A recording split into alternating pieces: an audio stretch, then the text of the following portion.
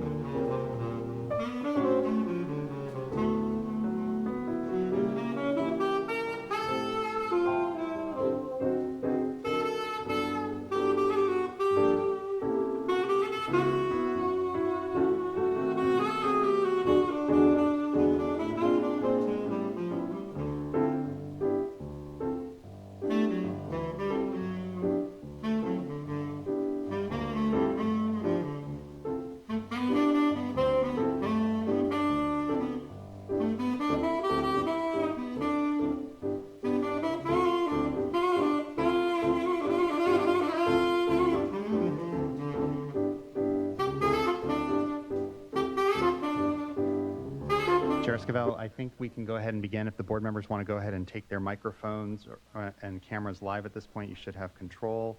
And then I do have one request. There is an individual who came in with an email address or a name of boone.matthew that we can't correspond to any of the speakers who've requested to speak. If you could send an email to janine.townsend@waterboards.ca.gov, we'll get you tied up with your speaker card so that you'll be able to speak on the item you wish to address the board on. And with that, Chair Escobar, I think we're both streaming on the Cali PA system as well as YouTube at this point, and you can begin when you'd like. Thank you, Michael. I may be having some video or audio issues here, so I may have to restart Zoom here in a moment. It keeps kicking my camera off, but I'll go ahead and try to start if everyone can hear me and can see me okay. It's choppy. It's choppy for you. Yeah, you may want to restart your system, Chair Escobar. Yeah, I'll be back. Vice Chair, or well, I'll just be right back. I should be able to come right back in. Yes.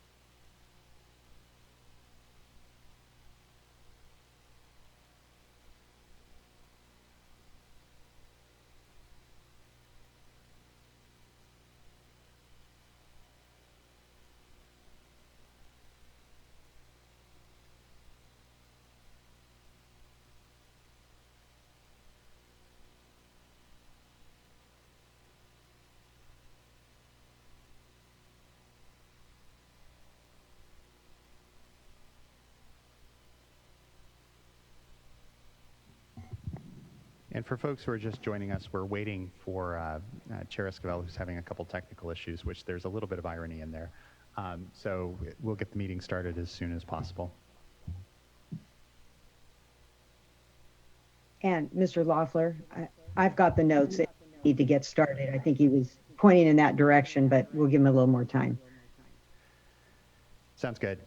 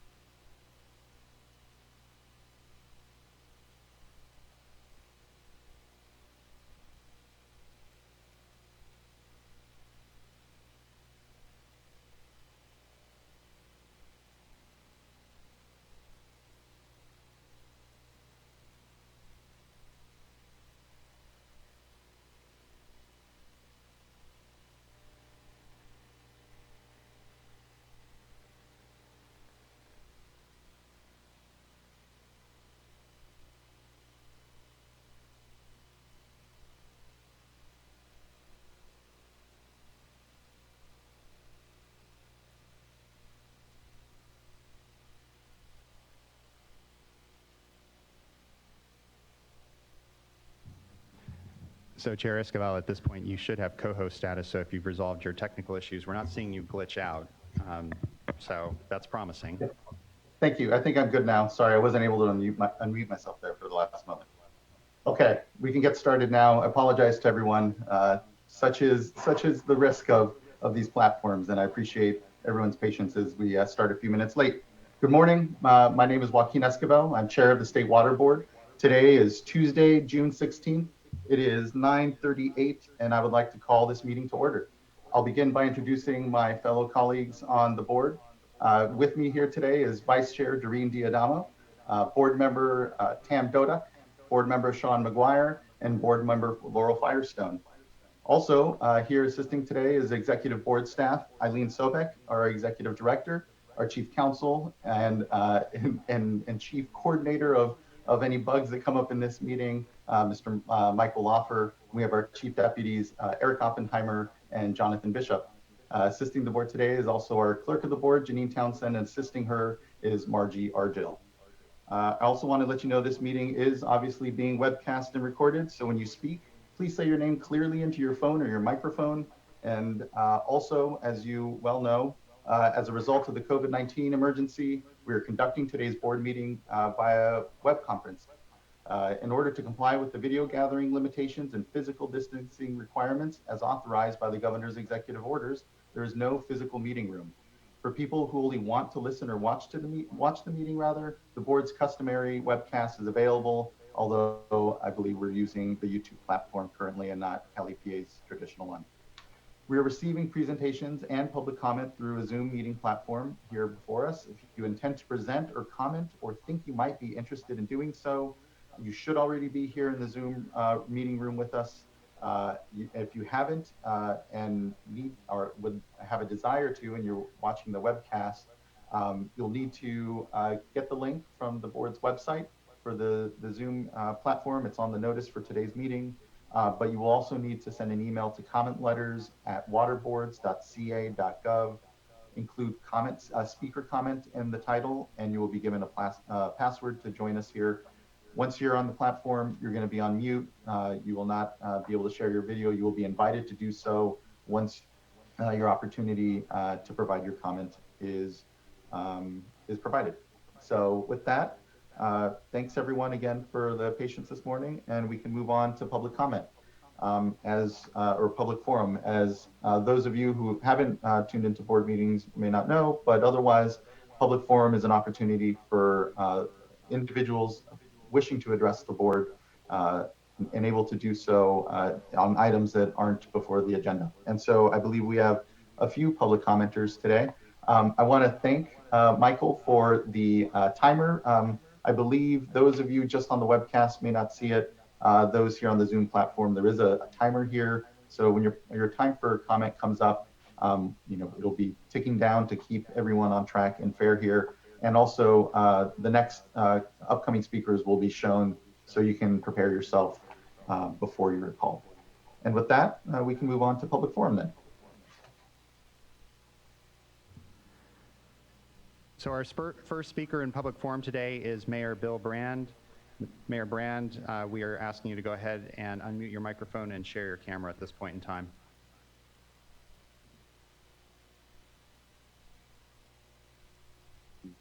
Okay.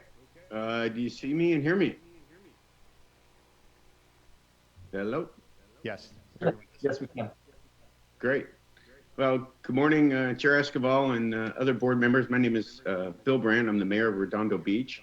I'm here to talk this morning about the potential for extending the once-through compliance deadline, once-through cooling compliance deadlines for AES Redondo Beach. Ex parte communications were not allowed on this subject. So that's why I'm speaking to you also under public forum, so I can at least have a one-way dialogue to explain some of these complex issues. I had a presentation. I don't know if it got through and can be shown, but we'll see. Oh, there it is. So the power plant sold on March 27th, 2020 to a consortium of 11 LLCs and one individual. It's a big development. AES has owned that plant since 1998. A bunch of money fell on the table for these potential extensions for the once-through cooling, tens of millions of dollars. And AES is working with the new owner to try to share some of that. And the city certainly isn't part of that.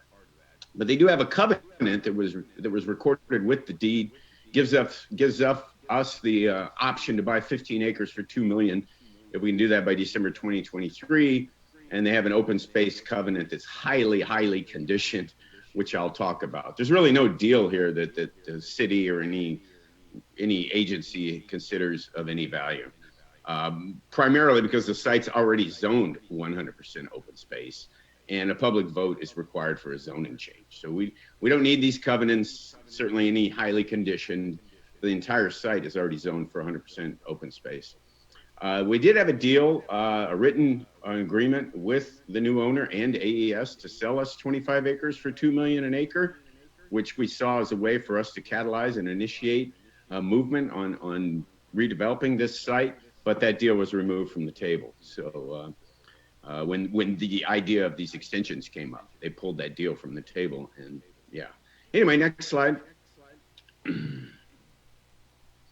It's complicated, but some of the conditions, and you'll hear a lot about this open space covenant because you got over 700 comments about this. And I read some of the comments, and the ones who are in favor of it, which are very few, think that somehow we're going to get 25-acre public park here, and nothing could be further from the truth. The park land is highly conditioned. The location of the park land is determined by the grantor, which would be the new property owner. What they consider open space, what they consider open space are things like, I lost my presentation. Some of the things they consider open space are parking lots, rooftop decks, balconies, things like that. They determine what is open space, which is just never even heard of before, really. And it's ultimately a private park. So there's nothing in it for us as a community that is any public use. Excluded from open space are streets, driveways. What a concept, exclude streets and driveways and service roads from open space. And by the way, the grantor determines the operating hours. And right now it's an hour before sunrise and an hour after sunset. So as you can see, this is really ultimately a private park. So next slide, please. There's a good shot of this power plant. You can see it's in a very densely populated area. That yellow outlined area is the right-of-way land for the Southern California Edison Power Corridor. We're working with them, and we'd like to purchase that also. We have a lot of support from the other state agencies, such as the Coastal Conservancy, Wildlife Conservation Board for habitat restoration and open space. There's a good shot. The next slide is a good shot of the power line and the power plant cluster. that we're hoping to remove. That's PCH where that orange bus is. And next slide, please. You can see these are upset conditions, which we have to endure in this very densely populated area as part of the California coast. Hermosa Beach is the most densely populated area on the entire coast. There's another upset condition on another day on the next slide. I know you've seen these photos, but we really, really want to drive home the point that this is quite a nuisance for our community. But of course, and go to the very last slide. This was slide number 8, and it was part of a presentation by the California Public Utilities Commission presented to your SACWIS subcommittee, State Agency on Cooling Water Intake Structures, State Advisory Committee on Cooling Water Intake Structures back in January. And sorry for my scribbling, but I was taking notes and I took a photo of it for you, and it should be in your packet eventually. And as you can see in the very first year, in the upper left where I circled, that's the megawatts needed to ensure grid reliability, 2,750. And if you add up the other 3 power plants, which there's no opposition to extending, Huntington Beach, Los Alamitos, and Ormond Beach, you come up with 2,883 megawatts. So you have 133 megawatts of excess surplus supply in the first year. So you do not need to extend Redondo Beach Power Plant, and you still have surplus capacity in the first year. And that's an extremely important point, and I know that your guys' main charge is to be able to ensure grid reliability. When I spoke with the deputy director of the PUC after this presentation, I said, look, you have excess capacity without extending Redondo Beach. He said, well, we'll have some other concerns and probably need more. So on that point, I will just tell you, the power agencies and— Mayor, I apologize. I don't mean to be rude, but you have hit your 5 minutes. So I just wanted to flag that. So perhaps— Okay, I'll wrap it up. Thank you, Chair Escobar. I will also tell you that recently the California Coastal Commission sent a notice of violation to AES for installing their pumps, and they're going to have a very hard time operating given that recent letter, which you will see from your sister agency. Thank you very much. I appreciate your time. It's complicated, and thanks again. Thank you as well, Mayor. I really do appreciate you taking the time and providing the additional comment to us today. Thank you. Next up, I believe, is Mr. Robert Gaddis.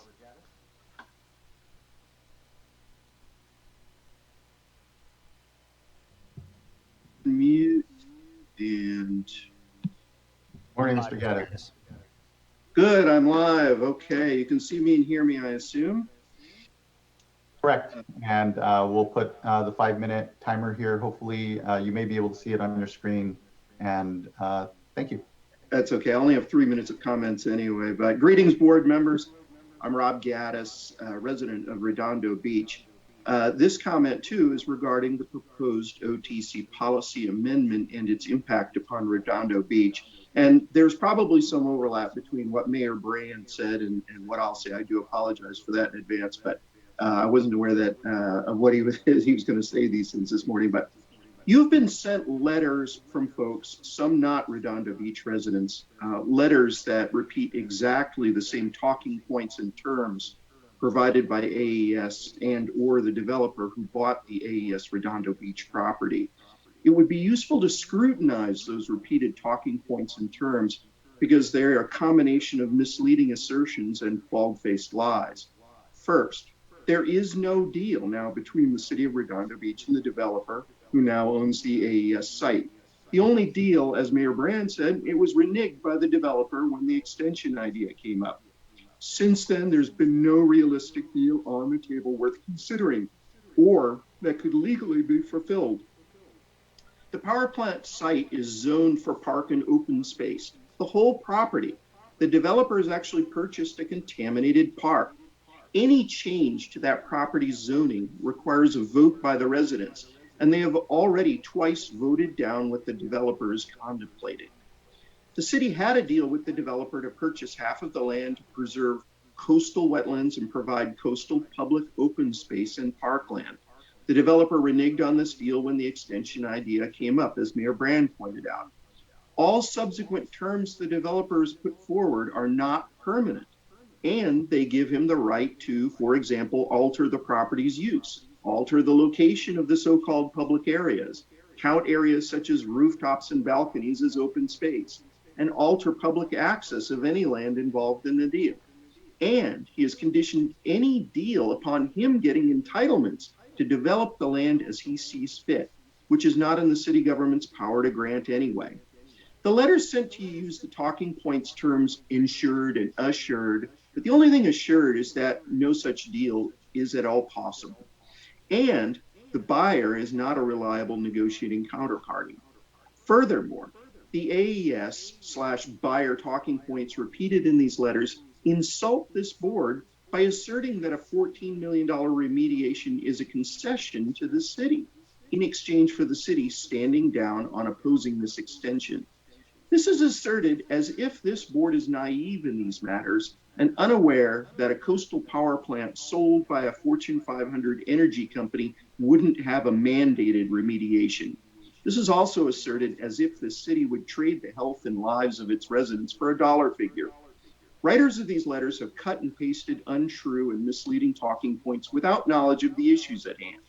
Residents of Redondo Beach are poisoned by this obsolete power plant that is unnecessary for grid reliability. No sitting elected officials here support the extension for good reason.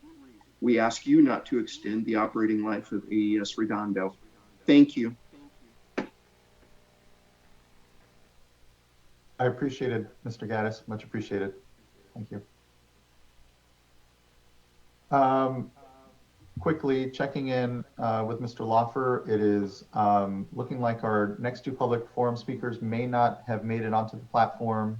And so, Chair Escobar, we do still have one individual who came in with a Boone.Matthew name.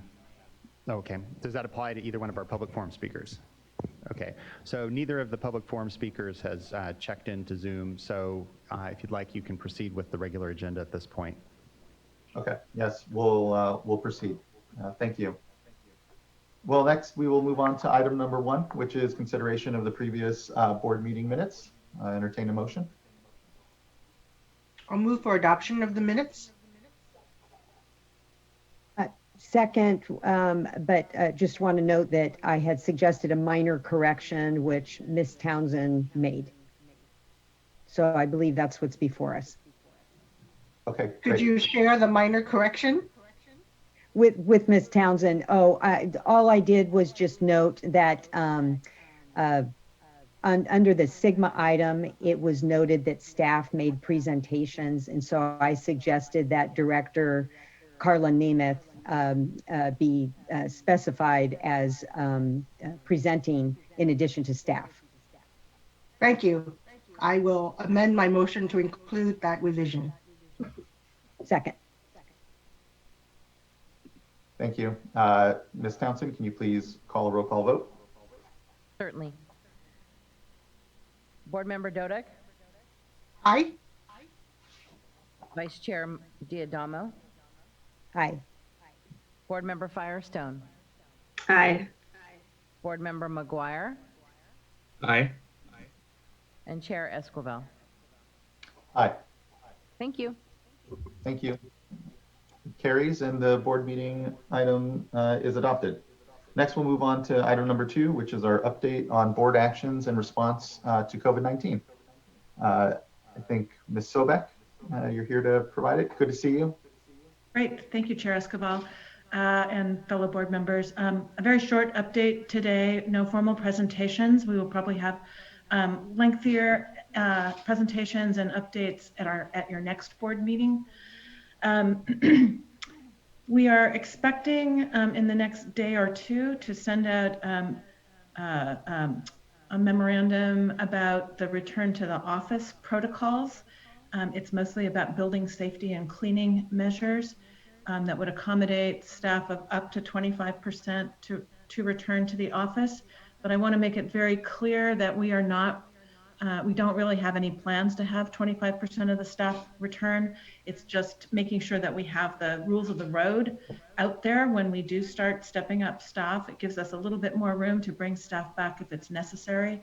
But I think that we're very mindful of continuing the work from home telework policy as long as possible to make sure that the curve is really flattened and declining. And so the very specific guidance we're giving to staff, both at state board and regional boards, and this is supported by Cal EPA and Secretary Blumenfeld, is that if teleworking is working, that we're going to continue and urge all staff to continue to work from home whenever possible. We have provided 2 masks to all staff, everybody who's going to be working in the building. We are having some problems getting other PPE, personal protective equipment that is necessary for staff for field work and inspections. But we're working with our emergency response team to work through the State Operations Center to help us get that gear as necessary. Obviously, we won't send people out to do work in the field if they are not personally protected or can't protect those with whom they'll be interacting. So that's sort of it on the internal front. Externally, the Office of Public Participation is working to translate a lot of the documents that relate to potential or the prohibition in the executive order to water connection cutoffs and reconnection fees. And our plan is when that material is all translated into Spanish to start a bit of an information blitz with the Spanish media to try to get the information that actually about the prohibitions and about the ability to report to the board and have the board follow up. So we are trying to be mindful of the direction you gave us at the last meeting to try to see if we can, obviously to see if there's actually more cutoffs and fewer reconnects than we know about, try to just enhance the knowledge base out there. So we'll be also working with our EJ partners when we get those materials, and we'll give you a report back on where we are with that in 2 weeks, the next board meeting. The Division of Water Quality is working on a survey to build off of the survey that we have sent out with respect to drinking water systems.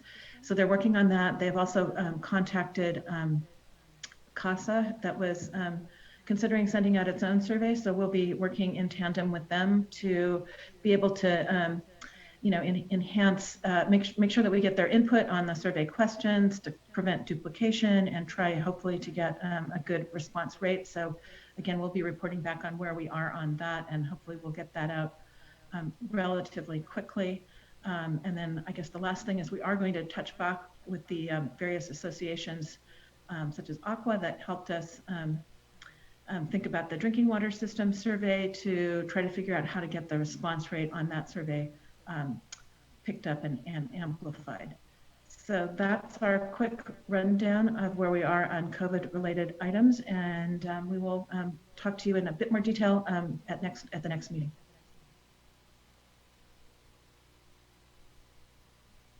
Great. Thank you so much, Eileen. Really appreciate it. I know it continues to be an evolving space, both on the external response for us and certainly the internal one as we figure out what the future of work and telework looks like for our staff, but also then the board's work generally. So it's certainly an interesting time and space, and appreciate the frequent updates here, and look forward to the next one, which hopefully does have a little more of the data that we're starting to see, perhaps, or kind of trends or otherwise. So thank you. Any comments from my fellow board members? Okay, thank you. Next, we'll move on to a couple of uncontested items. We have items number 3 and 4 here on the agenda that I believe are still uncontested. Ms. Townsend? We do have a speaker card for item number 3. Michael Carlin from SFPUC has indicated a desire to speak on it. So if you wanted to move with the uncontested item calendar and then pull item 3 and hear it separately. Yes, I see that now here. Thank you, Mr. Lawfer. Yes, let's go ahead and pull item number 3 from the uncontested item list. And we can, I'll have them entertain a motion for item number 4, unless there's any comment that fellow board members would like to provide. Okay, we'll entertain a motion. I'll move to adopt item number 4. Second. Second. Great. Ms. Townsend, can you please call a roll call vote? Board Member McGuire, Aye. Vice Chair Diadamo, Aye. Board Member Firestone, Aye. Board Member McGuire, excuse me, Board Member Dodick, Aye. and Chair Esquivel. Aye. Thank you. Thank you. The item carries and item number 4 is adopted. So now we'll pop back up to item number 3. And does staff want to give just a brief overview of the item, and then we can allow Mr. Carlin to make his comments? Or should we just take Mr. Carlin's comments here? Hello, Ms. Morgan. Good morning, Chair Esquivel and members of the board. My name is Nicole Morgan, Assistant Deputy Director in the Division of Financial Assistance. I can just give a super quick overview here, and then we can hear the comment. So basically, in the fall of 2018, the Camp Fire burned over 153 acres of forest. Forest management, erosion control, and storm-proofing practices are necessary to reduce erosion and sediment to watercourses. The proposed project is expected to directly prevent at least 9,525 cubic yards of sediment from being delivered to watercourses within the North Fork Feather River watershed. So the Deputy Director of the Division of Financial Assistance approved $500,000 in CAA funding for the project, and staff are seeking an approval of an additional allocation of $275,198 in additional fundings from CAA. The October 2nd, 2018 State Board adopted resolution number 2018-0047, authorized the Deputy Director of DFA to approve funding request not to exceed $3 million from CAA for the purposes of mitigating water quality impacts due to the 2018 fire. This project also falls as a Tier 1 project that requires immediate action to mitigate a significant threat to the environment. And so Butte County RCD has requested the total of $775,198 in CAA funding for the project. Due to the request exceeding the $500,000 that the Deputy Director of the Division of Financial Assistance is approved to authorize, we're seeking the additional $275,198 approval from the State Water Board. Thank you so much, Ms. Morgan, and appreciate the quick overview. Mr. Carlin, I think we'll unmute you and invite you to share your video here. I apologize, Chairman Esquivel. I think I typed in 03 by mistake. I'm actually standing in the queue for item 7. I apologize for that. Oh, okay. Apologies then. Well, I'm glad we had this quick overview of this item. This is a critical project and flags that the cleanup and abatement account is one that is used for these critical water quality challenges that have no other place to go and is a really critical tool. So with that, I'll entertain a motion for item number 3. And thank you, Ms. Morgan. I'll move to adopt item number 3. I'll second. Great. Ms. Townsend, would you like to call a roll call vote, please? Board Member McGuire, Aye. Board Member Firestone, Aye. Board Member Dodick, Aye. Vice Chair Diadamo, Aye. Chair Esquivel. Aye. Thank you. Thank you as well, Ms. Townsend. Item carries, item is passed, and item number 3 is adopted now. So thank you everyone for your work on those. That brings us to the division of drinking item number 5, which is a consideration of a proposed resolution to adopt a definition of microplastics in drinking water.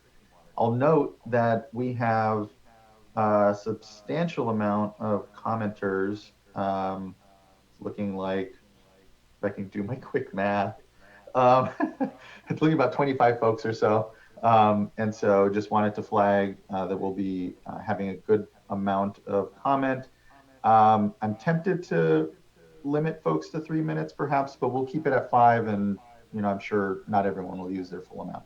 With that being said, I'll turn it over to Mr. Scott Coffin to go over the item before we have discussion.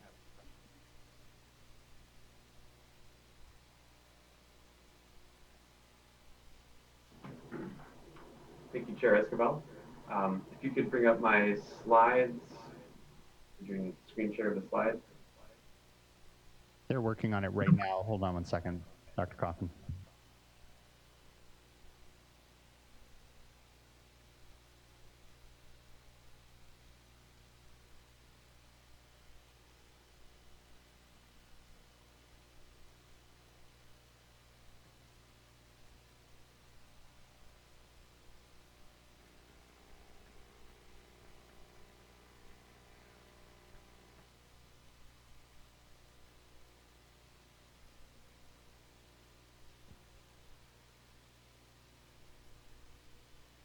Alrighty, there we go.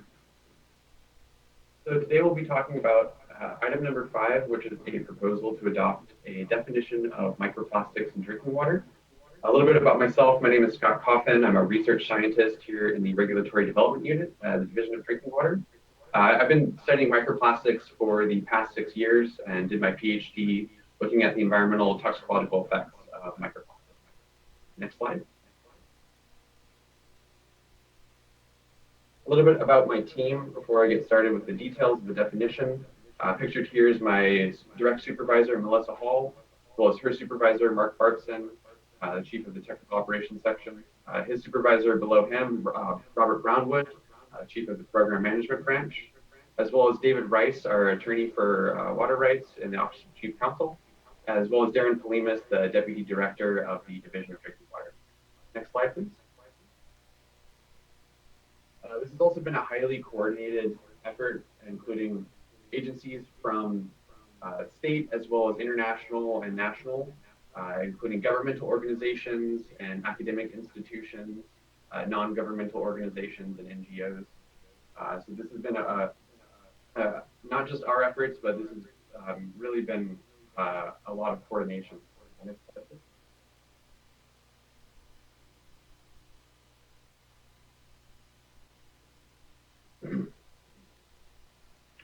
So what brings us here today is to discuss California Senate Bill 1422's requirement for the State Water Board to define microplastics in drinking water by July 1st of this year.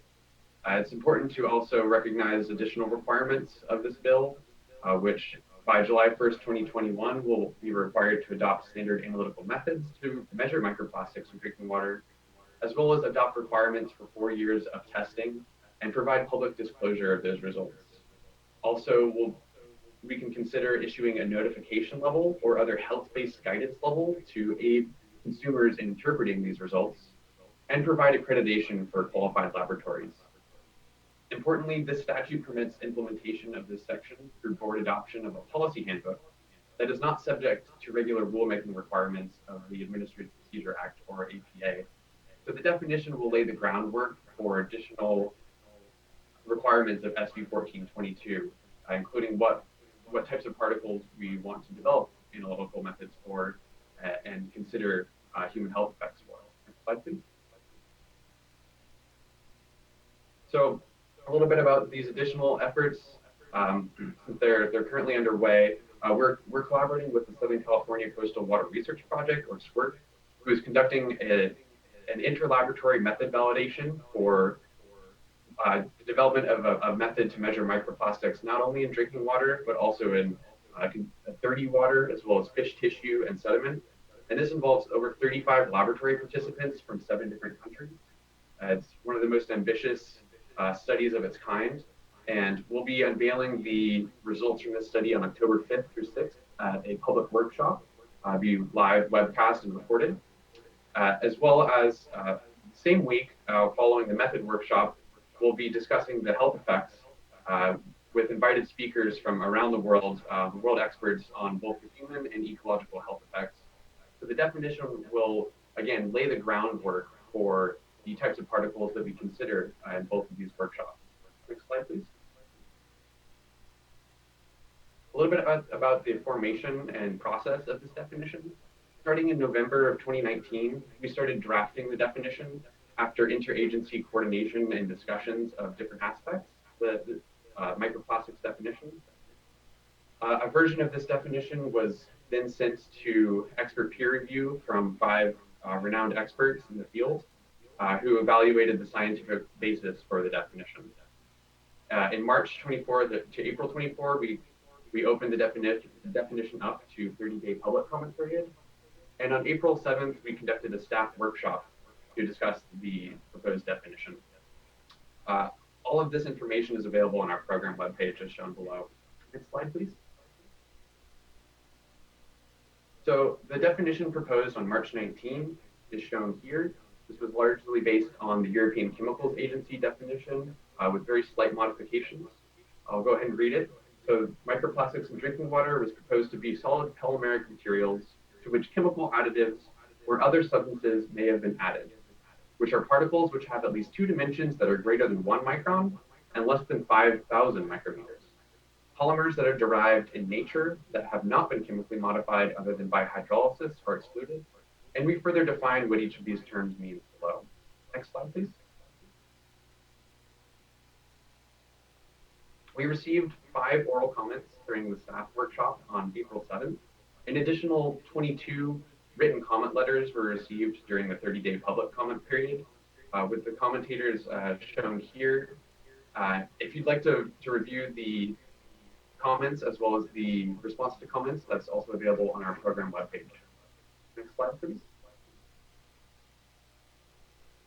So first I'm going to go through some miscellaneous revision suggestions that we received from the public comment letters.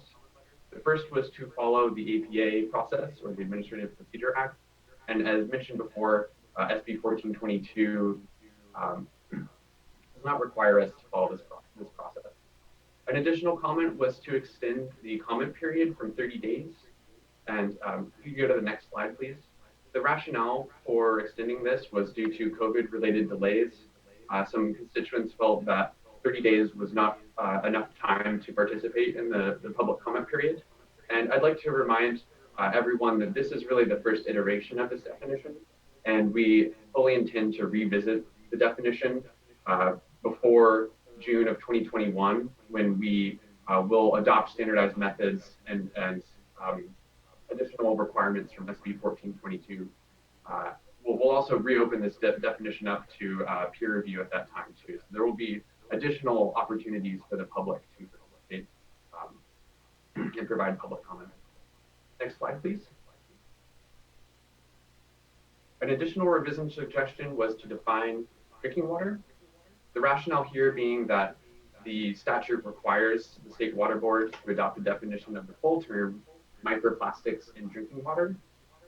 And the definition does not expressly define what drinking water means. So this is SB 1422, which is codified in the Health and Safety Code 116276, does not explicitly require the State Water Board to define drinking water. And furthermore, the focus of this bill is really to continue the State Water Board's directive of reducing the risk of contaminants in water, in particular microplastics. So defining drinking water is not required and would not be useful for this definition. Next slide, please.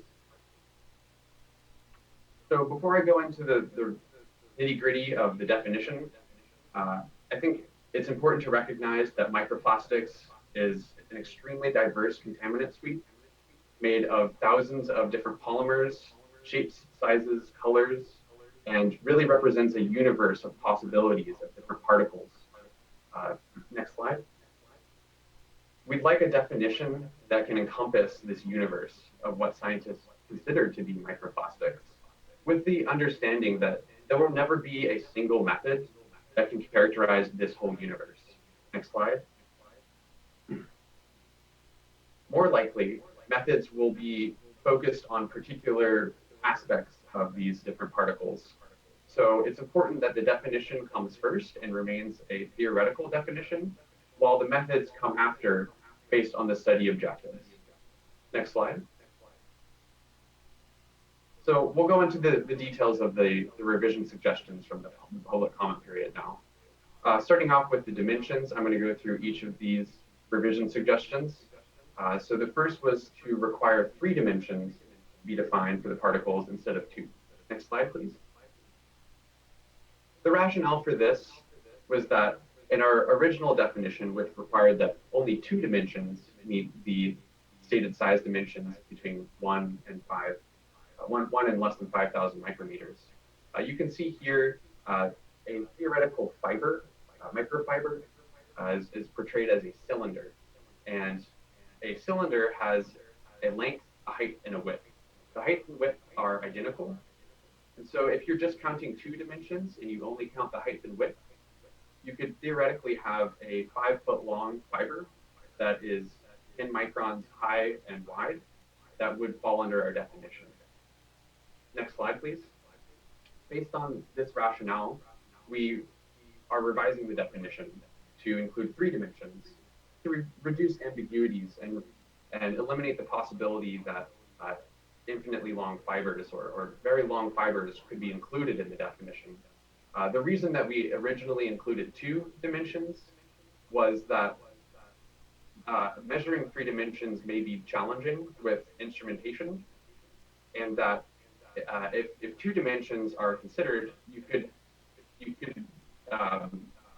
remove the possibility of having a film, which could also be feet long, and the height and the width could be within the stated dimensions. So adding 3 makes this definition much less ambiguous.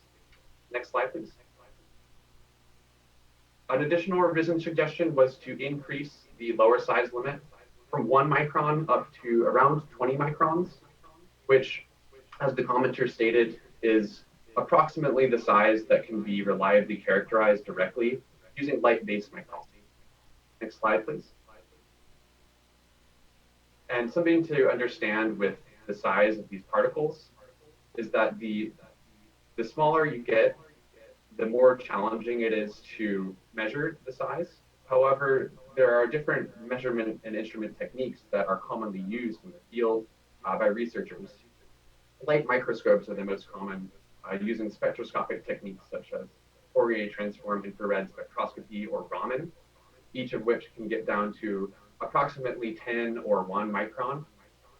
And below that, different techniques are required for the nano range of particles. Something that is also relevant to think about when we talk about size, as shown here, is that the smaller the particles, the more they can be taken up by intestines, distributed through the body, accumulating in sensitive organs, such as the brain and the liver, and may cause further toxic effects. So we are most concerned about these smaller particles, in particular the nano-sized plastics and microplastics below 10 microns. Next slide, please. Which brings me to my next point, which was brought up by several commentators, urging us to decrease or eliminate the lower size limit. The rationale being here that, again, nano-range particles are likely the most toxic to humans, and also to harmonize with other agencies, which nearly all have nano-range particles in their definition of microplastics. An additional rationale is that the definition should be theoretical and that methods can be based on it, but may not be perfectly representative of the definition. And this is often seen with public health goals, which are set at levels below the method limitations for drinking water constituents. Next slide, please. Relevant to the nano size of plastics, we don't have as validated or as developed techniques for monitoring these size plastics. However, we do believe that they exist in drinking water. A recent study found that microplastics were actually broken up by treatment train and releasing 10 times more nanoplastics than what came in the influent. So we certainly have reason to believe that these particles may exist in drinking water and could be toxic to humans. So we are concerned about their existence. Next slide. Looking at the agency's consensus, you can see below from 5,000 micrometers down to either no sort of lower size limit or 1 nanometers. Virtually all international agencies adopt this size range, including the United States Environmental Protection Agency, the California Ocean Protection Council, the World Health Organization, European Chemicals Agency, as well as Environment and Climate Change and Health Canada. Next slide, please. So based on this rationale, we are revising the definition to go from 1 nanometer to 5,000 micrometers. This would be synonymous with the European Chemicals Agency definition, which has undergone extensive iteration and public comment. Recognizing that we are now including particles that have 6 orders of magnitude, communication can be challenging with this size range. So we're updating the definition to include a size-based classification. As seen here, nanoplastics, 1 to 100 nanometers, in line with the definition for nanoparticles. And then from 100 to 1 micron is submicron.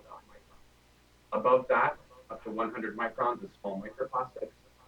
And then bringing us up to 1 millimeter are large microplastics, staying within the micro or the SI unit for micro. Above 1 micron is mesoplastics, up to 2.5 centimeters. And above that, macroplastics. And it's important to note that macroplastics are not considered microplastics, but they're shown here in the size-based classification for harmonization with additional agencies. Next slide. Moving on to the additional criteria for the definition, we'll talk about the substance criteria. So going through the revision suggestions, the first was to add a solubility threshold. Next slide. The comment rationale for adding a solubility threshold is that certain polymers with solubilities above 100 milligrams per liter or so would not occur as particles in drinking water. And shown below this is an excerpt of the definition showing the substance criteria, showing that we do not include a solubility threshold. Next slide. If we look at the literature for soluble polymers, we found that polyvinyl alcohol, which is considered to be a highly soluble polymer, is still found as particles in the water column. Approximately 1% of all microplastic particles across 20 reviews or 20 studies. In sediment, we find much more, 11% of all microplastic particles. And so this is important to recognize because this solubility threshold may preempt us from recording particles such as polyvinyl alcohol, which, although they theoretically wouldn't be found as particles in the water, nonetheless they are. Next slide, please. So based on this consideration, the European Chemicals Agency arrived to the same conclusion that I am now, which is that polymer solubility is not a useful term to define microplastics, as both the terms solid and particle sufficiently captures that a polymer has kept its shape in the medium into which it is placed and can move as a unit. Next slide, please. Along the similar lines, we received a comment to add a density threshold with similar rationale that particles with above a certain density would not occur in drinking water because they would sink to the bottom of the water column and not be taken into a drinking water treatment plant. Shown below here, as you can see, there's no density threshold. Next slide, please. We considered a density threshold and the original discussions of the definition. And what we found was that certain particles with densities above 1 gram per centimeter cubed do occur in drinking water, sometimes at highly substantial rates. Shown here in dark gray is polyethylene terephthalate PET, which has a density of 1.34 grams per centimeter cubed. If placed in water, it would sink to the bottom. But what we see in this advanced drinking water treatment plant is that the influent and the effluent are dominated by PET. Up to 50% or 60% of all of the particles found, the microplastic particles found in the water column. Next slide, please. This brings us to another point. This study also found a soluble polymer, polyacrylamide, or PAM, which also has a density greater than 1.0 grams per centimeter cubed. And interestingly, they found more PAM in the effluent of the advanced drinking water treatment plant than in the influent. And this treatment included sedimentation, sand filtration, ozonation, as well as granular activated carbon filtration, extensive treatment. The authors believe that the PAM was added during the sedimentation process and was not fully removed by the treatment process. Next slide, please. So based on that rationale, we're not including a density threshold. An additional revision suggestion was to exclude biodegradable polymers. And I'm going to go through each of these in rationale. Next slide, please. The first rationale was to provide incentive for companies to develop less persistent polymers. The persistence of microplastics is indeed considered one of the harmful aspects because once in the environment, it takes a very long time for them to go away. Enter polylactic acid, which is a recent development made from a biodegradable polymer polylactic acid that, when exposed to biota, can degrade into carbon dioxide and sugar. You may have seen this in stores. Something to understand with the definition of microplastics in drinking water is that we're concerned with public health in drinking water, and this is not a restriction proposal. We don't want to discourage companies from developing solutions, but we also want to remember that this definition is expressly for drinking water and for human life. Next slide. Which brings me to my second point, which is a additional rationale from the commentator that excluding biodegradable polymers would harmonize our definition with the European Chemicals Agency definition, which, as shown here, has an exclusion for biodegradable polymers, which are defined using standard methods. And again, the European Chemicals Agency definition is meant for a restriction proposal, so what could be put onto the market, whereas our definition is all the way downstream looking at what gets to humans. Next slide. And since we're focused on human health, it's important to recognize the available information on the human health effects of biodegradable polymers. These are extremely new substances, and only recently have scientists begun to understand the toxicological effects of these particles. There's very few studies that have looked at human health, but of the studies, a recent one found that polylactic acid makes hexavalent chromium that is bound to it more bioaccessible to a simulated human gut than traditional polymers such as polyethylene, polypropylene, polyvinyl chloride, and polystyrene. So we are indeed concerned about the health effects of biodegradable polymers, and we can't simply exclude them based on their persistence at this moment. Next slide. An additional revision suggestion was to exclude dyed natural fibers. The original staff report included a table 1, that included examples of substances that may be included in the definition, including dyed natural fibers. And upon reevaluation of the science around dyed natural fibers, I found that it's extremely unlikely that any dyes, that dyed natural fibers would be included in the definition. Many dyes are made of single chemicals, not polymers, which means that they would not be considered as polymeric materials. So the staff report has since been changed to remove dyed natural fibers from the examples to reduce confusion. That said, there are certain dyed natural fibers that may be made with actual polymers, and I'll explain that in the next slide, please. So the portion that may include a dyed natural fiber in our definition is highlighted here in yellow, where a polymeric material means either a particle of any composition with a continuous polymer surface coating of any thickness, or a particle of any composition with a synthetic polymer content of greater than or equal to 1% by mass. Next slide, please. Something to understand about how natural fibers may be dyed. Like I mentioned before, they may be simply dyed with a natural or synthetic dye, such as anthraquine, which is just it's a non-polymeric chemical, in which case the natural fiber would not be considered to be polymeric and would not be included in our microplastics definition. Another way of adding color to a textile is to blend it with a polymer.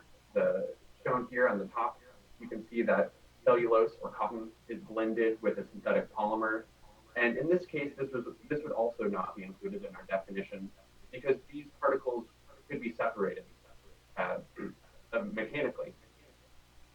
And additional ways that polymers can be included with cellulose are curing and grafting, as shown below. And in the case of curing, the monomer layer is actually polymerized on top of the cellulose layer, making it inextricably bound, chemically bound to the polymer.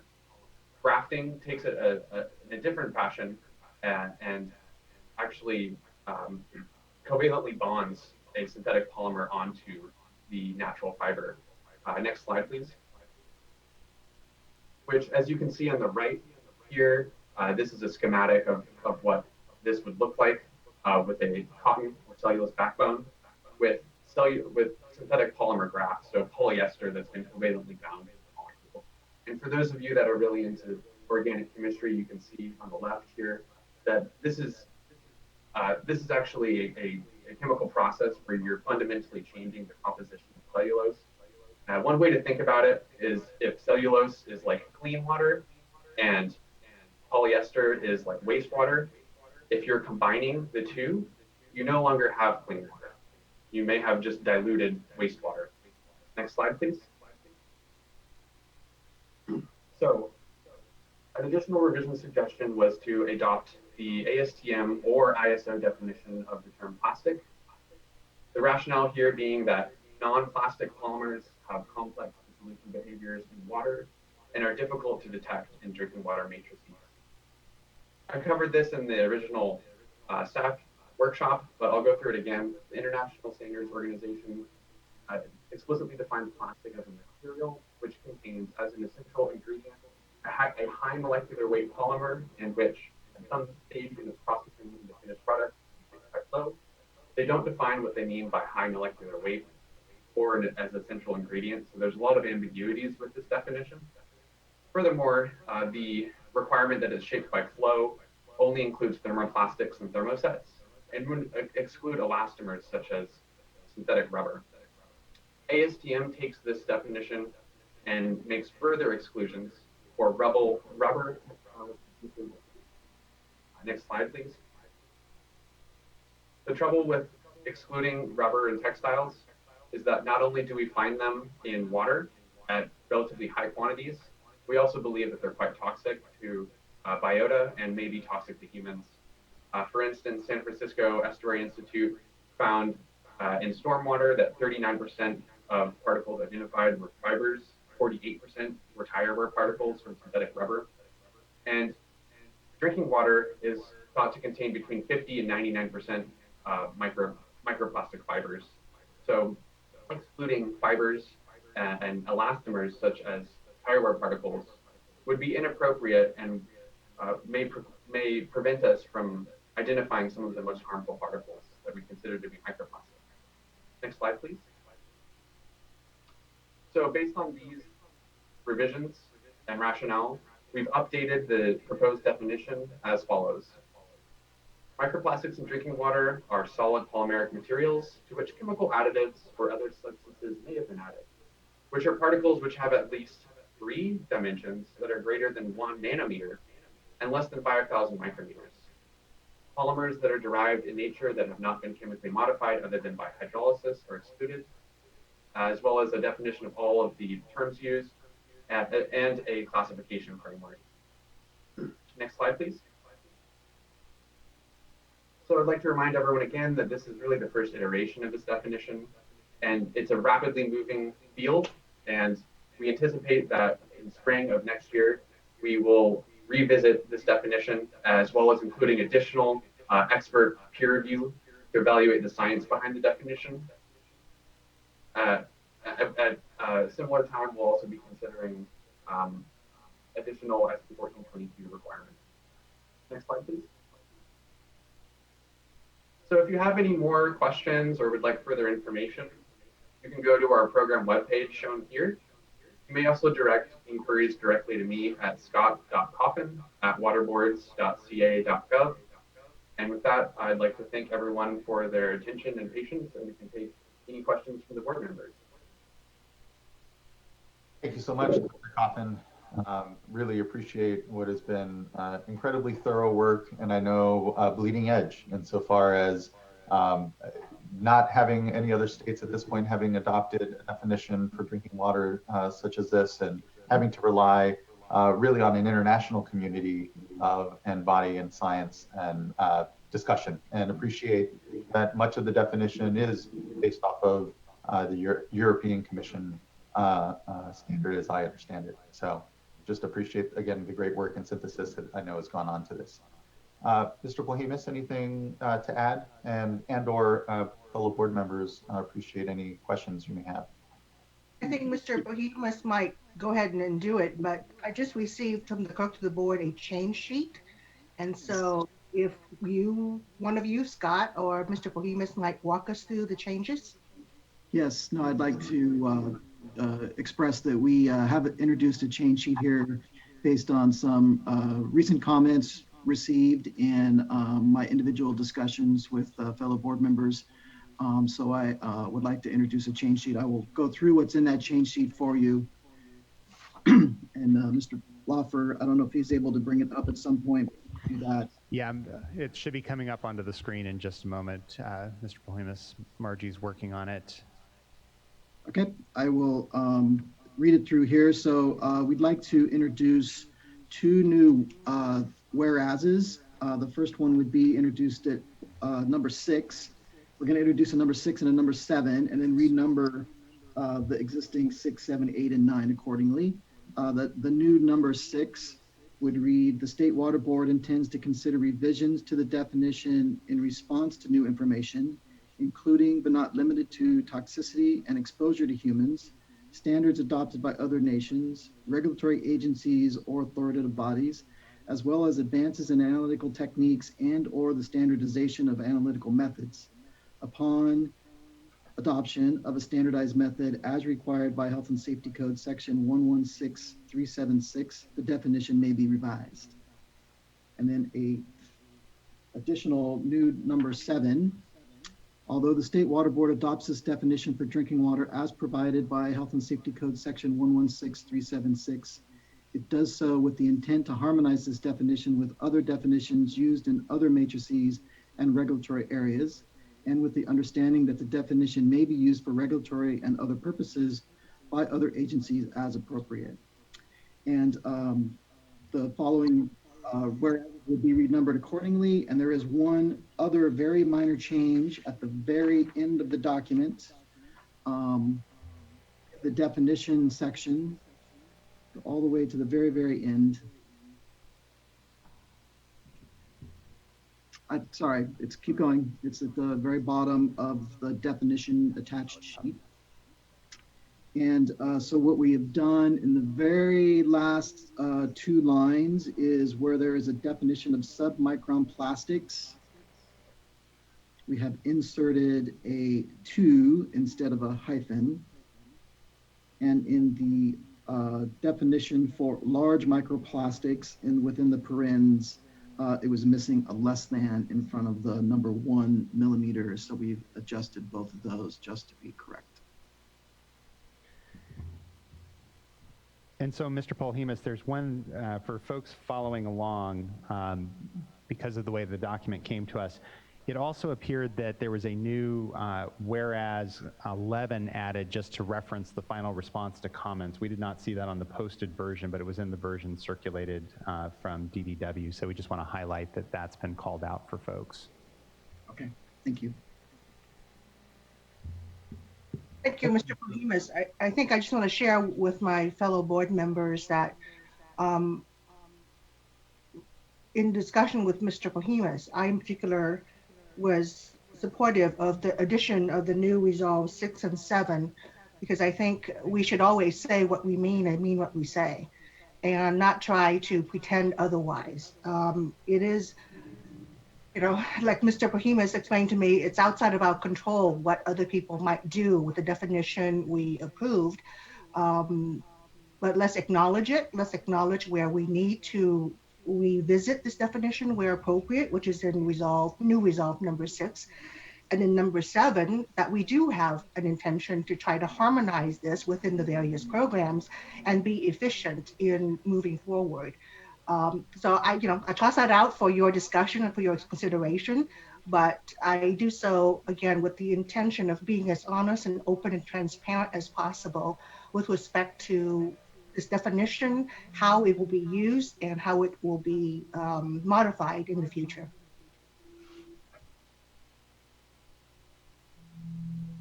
Thank you, board member. I had some similar discussion. I know there was concern from folks, and I appreciated Dr. Coffin particularly mentioning this in his presentation, that we will, as you said, be revisiting this, that we're saying what we're going to be doing here, being very transparent and open about the fact that this is a fast-moving field. We're here to incorporate the best and most verifiable research and data that we can, and do what we always do, which is be a very science-based agency and organization. And so calling out specifically that we will be revisiting, that we will be incorporating new information, and even to the extent that Dr. Coffin had there very specifically, that we'd be here before the board discussing potential revision prior to movement on some of the methodology work. And so very supportive of the change sheet. And these changes, I think that they track with some requests, I think, from what we'll, I'm sure, hear from during public comment to see this as the fast-moving and sort of living work that it is. But to your point as well, board member, make sure we're not wasting too much time and ensuring that it's additive, that the work is additive and it continues to harmonize and doesn't create sort of patchworks. And to your point as well, can't control what other agencies may do, but I know there is a robust and will continue to be a robust discussion within the Cal EPA family generally, where to my mind, OEHA and DTSC and Cal Recycle are really also part of this discussion around not just the definition, but how we best regulate and otherwise understand plastics, micro and macro, throughout the watersheds. So, thank you. I'll just chime in here as well, Chair, to just indicate that I too reached out to staff and appreciate their work on this. In particular, my focus was on that additional paragraph, number 6, on the ongoing work, the commitment to ongoing work and the science, and appreciate Dr. Coffin's your focus in your presentation on those issues as well. Great.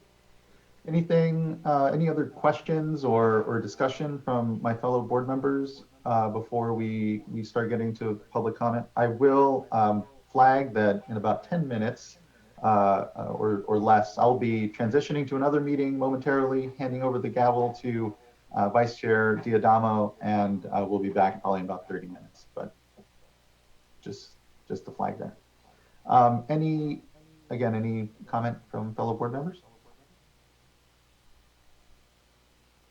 Hearing none, and board member McGuire, I can't see your camera, just in case you were giving us a visual signal.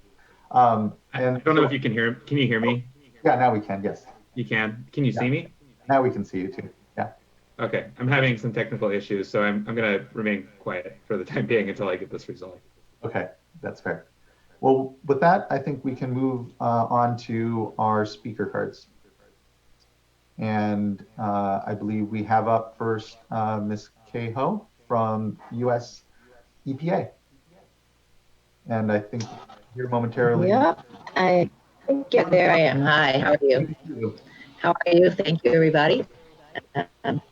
Okay, my name is Dr. Kay Ho. I am an environmental research scientist with the U.S. Environmental Protection Agency. I'd like to take the time first to thank the State of California Water Resources Control Board for this hard work on this very timely and important topic that would substantially affect every Californian in one way or another. The U.S. Environmental Protection Agency's Office of Research and Development supports the definition proposed by the California Resources Control Board in its entirety. We are particularly pleased to see the inclusive nature of the definition regarding smaller size microplastics and the incorporation of biodegradable plastics. Current research, as Scott mentioned, points to the biological activity of small size plastics, specifically those less than 1 micron. In addition, there is very little known about the toxicity of the new class of biodegradable plastics. So understanding their presence in drinking water is reasonable, justifiable, and proactive. We feel the definition as it stands is a good working platform with a clear statement for revision as new information and science, such as on the safety of biodegradable plastics, comes to light. And we urge the California Water Resources Board to support and pass the definition in its entirety as soon as possible. And with that, I will close. Thank you. Thank you, Dr. Ho. Really appreciate your comments and the support and the continued engagement of US EPA on these really critical shared spaces. So thank you. It's much appreciated. Thank you for the opportunity.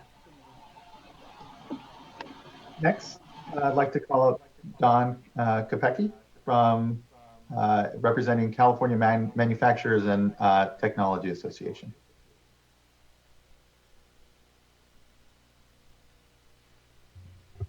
Ms. Kopecki, your microphone should be live at this point in time.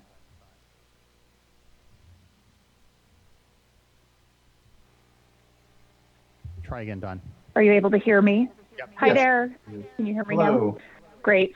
Yes. Sorry about that, having some technical difficulties on my end this morning, but appreciate the opportunity, Mr. Chair and members. Dawn Kepke with McHugh Kepke and Associates today before you on behalf of the California Manufacturers and Technology Association. CMTA appreciates the opportunity to provide comment on the State Water Board's proposed definition of microplastics in drinking water as required to be developed under Senate Bill 1422 by Senator Portantino. CMTA is concerned that the current version of the definition is overly broad, such that it encompasses most polymeric materials, most of which have nothing to do with concerns related to microplastics in drinking water and the overall environment. We are concerned that such a broad, all-encompassing approach may not be in line as consistent with the approach under the European Union's approach for these materials, and that it could, in that regard, have some detrimental impact on innovation and global companies' efforts to drive progress to more sustainable products and services in line with their global sustainability commitments. CMTA is concerned that these polymers will be negatively and inappropriately implicated merely because of their presence in drinking water. Additionally, CMTA is concerned about the definition's potential future use as the basis for other state water board policies, regulatory programs, and permitting requirements. Given the definition has not been adopted via a regulatory process, which we appreciate was not called for in the statute, nevertheless, it can be revisited as part of kind of discussions at a later time as the evolution of science and analytical technologies kind of evolve and could guide its revision later to incorporate any concerns as the science evolves, which we think is appropriate, rather than starting so broad and potentially hindering global innovation and sustainability realm. We generally support the inclusion of the new language within the adopting resolution as proposed in number 6. We do have some concerns about the language drafted within number 7. Again, just reading it quickly and just trying to kind of fully comprehend that, but do have concerns given that the definition has not been adopted via a formal rulemaking process. Just that that could ultimately, it seems that the language would suggest very clearly that it could be transferred over for use for other regulatory programs, which is a key concern of CMTAs, not only by the board, but by other agencies, does create concern for us. Nevertheless, we do look forward to continuing to work with the board as this process evolves and you look at potential future changes to the definition, and just appreciate the opportunity to comment. Thank you. Thank you so much for your comments. Much appreciated. Next, I think we have Brett Howard from the American Chemistry Council, and I apologize. I believe at this time I'll be transitioning out. So I'll hand the gavel over to you, Vice Chair.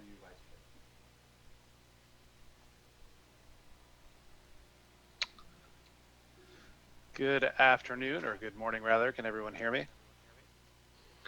Thanks, Board Chair Esquivel and rest of the board members. My name is Brett Howard. I'm a director within the Regulatory and Technical Affairs Division at the American Chemistry Council. My work portfolio includes managing ACC scientific activities related to microplastics, including standards development work, among other things, and we appreciate the opportunity to comment. So we note that the California law requires the board to establish a definition of microplastics in drinking water by July 1.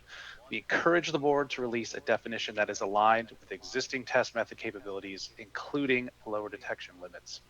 A drinking water monitoring program should not be designed to monitor pollutants that are not likely to be in drinking water, as this is an unnecessary expense and burdensome treatment facilities while not yielding any benefit to the general public.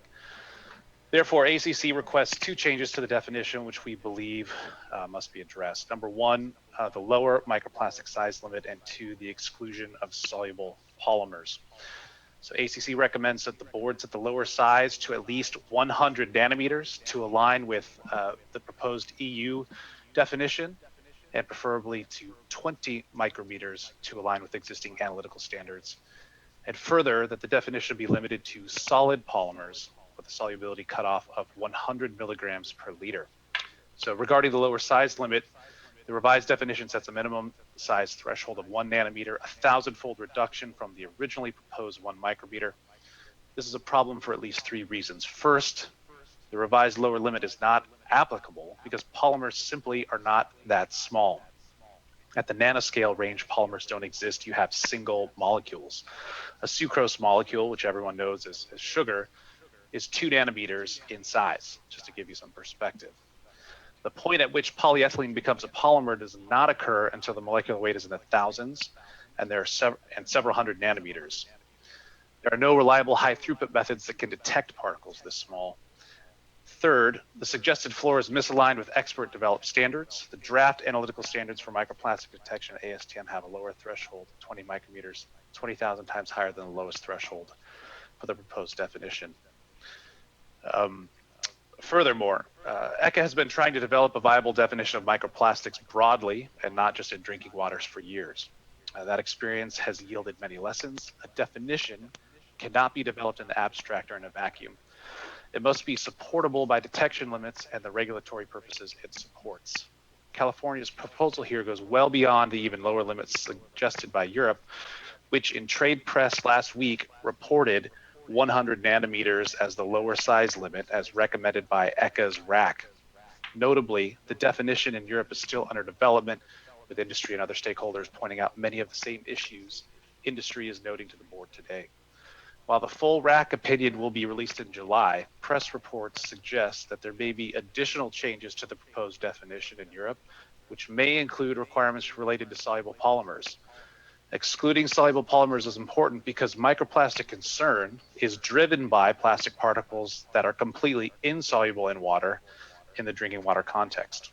Further, a broad microplastic definition that encompasses all polymers necessarily covers a range of compounds that dissolve or break down in aqueous environments or formulated products.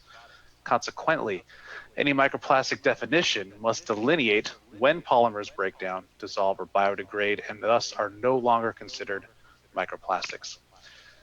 In sum, the technical issues I've discussed today are or will be incorporated into the EU definition, in part because of the challenges I've outlined. If the board is intent on following the EU lead, we urge them to adopt similar size thresholds and exclusions for biodegradability and solubility. Thank you.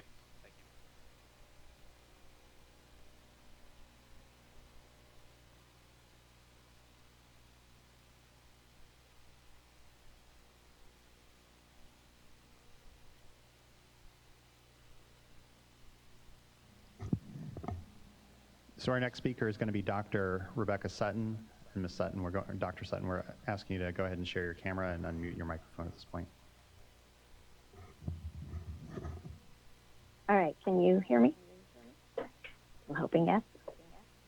So my name is Dr. Rebecca Sutton. I am a senior scientist with San Francisco Estuary Institute, where I lead our work on contaminants of emerging concern. And I am the lead author of a major study to characterize microplastics in the San Francisco Bay, which to our knowledge is the most comprehensive regional study of microplastics available anywhere. Our findings presented last year support a scientific definition of microplastics that is broad in terms of size, shape, and chemical makeup. We recognize that the definition under discussion today is for microplastics in drinking water.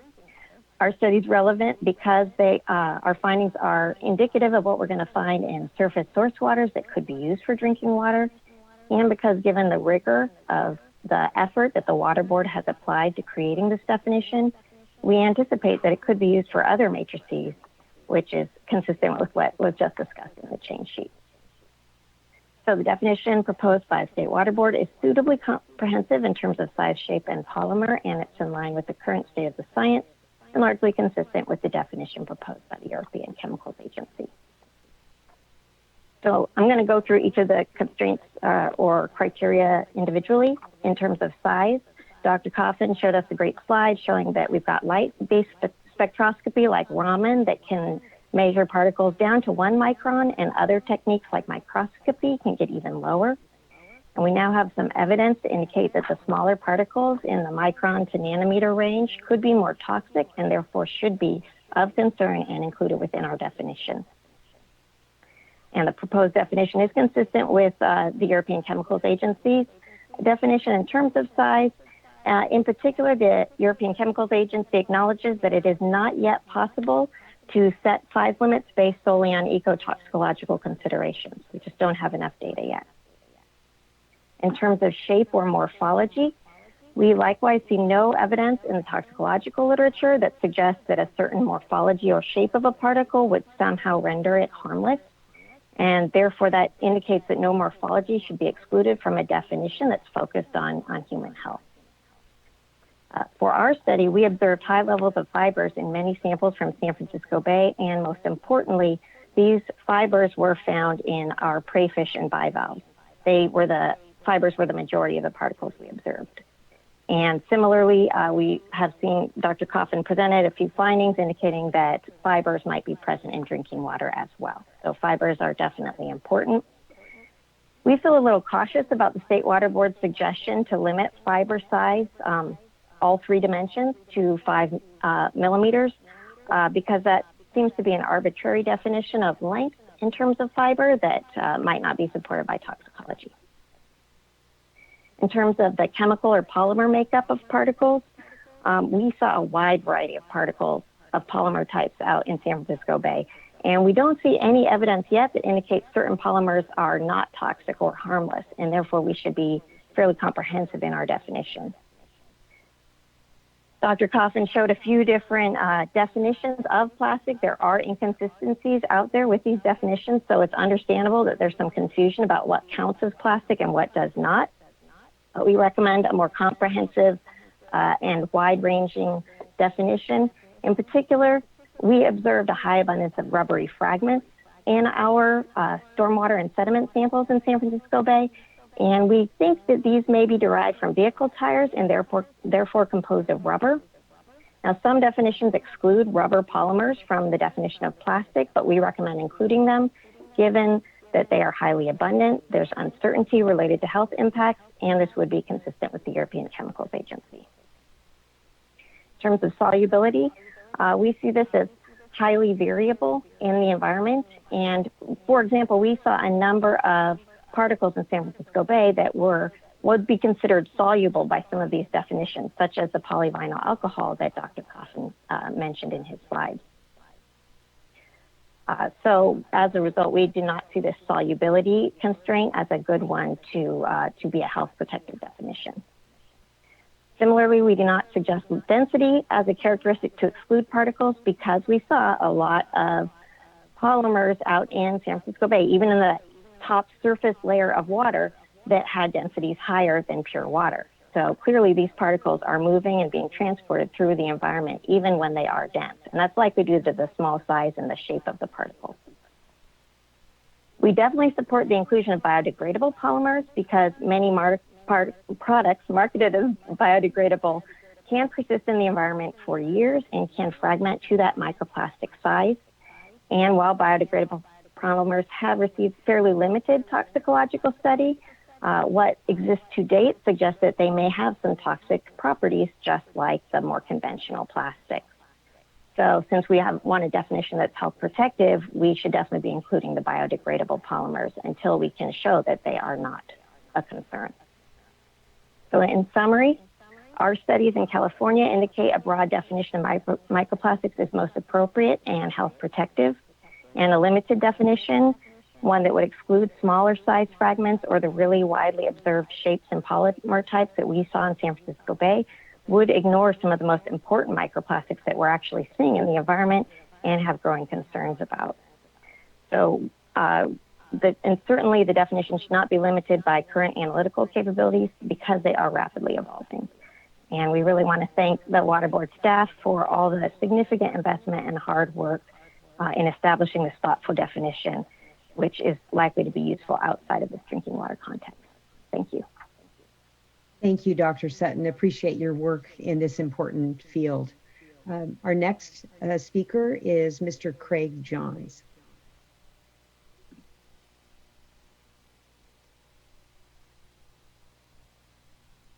Can you hear me all right? Great.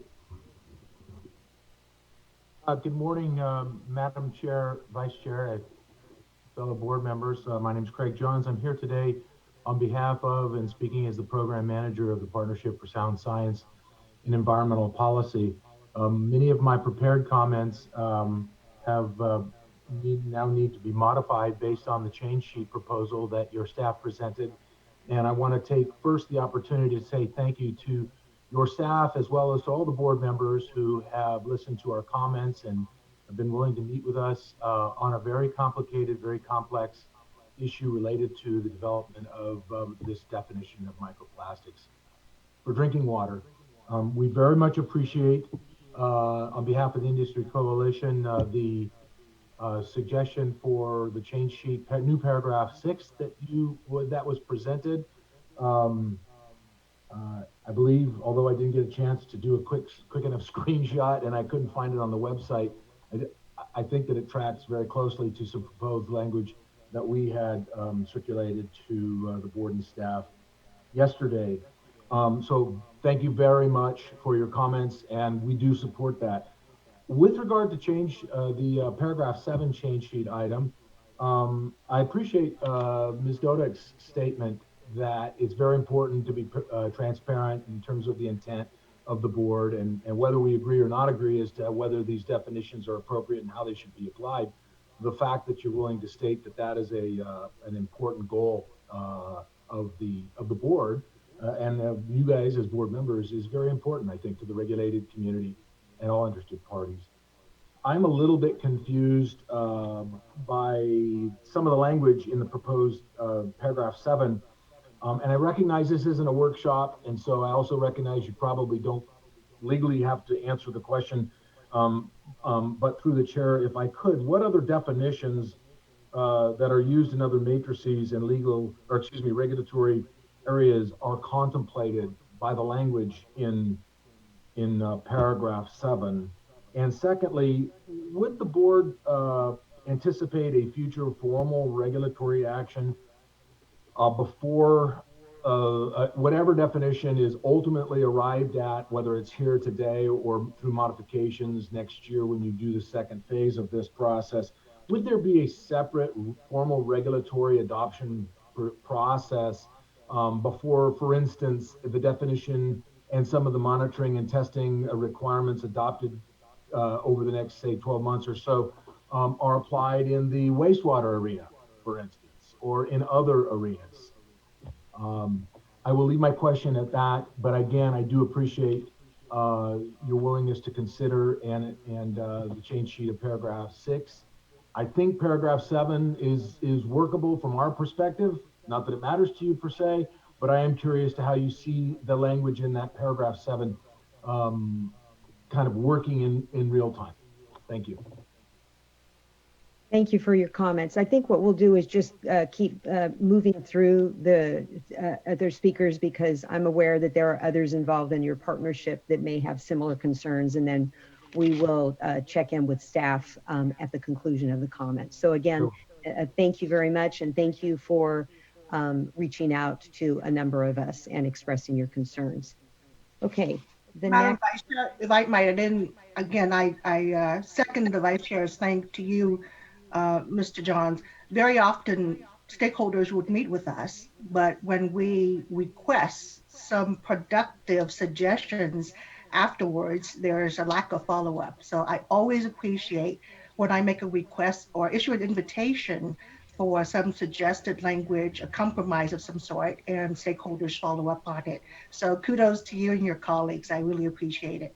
Thank you, ma'am. Thank you, Mr. Johns, and thank you, Board Member Dodick. All right, we will move on. Our next speaker is Ian Davies with the Personal Care Products Council. Hi, good morning, and thank you for the opportunity to provide my comments. My name's Dr. Ian Davies. I'm Director of Environmental Science Programs at the Personal Care Products Council. So I just want to share some thoughts regarding, first of all, the definition. Now, I appreciate the desire by some parties to have a more broad scope.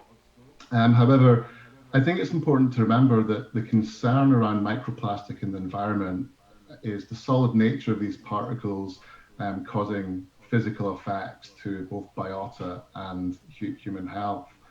However, within this definition, you're going to catch, obviously, soluble polymers. So we're really just concerned that perhaps the point's really been missed here. And also, if you include soluble polymers, the question is, are you really addressing the scientific concerns? So I think it's important to remember that while all plastics are polymers, not all polymers are plastic. Now, secondly, I realize there has been a spirited debate in the past and ongoing around biodegradable polymers and indeed biodegradable plastic. So it was interesting in the talk that was just given, there was a mention of polylactic acid. Polylactic acid isn't biodegradable, it's compostable, so I don't think that was a very good example. This is an area where there's a lot of innovation. So materials such as PHA, stearic acid-based polymers, these all have to pass biodegradation tests in the European Union. There is actually a tiered approach to showing biodegradability of these materials. And I think it's also important to remember that you're looking at drinking water, but if you think about the water cycle, persistent plastics obviously are going to continue to travel around the water cycle. Biodegradable plastic, not so. So we are concerned that with this inclusion of biodegradable plastic, there is a danger it can stifle innovation. And if you think about the goals that we're trying to achieve here, which is to get rid of these persistent plastic particles, I do feel that you're perhaps missing a trick in reducing plastic waste. Really, if you look at, for example, the European Chemicals Agency's suggestion for a tiered approach to assessing biodegradability, I think that you can really close off some concerns that have been expressed. So again, thank you. That concludes my comments. Thank you, Dr. Davies. Appreciate it. Our next speaker is Lauren De Valencia with the American Coatings Association. And Vice Chair Diadamo, Ms. De Valencia was in our Zoom meeting earlier, but has dropped out. And so I think we should probably move on at this point to the next speaker, which is Ms. Kalua. All right. Caitlin Kalua with the California Coastkeeper Alliance. Me? Hey, this is Lauren De Valencia. Can you hear me? Hold on one second, Lauren. Sorry. We're not seeing you in the list. So can you speak again so we can identify which speaker? Sure. Yeah, I'm just here on the phone line for item 6. Excuse me, item 5.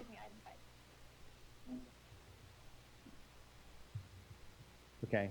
So if Ms. Kalua can hold off, and we will go ahead and take your camera down for a moment. And I believe, let's try that again, just to make sure we're hearing Ms. Valencia. Okay, great. Can you hear me? Yes, thank you. Okay, sorry about that. Well, good morning. Again, my name is Lauren De Valencia, and I am speaking today on behalf of the American Coatings Association, which is a voluntary nonprofit trade association working to advance the needs of the paint and coatings industry and the professionals who work in it. We will take some time to review the change sheet that was distributed today, but we did just want to express concerns regarding the proposed definition of microplastics in drinking water. And I know that ACC, the American Chemistry Council, has provided detailed comments today and also written comments as well. So I will not go into detail today. I'll just align our comments and concerns with that of ACC. And then just would urge the board to consider further refining the definition in the future to reflect those concerns. Excuse me, and I really appreciate the time today of the board. Thank you.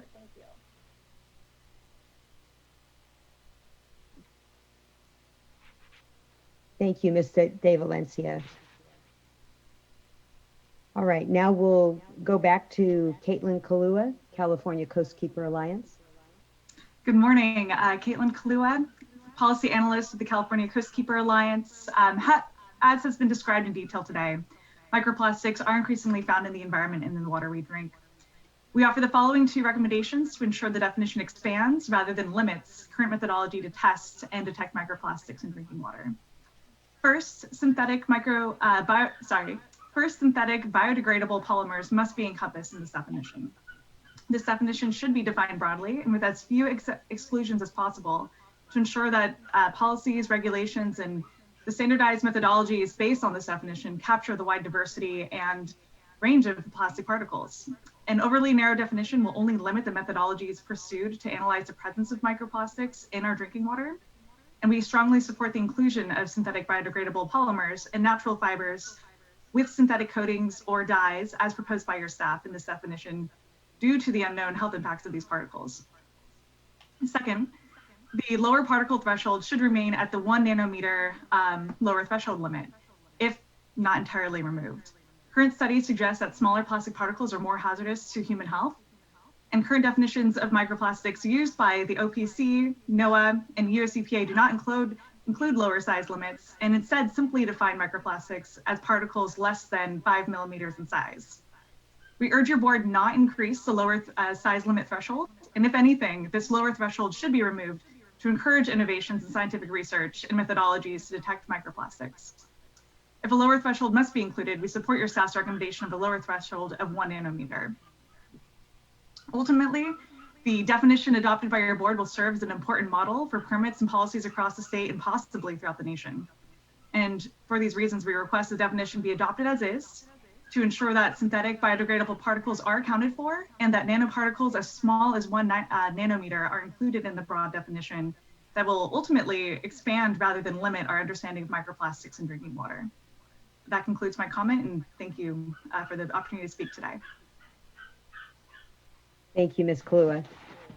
All right, the next speaker that we have is Mr. Richard McHenry with the California Sports Fishing Protection Alliance. Good morning, board members. I am Richard McHenry. I'm a civil engineer, and I'm representing the California Sports Fishing Protection Alliance, or CSPA. We submitted written comments on the draft definition of microplastics, and I'd like to thank your staff, Dr. Coffin and Ms. Hall, for their review and consideration of our comments. Our principal concern was the lower recommended limit of 1 micrometer, which was included in the original draft, and that has been modified to 1 nanometer. To be brief, I'm not going to repeat our written comments, and Dr. Coffin covered a lot of those anyway. So CSPA supports the microplastics definition as it is now presented to the board and recommends adoption. Thank you for your consideration. I'd be happy to answer any questions. Thank you. Thank you, Mr. McHenry. Our next speaker is Jared Voskule with the California Association of Sanitation Agencies. Hi, good morning. Can you hear me okay? Yes. All right. Good morning, Vice Chair Diadamo and board members. Jared Voskule on behalf of CASA, the California Association of Sanitation Agencies. CASA represents over 125 public agencies and cities throughout the state who provide wastewater collection, treatment, and recycling services. I would like to thank the board for its work and leadership during the crisis and pandemic, and I'd also like to recognize staff's tremendous work here on the definition of microplastics. Dr. Coffin's presentation in the board workshop was a real tour de force, and I learned so much from him about microplastics. With regard to comments today, I'd like to start by thanking staff for the update in the report regarding dyed natural fibers. There was another change, however, it's the expansion of the definition of microplastics to encompass nanoplastics, which was not slight, and it was a major departure from the original definition that had been presented and discussed during the board workshop. And for a number of reasons, we respectfully request that for the purposes of today, that the board would consider reverting to the prior categorization size for the time being. As it was repeated, this definition is only the first step, and it will be revisited over multiple opportunities in the next year. I think to maybe achieve that change efficiently, if you were to go to the last page of the definition, to the very bottom, to the last footnote, it would simply be removal of the nano and sub micron classifications from the footnote to effectuate that reversion.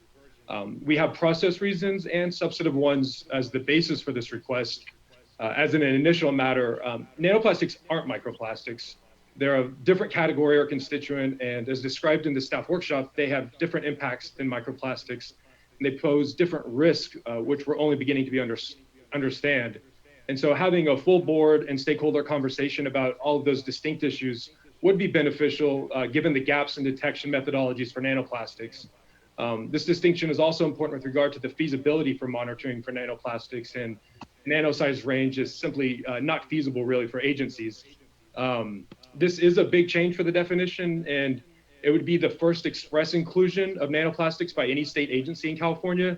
And during the workshop and in comment letters, stakeholders requested that big changes be vetted through a public process, and the staff report was updated to reflect that they would be. And so we hope that same spirit of process and public engagement can be applied for this new proposed change of the definition of microplastics to include nanoplastics. As is, when the documents were released earlier this month, there was no formal announcement highlighting nanoplastics inclusion. There were only 3.5 business days for written comments on the revised materials and 6 days before its adoption. And so these new additions to the resolution for adoption also, one says expressly the definition may be used for regulatory purposes by other agencies. We appreciate Board Member Doduk's observation about the transparency and intent in stating what we mean. We would like to hope that concerns for process for significant changes are also elevated to that level of consideration. To be certain, and as you recall during the board workshop, there were multiple technical comments from the State Water Board staff explaining why nanoplastics had been excluded from the definition. And moreover, SB 1422 requires a standardized methodology to be developed by next summer, and this would be an opportunity for that definition to be changed with that process.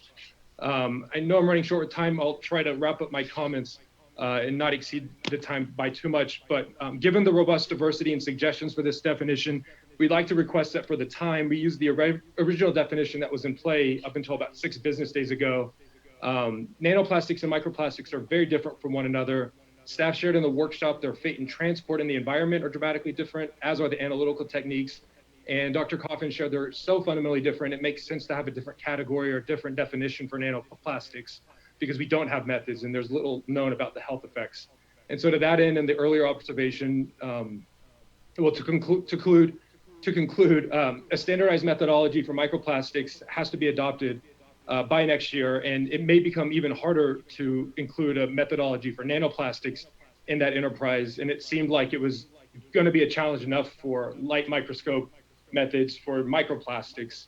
And with COVID-19 and ongoing teleworking adaptations and the stretched staff at public agencies, having a year's time for some breathing room with this previously proposed definition would be appreciated and appropriate before introducing a whole new definition. And we'd appreciate deferring that for a little bit longer so we have time for the technology and instrumentation's precision to be increased. So with that, I conclude my remarks. I appreciate your consideration of these comments, and we hope for discussion amongst the board of this request after comments are over. Thank you. Thank you, Mr. Bosco. Appreciate your comments. The next speaker is Darcy Ferrer with the Fragrance Creators Association.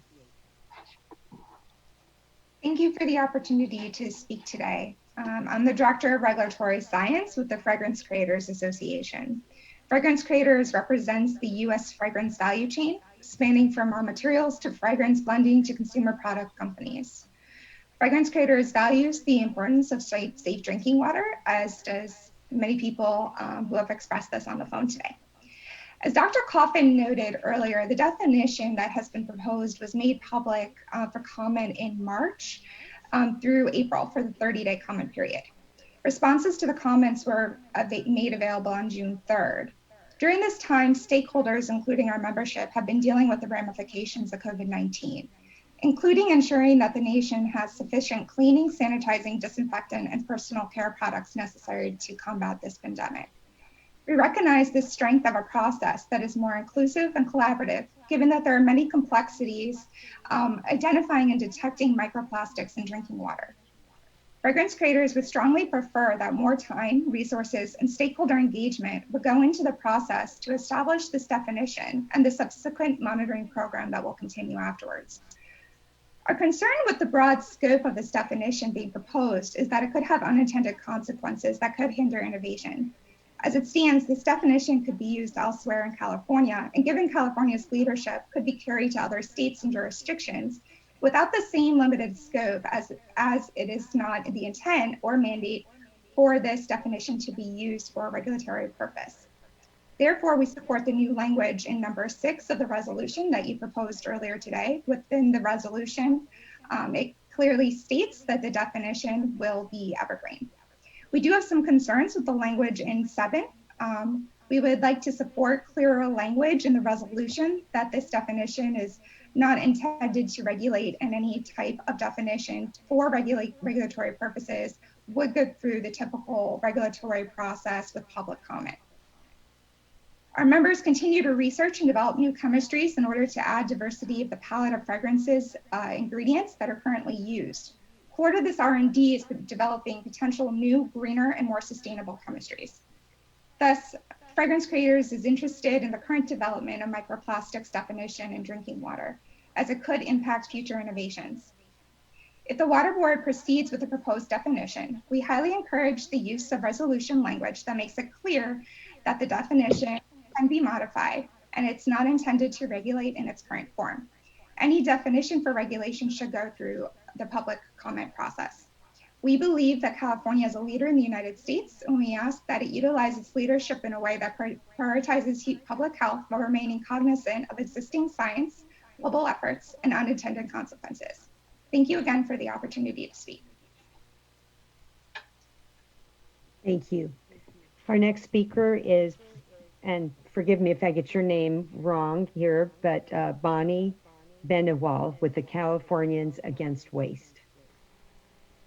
Great, thank you. Good morning, board members. My name is Bonnie Bennuel with Californians Against Waste. Thank you for the opportunity to address the proposed definition of microplastics today. I'd like to echo some of the comments from previous speakers, including the California Coastkeeper Alliance and SFEI. I'd also like to commend the staff for doing an extremely thorough job thinking through, researching, and collaborating on this definition over the past several months. As we've heard in this meeting, opponents are now proposing to significantly narrow the definition in a number of different ways, including limiting the definition of plastic to that of under ASTM or ISO, which excludes textile debris, tire debris, and all elastomers. However, recent studies have shown that tire particles are in fact the most common form of microplastic pollution in our water, and there is a growing body of research on the alarming amount of microplastics that are leached from textiles when washed. Narrowing the definition would exclude the most common types of microplastics and would only make the problem seem far more innocuous than it actually is. Furthermore, it would undercut the intent of the original legislation by Senator Portantino, which is about public disclosure and not regulation. The public deserves to know what is in their drinking water, so we stand in strong support of the staff recommended definition. Thank you. Thank you for your comments. Our next speaker is Bruce Magnani with the Biodegradable Products Institute. Hello, thank you, Chair and members. First off, Bruce Magnani with the Biodegradable Products Institute. I want to thank the members and the staff for their willingness to discuss this topic under short time constraints and the transparency and the overall open dialogue that we've been able to have. I think it's been generally a positive interaction, so I want to thank staff and members for that. Listening very closely to Dr. Coffin's presentation and understanding where the staff presentation has evolved to, I was pleased to hear a lot of positive remarks made about the iterative discussions that went on in the European Commission standard about size and density and solubility. And so it still troubles my client a bit that we're starting further down the road on this definition of microplastics in drinking water by not providing the same exemption for biopolymers that the European Commission did in their extensive work, and understanding that this isn't the final discussion on this, and there will be continuing dialogue and potential amendments to this definition. It still seems to make sense to start with a generally recognized definition that crosses boundaries and industries rather than making adjustments to it under the time constraints that were placed on the board and the staff through the statutory requirement.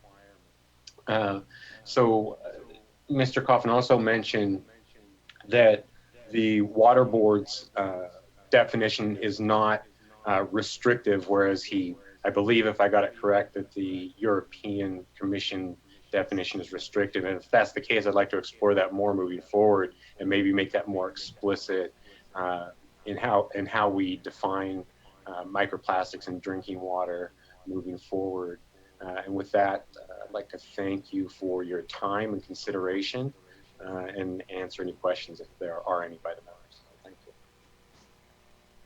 Thank you, Mr. Magnani. I appreciate your comments. Our next speaker is Heidi Sanborn with the National Stewardship Action Council. And actually, Vice Chair Diadamo, Ms. Sanborn has not been able to join us in the Zoom meeting, so I believe our next speaker is Mr. Jepson, who we are offering the chance to share his camera and unmute his microphone at this point. Hello, my name is Steve Jepson, the Executive Director for the Southern California Alliance of Publicly Owned Treatment Works, affectionately known as SCAP. Thank you, Vice Chair Diadamo and Board, for the opportunity to comment today.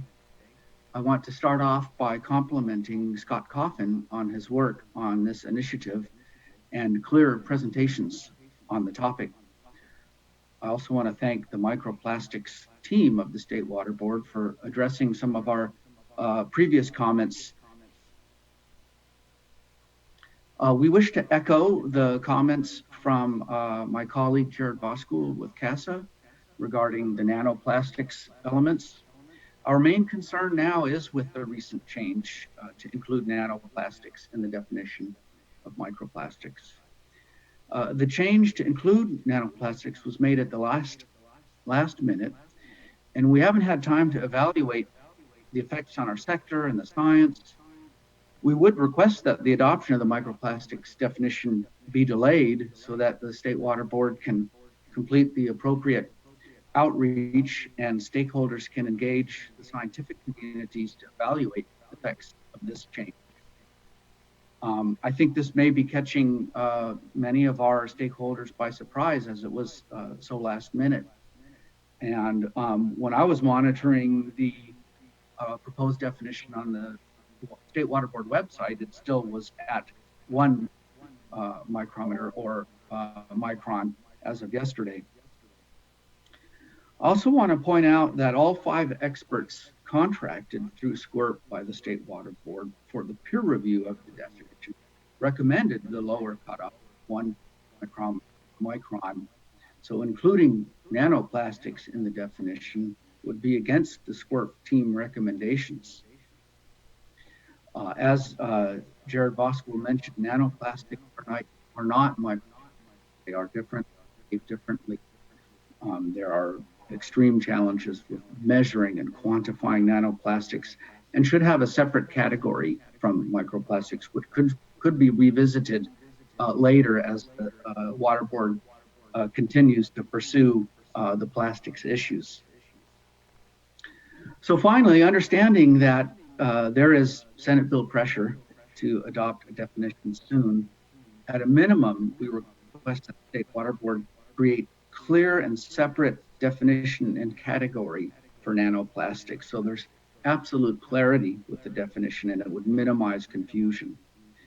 Also, the State Water Board needs to be explicitly clear that monitoring and regulatory using this definition of less than 1 micron, the nano size element, should be clearly separate because it's not feasible for our agency to measure these nano. We'd welcome the opportunity to work with the State Water Board microplastics team on some language refinements that would address our concerns. And thank you for the opportunity to comment today. Thank you, Mr. Jepson. Mr. Loeffler, I'll defer to you because we've got a change going on in the order here, so I'm not sure who's next. Sure. So at this point in time, our next speaker is Mio Lagare. And at this point, we will go ahead and offer Mio the chance to unmute microphone. Hi, this is Miho. Hello, Chair Escovel and board members. My name is Miho Laguerre, and I'm the Plastic Pollution Policy Coordinator with the Surfrider Foundation. The Surfrider Foundation is dedicated to the protection and enjoyment of the world's ocean, waves, and beaches through a powerful network of activists. Regarding the definition of microplastics in drinking water, we believe that protecting the public health and environment needs to be a top priority. As stated in the proposed definition, evidence concerning the hazards and exposure of humans to microplastic is nascent and rapidly evolving. And we are in support of a framework that incorporates and updates the definition as new research and results are made available. Furthermore, we agree that the proposed definition of microplastics in drinking water should be deliberately inclusive and with as few exclusions as possible. What we do know is that plastics can cause negative human health impacts, including DNA damage, endocrine disruption, cancer, and diabetes. We are in support of the expanded definition of including greater than 1 nanometer, as similar concerns exist regarding enhanced toxicity and bioavailability in drinking water for particles and smaller. There are also scientific papers showing that plastics the size of 1 nanometer and smaller, are found in animal samples such as oysters, mussels, and zebrafish. We also think it's important to include biodegradable polymers and natural fibers with synthetic coating and/or dyes due to the unknown human health impacts at this point. And regarding biodegradable polymers, products labeled biodegradable are not standardized and may not meet biodegradable requirements or may not fully biodegrade unless sent to an industrial composting facility. Therefore, many products labeled biodegradable may not break down in the natural environment and toxic residues may remain that will leach into the water column. We are also concerned with excessive use of pesticides and the climate change impacts of developing bioplastic resins, such as polylactic acid or PLA.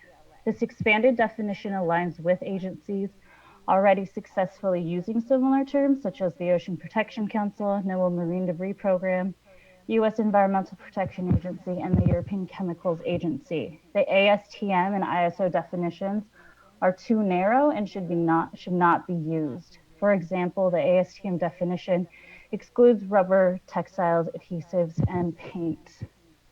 So as the first regulatory agency in the world to specifically define microplastics in drinking water, the board's decision will have far-reaching impacts, and with extreme uncertainties surrounding this issue, we urge you to be precautionary and inclusive and support and pass the current definition. Thank you for your time.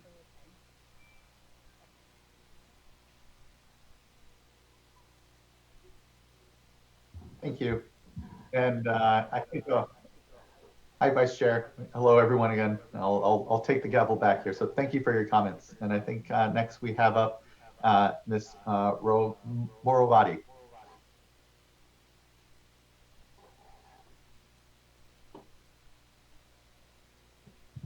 Hi, everybody. I'm Sheila Moravati. I just want to say thank you all so much. Thank you to the board members for the opportunity to comment on this. I am the founder of an organization that really focuses on individual behavior, and we specifically have a very big goal to get people to trust their drinking water again and stop using single-use plastic water bottles. So I just wanted to come in and let you all know that I'm strongly in favor of the definition as it is now. It allows people more opportunity to trust their water and learn that everything that's in it is really clearly being described. And if there are questions, they can learn more about it. I think that that has been, from my research over the past year for our Drink Tap campaign, the biggest issue is people do not have faith or trust in their local drinking water. Cities have been communicating with us that they are unable to communicate clearly that they are feeling good about their drinking water, and this is an opportunity once more to be as transparent as possible. Also, I feel that it's important for individuals to know that what is happening to the whole cycle of discarding single-use plastics and how it does affect us as a whole full circle. Many times we think we're throwing something away, but in actuality it's affecting us once again, and we are unable to continually convince people that stop throwing things away thinking that it's actually going away. This comes right back to us full circle, and this is yet again a very big moment for the individual to understand that their actions matter significantly, and they need to know everything that's happening in the most clear and transparent way. So with that in mind, thank you all for taking the time to listen, and all your hard work for making this effort sort of so massive, and it's important. Thank you. Ms. Morovati, and to your point, it is about the continuum of plastic use, from macroplastics and finding their way into the environment. They're breaking down into microplastics, and we're interested in, I know we are, and continue to work with our sister agencies, CalRecycle and others that have a piece of that sort of regulatory life cycle pie, if you will. And we're going to have to address these things comprehensively if we're ever really going to handle on things. So thank you for your comments and your work. Really appreciate it. Next up, I believe we have Mr. Nicholas Georges. Yes. Hello, members of the board, staff, and other stakeholders. My name is Nicholas Georges, representing the Household and Commercial Products Association. HCPA is a national trade association representing companies that manufacture and sell products used for cleaning, protecting, maintaining, and disinfecting homes and commercial environments. I appreciate the opportunity to discuss the microplastics in drinking water proposed definition. Microplastics pollution, as with all types of pollution, is an important concern to many regulatory authorities and stakeholders. While our understanding of the science of microplastics is evolving, HCPA respectfully requests that the board remain flexible with this initial definition and be open to modifying as the science and our understanding of microplastics evolve. We are pleased to hear from Scott Coffin's presentation that there's an intention to revisit the definition next spring as progress is made with the adoption of standard methodology and overall support the new language in the adopting resolution, though we do share similar concerns to previous, as stated by previous stakeholders. HCPA recommends that solubility and biodegradability criteria be included in the definition. By including these two aspects, the definition will be robust enough to facilitate the development of proper analytical techniques. The definition as written is extremely broad, and while we understand staff's reluctance to make exclusions due to the current uncertainties in the science, HCPA fears that by not granting reasonable requests, resources will be overextended in trying to quantify and monitor particles that go beyond what can reasonably be measured. In conclusion, HCPA believes that the science and our knowledge on microplastics, along with analytical detection methodology, needs to be further developed before we can properly define microplastics in drinking water. We understand that the board needs to proceed forward in meeting the statutory requirements, but we request that the board be flexible with this definition. Thank you for your time and consideration. Thank you so much, Mr. Georges, for your comments. Much appreciated. What we're going to do at this point is take a break. I think we need to get just a 10-minute break in here. We can come back, we'll say at 11:50, and then we'll plan on having a late lunch. So we'll plan on a 1 o'clock lunch break at this point. And I'm hoping, we'll see. I'm hoping we can get through the item. Just to flag for everyone, we have about 11 additional commenters to go, and then discussion, and then we'll see if we go to vote. So just a flag for everyone, that's the general, we'll try to get to a 1 o'clock lunch, and we'll take a 5-minute break now. 8-minute, I guess, as the case may be. So we'll see everyone at 11:50.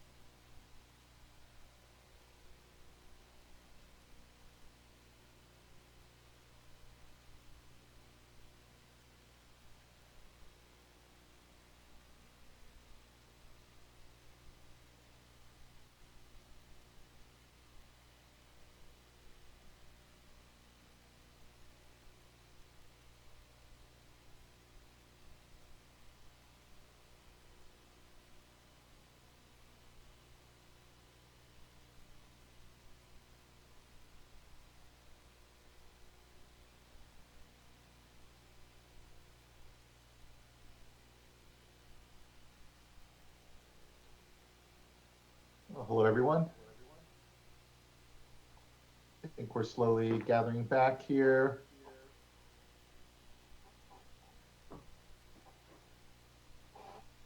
As we sort of prepare here, I believe, yes, Mr. Adam Kurland will be our next speaker. So in a moment, you'll be invited to share your camera and unmuted. And welcome back, everyone.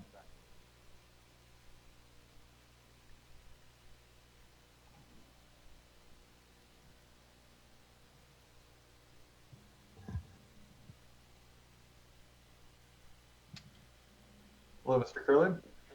Hi, everyone. Good morning. My name is Adam Kurland, and I'm here with the Orange County Coastkeeper. Orange County Coastkeeper's mission is to protect the region's water resources so they are swimmable, drinkable, and fishable for present and future generations. And this mission is virtually identical to the state board's mission.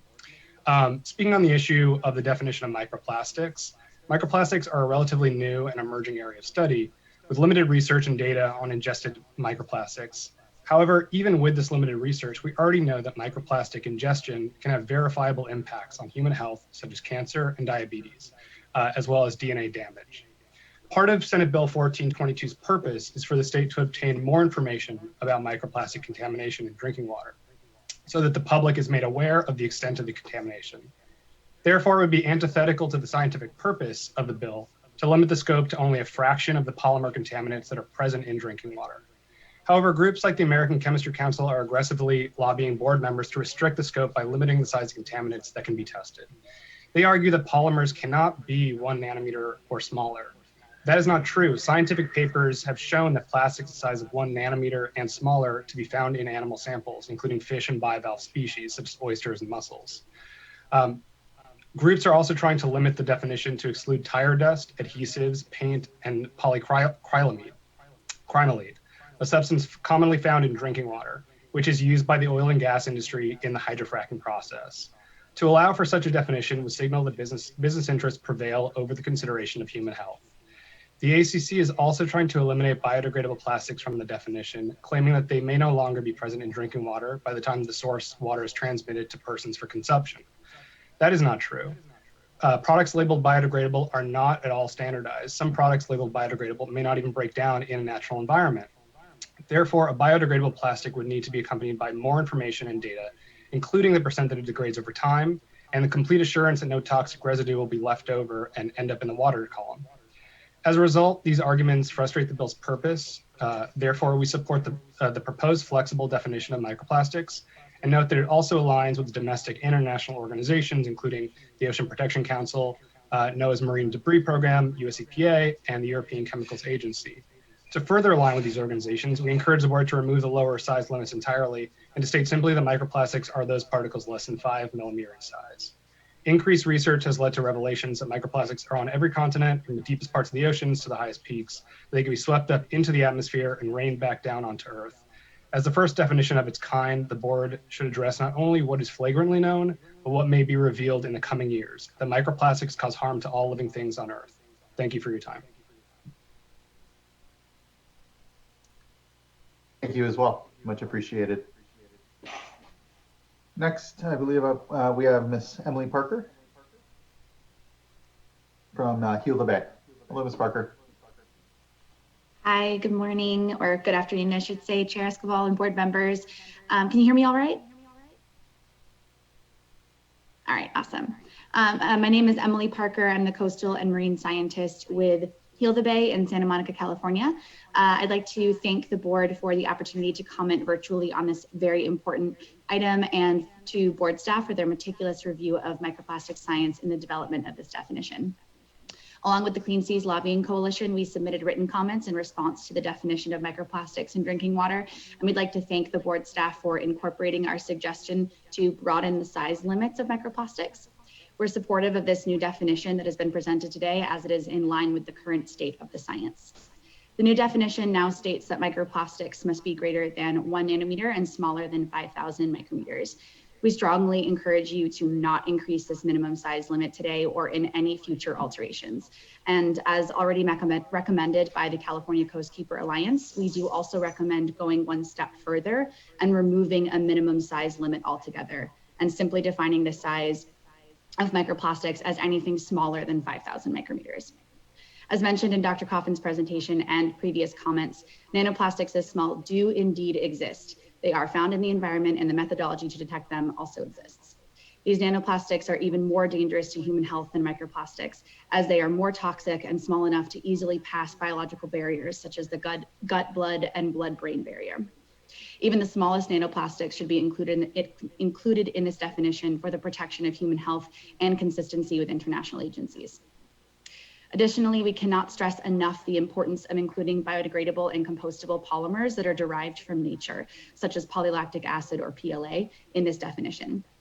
As we saw in Dr. Coffin's presentation, these polymers behave exactly like polymers derived from fossil fuels and are just as, if not even more, concerning to public health. We strongly urge that these polymers remain included in this definition. This microplastics definition is not only critical for informing regulatory action and developing analytical methods in the future, but will also determine what information the public will have about their drinking water.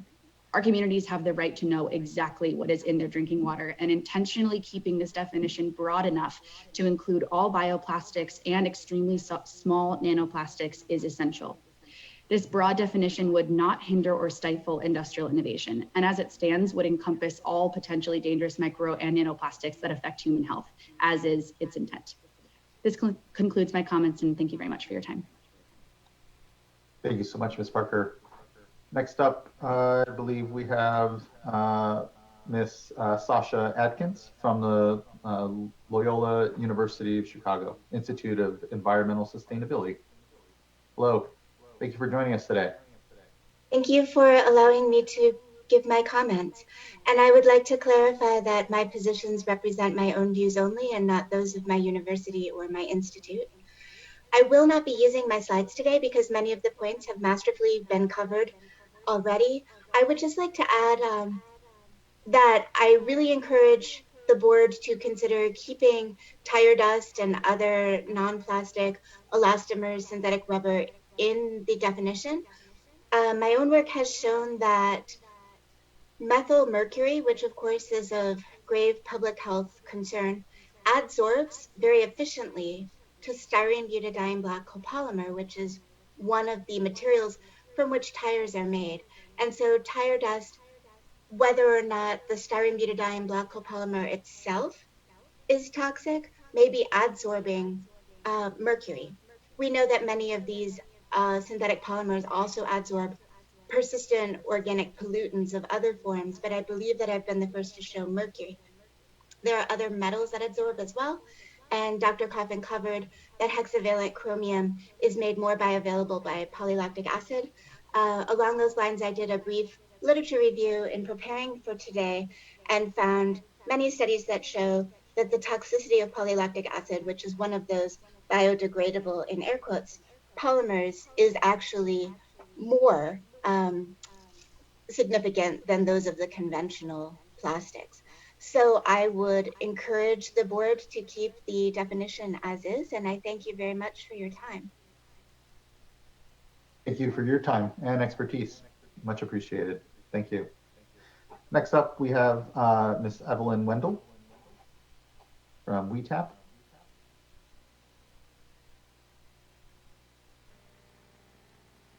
Hi, can you hear me? Yes, we can. Okay, great. Thank you for the opportunity to speak today. I appreciate it. So as you determine what types of particles to look for in drinking water and learn from and determine the human health effects, including the effects on children, I want to encourage and I support a broad definition that will expand our safety concerns and not limit our progress. I strongly support Scott Coffin's language. We have learned that we need to lean towards the side of precaution and not assume public safety is inherent in unknown and complex chemical compounds. We need to stay closely connected with the public health community. Hindering innovation with regards to industry is not and should not be your main concern at the Water Board, but health and human safety should be your main concern. We look to you for our protection broadly and specifically. One example I want to highlight today is that the industry convinced the US for decades that PFOS and PFAS, et cetera, were safe. And we all know now what happened with this, and that now the entire world is contaminated with these forever chemicals. Only recently have we been able to find the human health impacts of these forever chemicals, and it appears now that microplastics is also ubiquitous and forever in our environment, and the definition should evolve as public health studies evolve as well. Public health is our brother, our sister, our mother, our father. It's really everything. Since tap water gets a bad rap because it's subject to so much more testing and reporting, and transparency should not be a detriment, I want to highlight that the bottled water industry uses this to their advantage. We already know that bottled water has far more microplastics than tap water. In other words, as Scott Coffin shared so eloquently in his thorough presentation in April, when we open a plastic lid from single-use plastic, up to 1 million microparticles fall into that bottle. I want to remind the Water Board that if we share single-use plastic water with community members for needs you determine, perhaps this should be revealed also, and further testing is encouraged and transparency is also shared with them from drinking water from single-use bottled water provided by state agencies. This is also another opportunity to consider delivering drinking water in trucks instead of in single-use plastic, which contains millions of microparticles in each bottle. I kindly suggest that the Water Board act extra carefully and consider our children's development and focus on human health impacts first and foremost. I also want to stress the need to focus on communication. I want to commend Scott Coffin for his thorough and thoughtful work in shaping the language and shared information with all of us. I feel very confident in knowing how excellent and thoughtful the Water Board leadership is, and that you have our best interest at heart. Thank you for the time to speak today. Bye, everyone. Thank you, Ms. Swindle. Really appreciate your comments and continued leadership in this space. Thank you, I appreciate that. Next, I'd like to call up Ms. Genevieve Abaddon. Hey, can you hear me? Yes, we can. Thanks. All right. Thank you so much. Good afternoon, Chair and board members. I'm Genevieve Abaddon with EcoConsult on behalf of the Clean Seas Lobbying Coalition.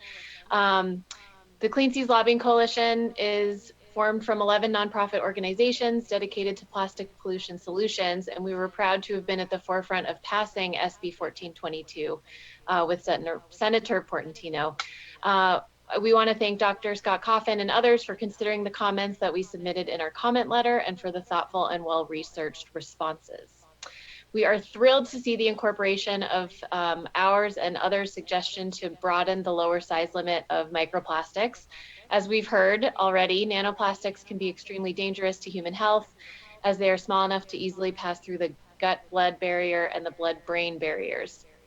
Most nanoplastics are considered polymers, and even the smallest nanoplastics should be included in the definition. While nanoplastics are commonly defined to be greater than 1 nanometer, we recommend that the definition include micro and nanoplastics greater than 0 and up to 5,000 micrometers, so as not to be limiting. Otherwise, we support the definition as proposed. I have also been asked to provide comment for Andrea Ventura with Clean Water Action, who's unable to make it this morning. She was able to comment at the first meeting on this matter and mentioned then and wants to reiterate now that we and others had similar debates with the industry when we were working to ban the use of plastic microbeads in personal care products. Fortunately, the legislature stayed firm on the definition of microplastics then, rejecting the premise that, quote, biodegradable plastics were acceptable. The reasoning continues to be that such polymers do not break down immediately, and it is not known what they may break down into. Thus, a biodegradable polymer is no less harmful than non-biodegradable counterparts. Consequently, they still contaminate water, especially with added chemicals, and are capable of collecting toxins before breaking down and should not be ingested. Biodegradable microbeads, after much debate, were not excluded from the definition of plastic microbeads, and the exfoliation product world did not crumble. We believe that if anything, keeping biodegradable polymers in the definition could stimulate innovation towards less harmful materials and products while avoiding regrettable substitutions. While some stakeholders have made quite a few suggestions to narrow the proposed definition, we believe that the definition should be as broad as possible so as to capture all forms of microplastics, including textile fibers, tire particles, elastomers, etc. SB 1422 that required the development of this definition is ultimately about disclosure, and the public deserves to know what's in their drinking water and for their health to be protected. I echo the sentiment that this definition will have far-reaching impacts, and we look forward to continuing to work with you to get it right. Thank you so much for your time. Thank you. Thank you for your comments. Next up, we have Craig Cadwallader from Surfrider Foundation, South Bay Chapter. Hello, can you hear me? Yes, we can. Oh, Thanks for joining us. Thank you very much, Mr. Chairman and the board. I appreciate the opportunity to comment.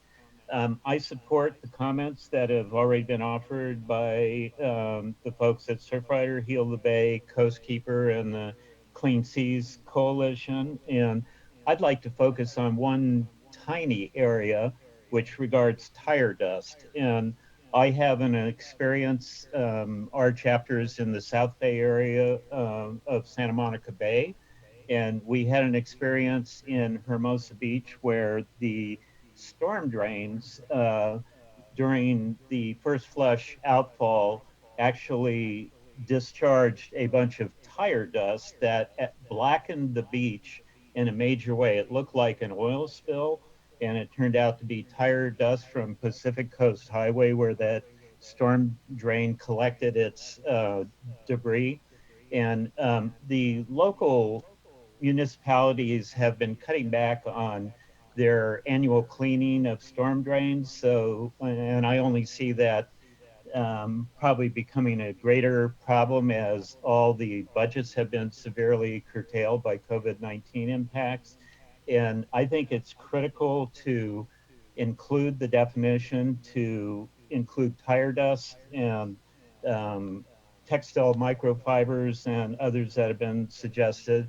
And I think it was shocking to see this, the beach blackened, and I can only imagine what sort of impact that had on marine life, as well as the degradation to human well-being and peace of mind to see that on the beach. So please include the tire dust and textile microfibers in the definition. And I very much appreciate the opportunity to comment and keep up the good work. I hope we can protect the public and the environment with appropriate definitions. Thank you.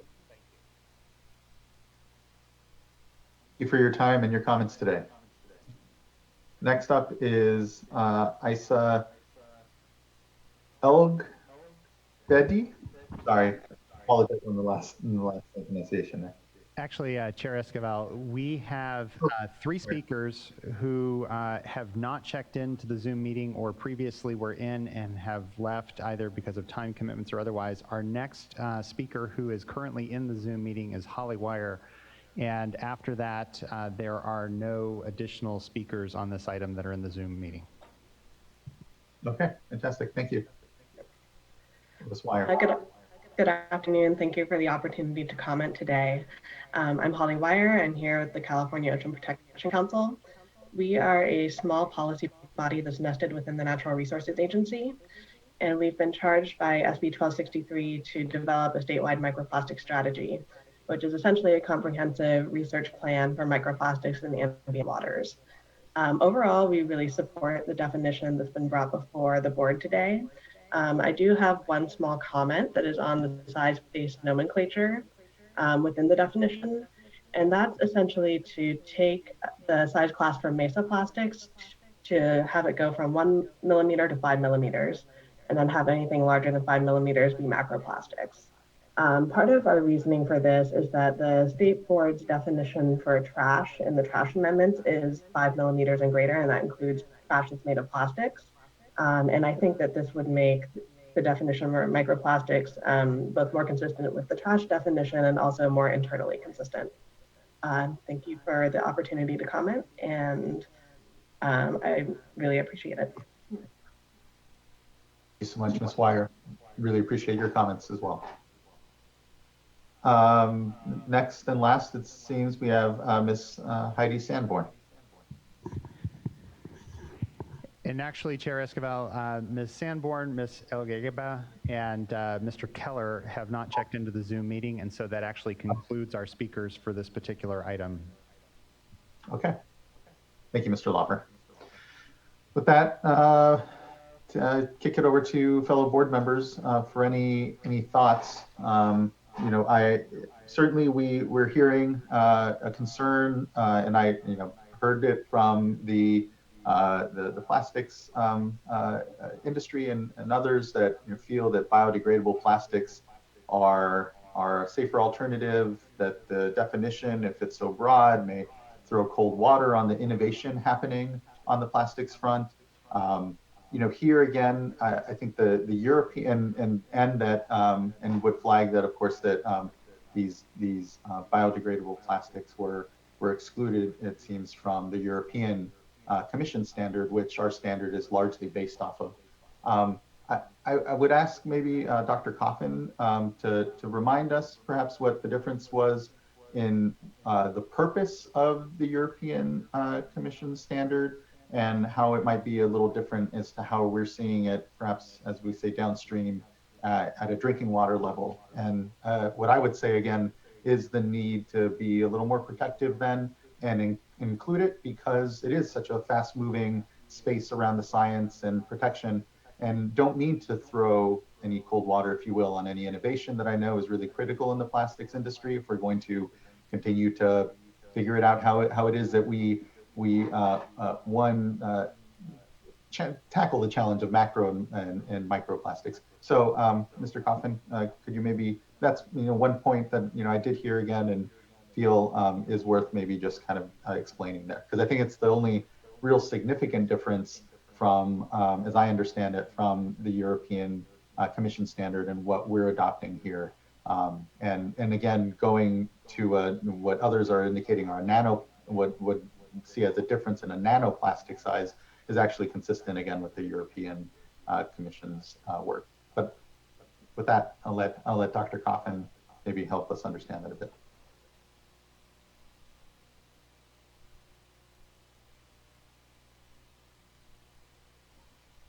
Thank you, Chair Esquivel. So the European Chemicals Agency definition is prepared for a restriction proposal, meaning they would actually base what can go into the market off of that proposal, whereas our definition is the exact opposite end of the spectrum, looking at what ends up in drinking water. And so I think Genevieve, commentator, made a great point, which is that we should include these polymers in our definition because it would allow the focus to remain on new emerging chemicals and so that we can evaluate their health effects before they enter the environment and develop safer alternatives. Thank you. Much appreciated, Dr. Coffin. Otherwise, I don't think I had much other comment. I appreciated everyone's thoughts. Again, I think what I can acknowledge, I think we all have acknowledged, is that this is fast moving. New information will be coming at us. We're going to have to incorporate that and figure out how we best understand how this definition one in drinking water ties into our other work, but ultimately how we continue to remain nimble and open to, again, the very immediate scientific process that is going on, and that the boards is part of a continuum around. And we appreciate the opportunity to try to, for the first time again, synthesize what a definition would be here on the drinking water side. We appreciate the leadership of the legislature as well, directing some of this work, and understand that, again, this isn't our only opportunity to get it right. We'll continue to iterate and specifically come back next year. So those all, in addition with the changes that I think synthesize some of the other, again, comments we were hearing, the need for clarity and transparency of purpose here, but then also of opportunity to check back in was appropriate. And so support, again, the change sheet as proposed. But open up to any questions or comments from fellow board members that they heard or feel that we need to make sure we kind of get a better understanding of before we might move to adoption here. I have a couple of questions. So first of all, I just want to indicate that I'm very thankful of all the work that staff did on this and in being responsive with the change sheet. I'm very much in support of the change sheet, but I continue to have sort of a gnawing feeling about process. And so I think it'd be helpful for me to hear a little bit more from staff. We, of course, are following the legislature's direction here with the time frame. And so typically we would probably take a little bit more time. And so one of the concerns that I have, especially with broadening the definition to include nano, that was done in a very short time frame. But on balance, for me, recognizing that there's evolving science, our staff is going to continue to work on this in short order as early as next year. And so I personally am comfortable, but I'd like to hear from staff a little bit more about their vision of the future on not just on the definition and also on detection, but to just make it clear to the public that when we go to actually take action, that we would be going through our normal process, and the normal process with extended comment, workshops, etc. So just want to hear from staff so that they could outline that process. Sure, I'll take a first start at this. So I guess the way I boil this down is this very first definition is creating the scope by which we want to look for microplastics and nanoplastics, which is why it's incredibly broad. It's really about just starting to understand and take a look and see what is there. We don't have a lot of health information yet. We don't have a lot of other things that would needed to proceed into a regulatory process. So I think people are jumping a little bit ahead of the chain here. And so by adopting this definition, it just makes a statement that we want to explore testing methods to be able to see what we can find within this size range. Then next year we come back with whatever methods we can develop. And as Scott indicated, those methods that we have been working with SWRCB on won't cover the entire spectrum of this definition. There'll be more needed in order to cover the entire range of what we'd like to look at here. And of course, at that time, we'll learn more from just the whole development of the method and maybe have different ideas about how we want to define microplastics or the categories or other components that we would bring forward at that time. And I see it as several iterations of both working on methods and creating definitions until we get closer to some understanding. The key part of having the definitions is that people can work from a common language about what's going on. And that's part of the reason we added those categories as well, because the broad spectrum we're talking about here does need some delineation between the different sizes. They're very likely, if they do have health impacts, to have different impacts just based on size and physical nature. There could be chemical components and all these things we simply don't know at this point to go forward. So I would envision, that, the legislation has us come back next year to adopt what methods we can for detection and start to do some testing and a testing program. And again, those are exploratory to try to understand the realm of what's there. We're years down the road from then understanding whether there's health impacts. Do we need to do further regulatory processes? And all of those will go through the full rigmarole that they always do, the administrative procedure process and all of that in order to have a full public hearing as they proceed. So I think I sense some trepidation from folks, but I think they're reading more into this very beginning step of, hey, we'd like to look and see what we can find and then explore whether we should be concerned or not. And hopefully we find nothing to be concerned about. If I may follow up on that, along the same line, and in response to comments from Craig Johns, I asked staff to take a look at the language for the proposed new Resolve 7 and tighten it up and clarify it a little bit. And I believe staff has some proposed changes to that. Yeah, I'll let Mr. Offer, he was back and forth with us on the email to check with those. In particular, I wanted to emphasize that however, this definition might be considered for use in other regulatory programs, that it would have to follow the necessary legal requirements associated with that particular purpose. So Mr. Lawfer, if you could help us out with that additional language or revised language. Sure, and we're bringing it up on the screen right now so that everyone can follow along. So we'll just bear on one moment here.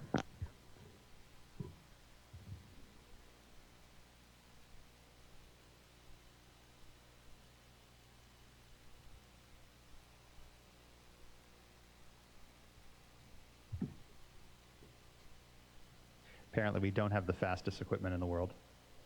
The operators look very fast though. And I'll begin to describe it before the red line actually comes up. And the text you will see on the screen is a red line against the change sheet that had been introduced earlier today by Deputy Director Polhemus. And the changes are solely to whereas 7. And Margie, if you can scroll down to 7 and then also zoom out the text considerably so people can read it. And the first change that you will see in the red line when it comes up is to strike out the phrase matrices and, so that it will read, although the State Water Board adopts this definition for drinking water as provided by Health and Safety Code section 116,376, it does so with the intent to harmonize this definition with other definitions used in other regulatory areas. So if you can keep going down, Margie. All right, so can you flip it so that it appears to be in, go into review, and it looks like it's set up to perhaps depict in simple changes.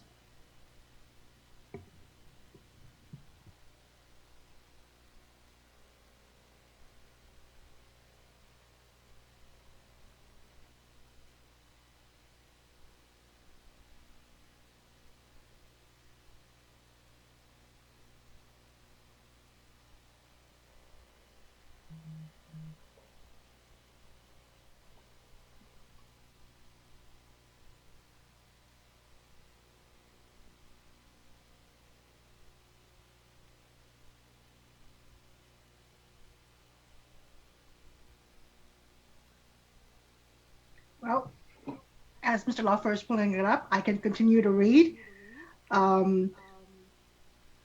The rest of the sentence would read as follows. It does so, harmonizes definition with other definitions used in other regulatory areas, comma, and with the understanding that the definition may be considered for regulatory use and other purposes following any necessary regulatory procedures required by law.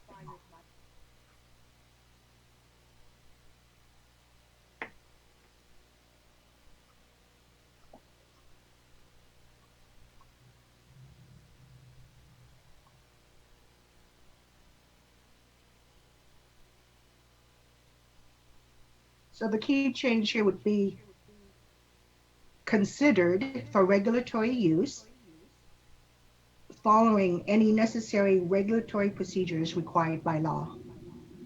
Ah, there we go. And I'm going to trust that Member Dodek read it accurately into the record, but everyone on the screen now, you should be able to see and track changes format. Red strikeout changes reflect changes to the change sheet that had been circulated this morning, and then the underlined red text depicts the additions to the change sheet that was circulated this morning.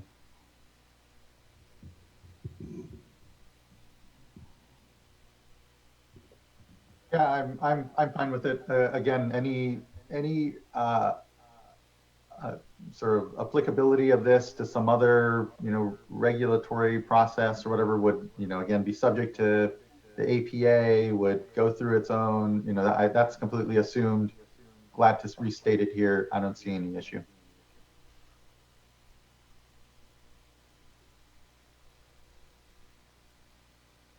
Otherwise, concur with the comments previously made by the chair and the vice chair, and also add my thanks to staff for the tremendous work and to stakeholders for being so engaged on this issue and being collaborative.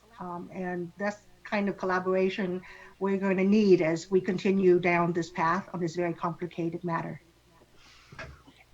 And while the document is up on the screen, one point of clarity from the change sheet as it was circulated earlier this morning, Deputy Director Polhemus had read into the record the changes made to footnote 3 in the definition. However, the change sheet as depicted this morning did not show the bold underline on the 2 between 100 nanometers and less than 100 micrometers, and then also did not show the less than sign. And for purposes of clarity, and Darren, you may need to help me out here, because the changes were depicted with underline, was it supposed to be a less than or equal to 1 millimeter or just less than 1 millimeter? No, correct. I was going to make that point. It's just less than. The underline is strictly there as Microsoft Word's editing component to show that was changed. Yes. Since we're on footnote number 3, Ms. Holly Wire with OPC had made I think, a very helpful comment about the size distinction between mesoplastics and macroplastics. I was actually going to ask about this because I was confused. Because it seems like if anything greater than 5 centimeters is a macroplastic, then anything less than 5 wouldn't be considered one. So it wouldn't be a microplastic, which is the definition we're preparing today. So can I just ask staff to weigh in as to whether anything 1 millimeter to, I guess, 5 centimeters should be a mesoplastic, if that makes sense? Yeah, if Scott could come back and address that for us. The rationale for the framework was to harmonize with world agencies that are trying to speak the same language. So yeah, if we include mesoplastics or anything above 5 millimeters as macroplastics, as Holly suggested, I think that would be perfectly fine and would reduce confusion within our own agencies. Okay. Well, I'd like to just offer to make that correction or change then, if other board members are comfortable with that.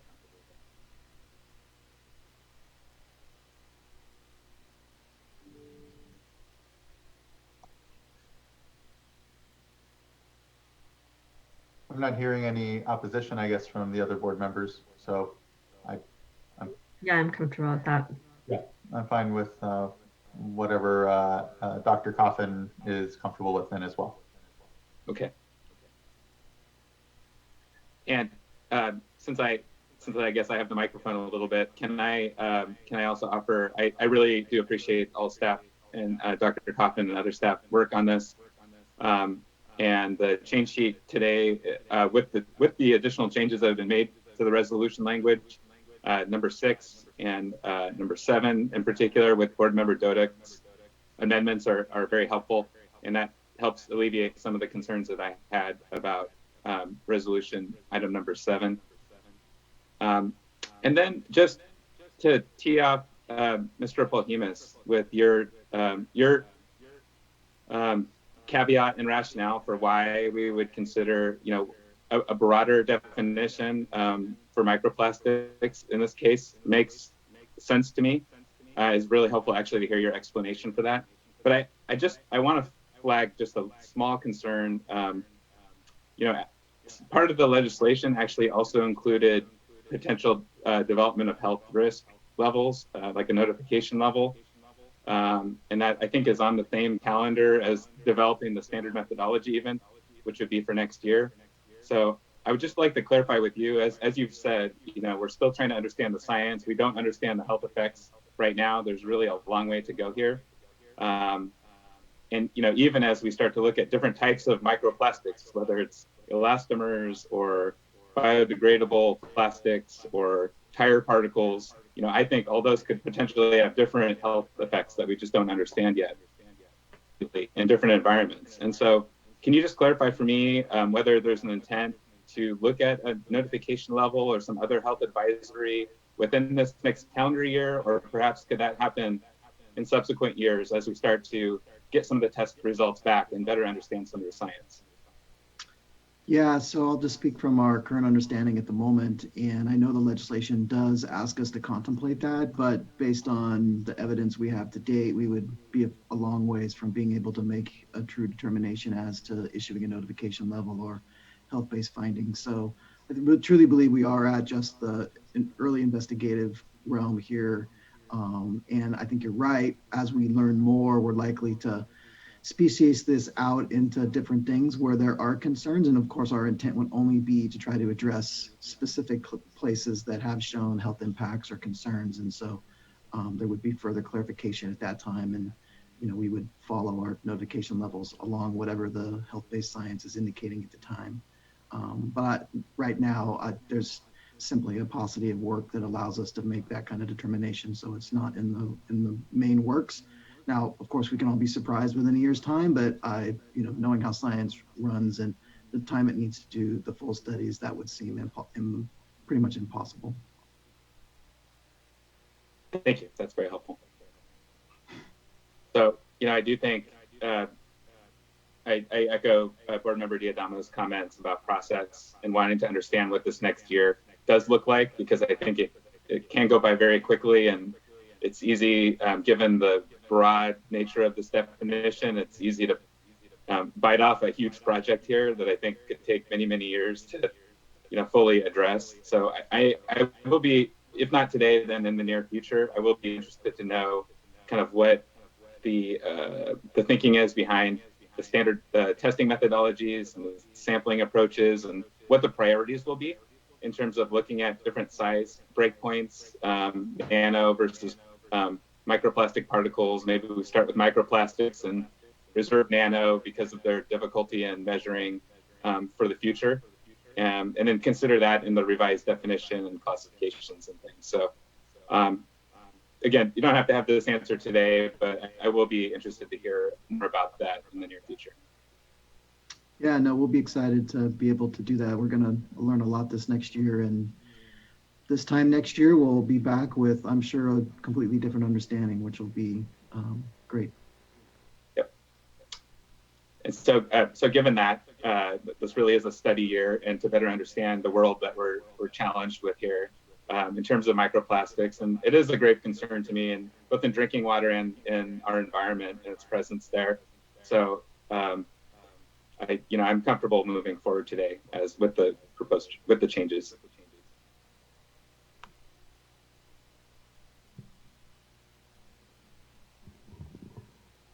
Board Member Firestone, I think we've had an opportunity to hear maybe some thoughts from you. No, I don't have anything else to add from the comments of the other board members. Appreciate it.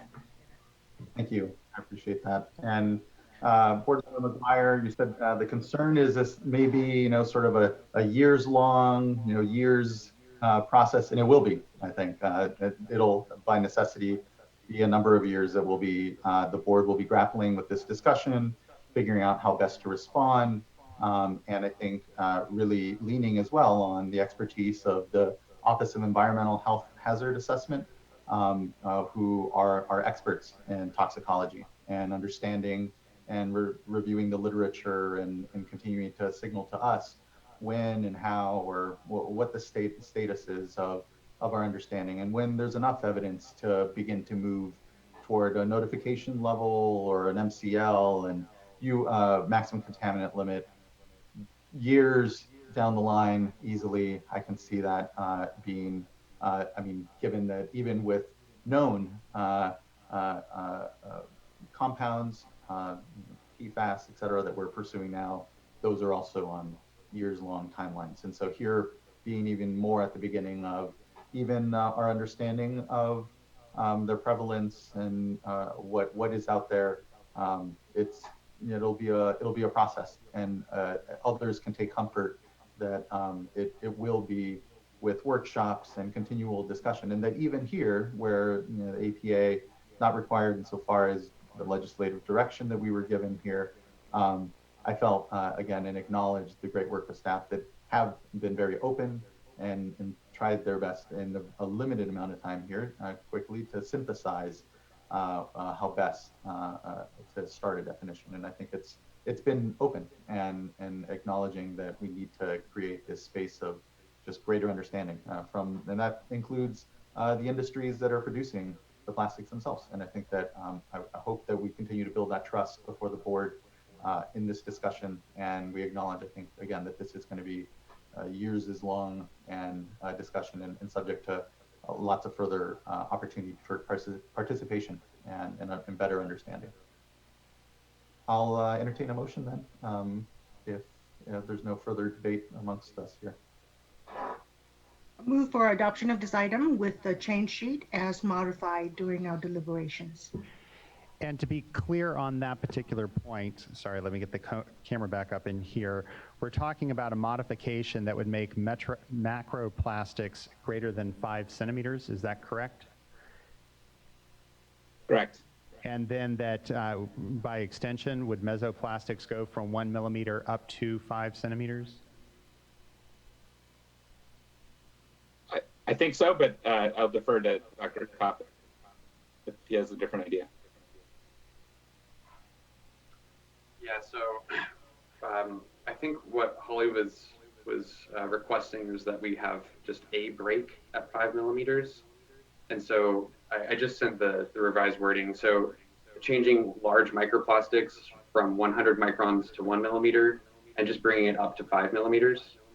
And then mesoplastics would be 5 millimeters to 2.5 centimeters. And then above that, macroplastics.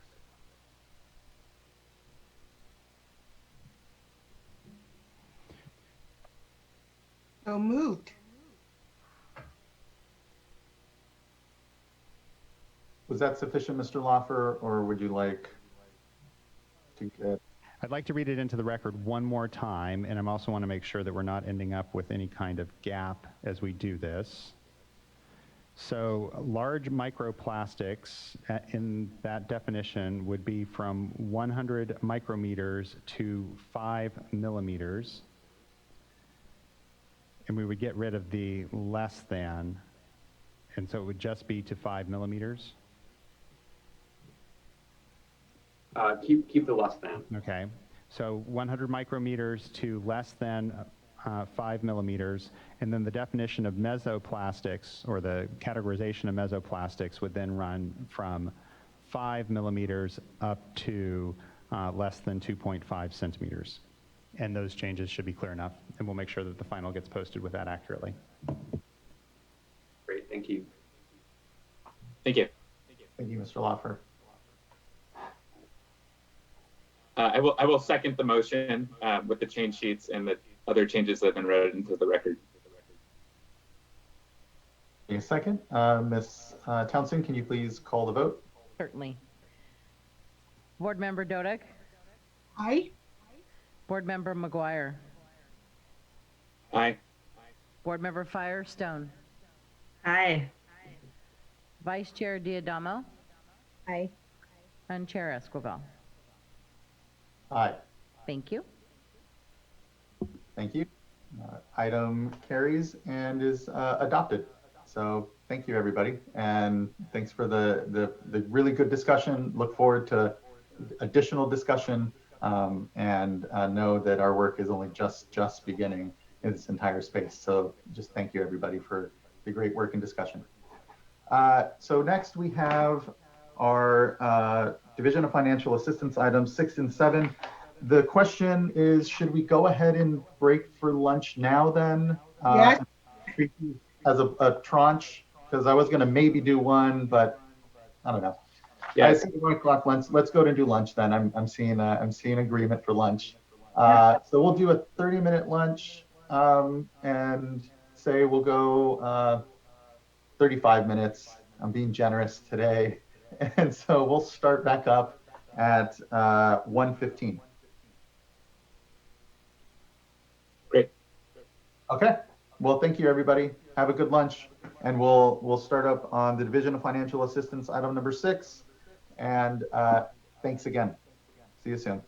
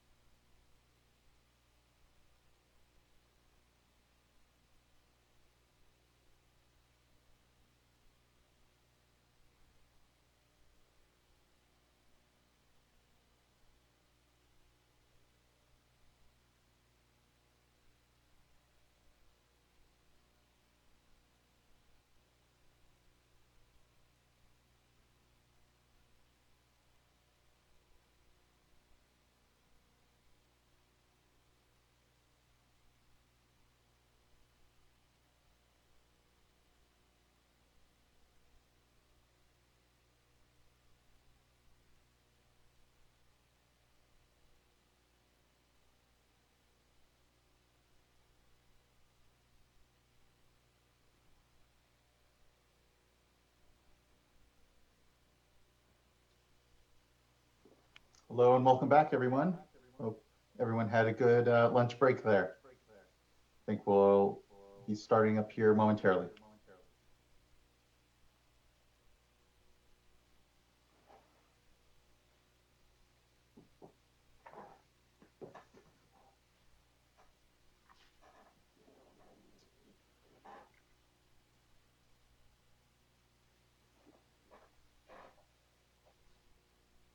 All right. Excuse me. Good to see everyone again. And we're now proceeding to item number 6, which is consideration of a proposed resolution to adopt the state fiscal year 2020-21 drinking water state revolving fund intended use plan. We'll give a moment for our colleagues on the program to pull their cameras up. I should also check in with our room, our hearing room, Mr. Loffer and Townsend. You guys are. So it looks like we have all the staff on, and we're in the process of making them or Janine's in the process of making them co-hosts so they can begin their presentations. And I believe that Margie's prepared to bring up the first PowerPoint.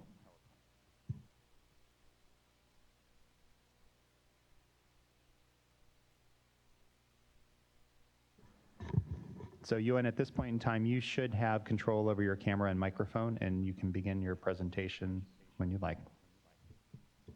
Okay, thank you, Mr. Loffer.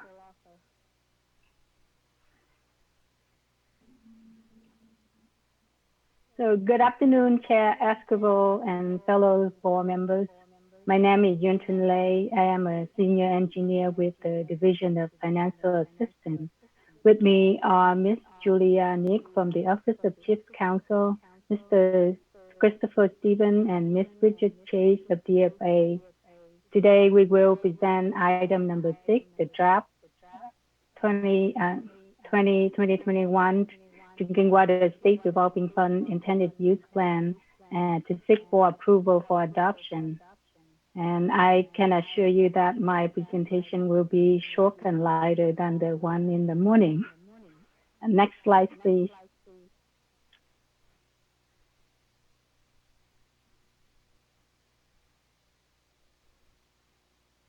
Next slide, please.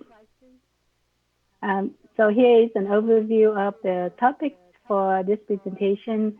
In the interest of time, I won't go over the background and basic of the IUP, which many of you are familiar with. Instead, I will go into more detail on the disaster relief appropriations, which is new this year, and highlight new information on small DACs and small SDACs. I will also talk about some significant comments and proposed changes to the IUP, as well as the schedule, and then we'll answer any question that you may have. Next slide, please. So one of the elements required in the IUP is the financial outlook of the program. DFA has determined that the estimated sustainable funding capacity for the drinking water SIF is approximately $308 million in loans per year over 20 years. Complementary funds include $202 million of small community grants from a combination of Propositions 1 and 68, and around $47.5 million in principal forgiveness. There are also $160 million from Proposition 1 groundwater, with $110 million is reserved for DACs and SDACs for drinking water projects that include treatment of groundwater source for direct potable use. The grant is available for projects that benefit DACs and SDACs of any size, not limited to just small. And the final solicitation around 3 is planned to open later in 2020. Next, please. This is a table of the breakdown of applications that's on the comprehensive list. As of February 2020, the list has 314 applications for almost $3 billion in requested financing. Of these, we have 235 projects from small DAC and small SDAC requesting for 460 million. There are 27 rollover projects from prior year for 1.15 billion, and also 52 projects for 1.35 billion that were reviewed and ranked for placement on the fundable list. Next, please. The fundable list this is the list of projects that DFA identified as most ready for financing by June 30th, 2021. And all the small DAC and small SDAC projects are automatically placed on the fundable list. Others were reviewed and ranked, and some will be selected for placement on the fundable list. And to increase the loan demand and maximize financing capacity for the drinking water SF program, the Deputy Director may add loan projects that are ready for financing to the fundable list or bypass projects not making sufficient progress. However, the priority is always given to small DAC or SDAC that need SF loan when they are ready for an agreement. Next, please. So here a summary of the fundable list for the non-small DAC or SDAC projects. We have 39 projects with 27 rollover and 12 new projects with an estimated request loan of 2.2 billion, mostly for the large water system construction projects. The 65 million grant are estimated funding for some specific projects. Next, please. Now I want to go over the additional supplemental appropriation for Disaster Relief Act. This year, we are submitting a supplemental IUP to apply for SWRCB, which became law on June 6, 2019. SWRCB provides additional funding for water and wastewater infrastructure affected by specific natural disasters. For California, it is for wildfires in 2018 calendar year. For this, California can apply for about 41.9 million for drinking water and 183,000 for clean water SIF. Due to the extensive fire damage to public water systems, the State Water Board will transfer the clean water SIF allocation to the drinking water SIF program. And for SWRCB funding, all existing requirements for the drinking water SIF program apply. The term will be 30% in principal forgiveness and 70% for loan at 0% interest, regardless of the water system size or income level. However, the funding will be capped at 10 million per system. Next, please. The SWRCB preliminary fundable list currently includes 44 potential projects from 17 entities for a total cost estimate of 194 million. Projects will be prioritized based on complete application as of September 30th, 2020. So if the requested funding is more than the available funds, priority will be given on or based on whether a project is ready to start construction by December 31st, 2021. Projects from small DAC or small SDAC will be given priority and how the project is ranked per the drinking water SIF policy. So, and if the requested funding is less than available funds, CFA will execute on the agreement for all complete application and continue to assist others to complete the application.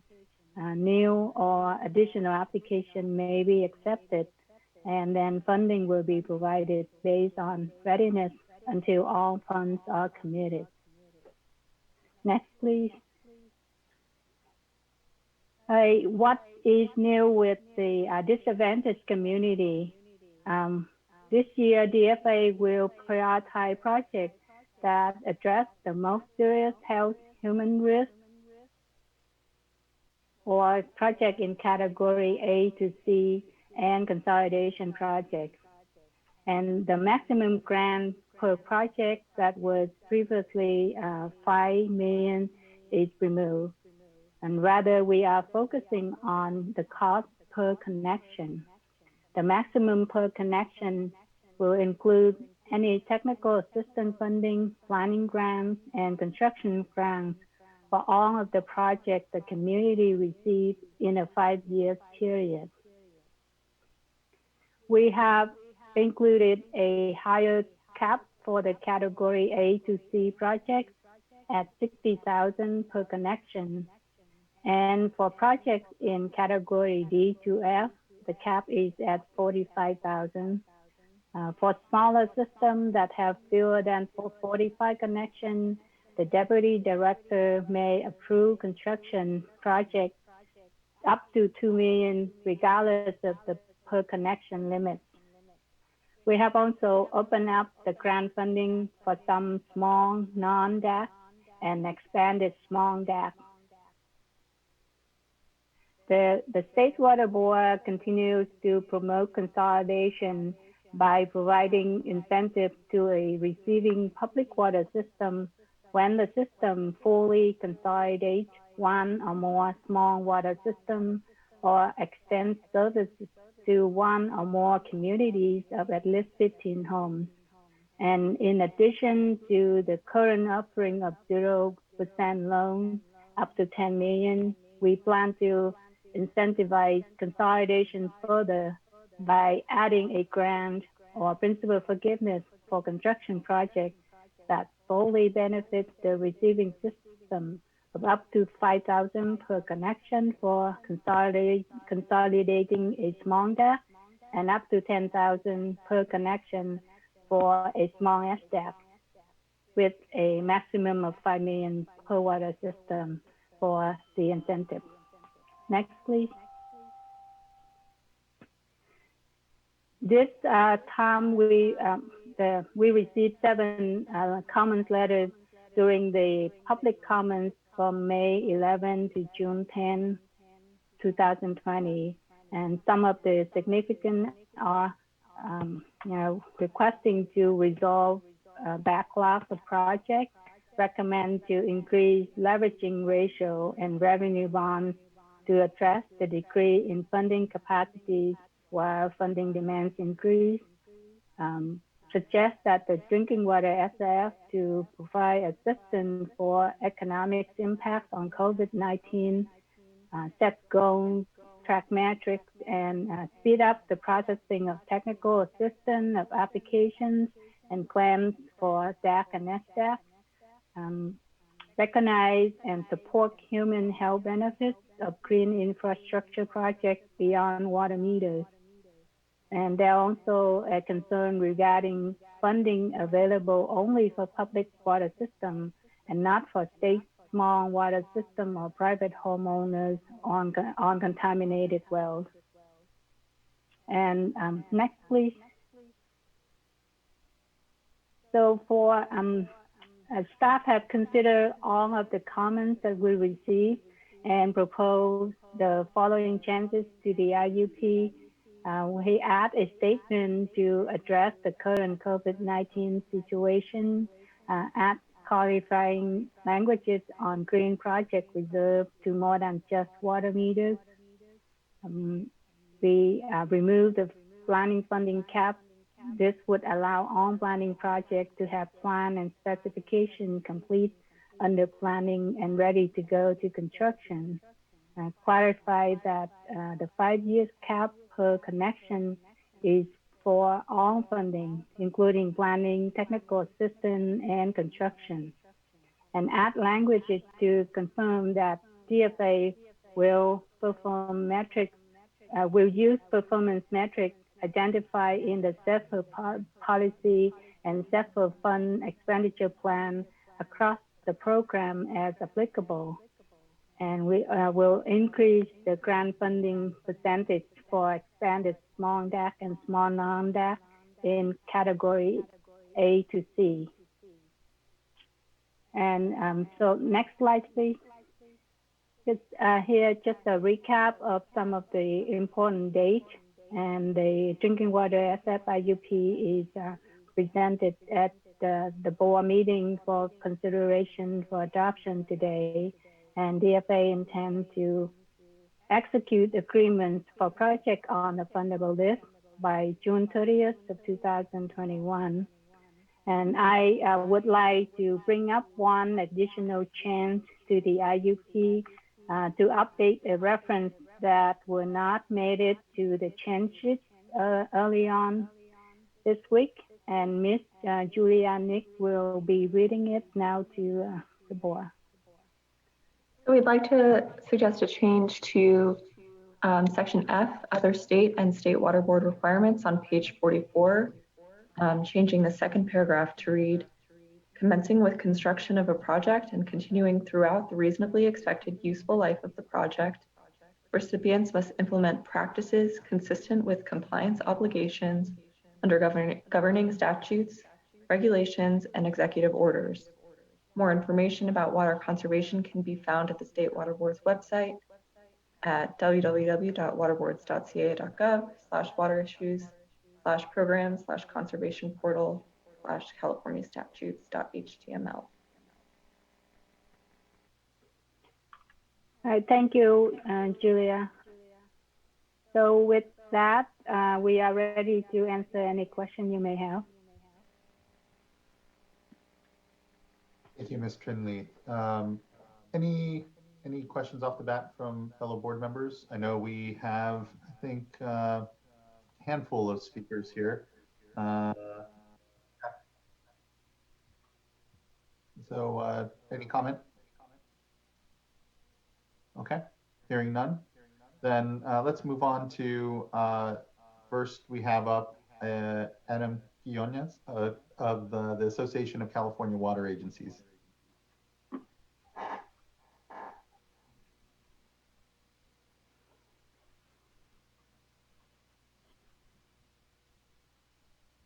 Good afternoon, Mr. Chair and members. Adam Quinones on behalf of the Association of California Water Agencies. Just want to first thank staff for their time that they have graciously given to us regarding this issue.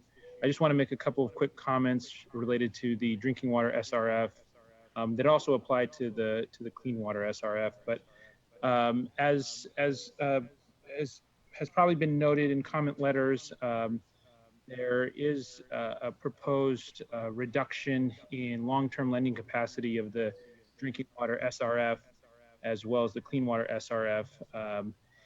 And you know, this issue was raised in the workshop a couple weeks ago.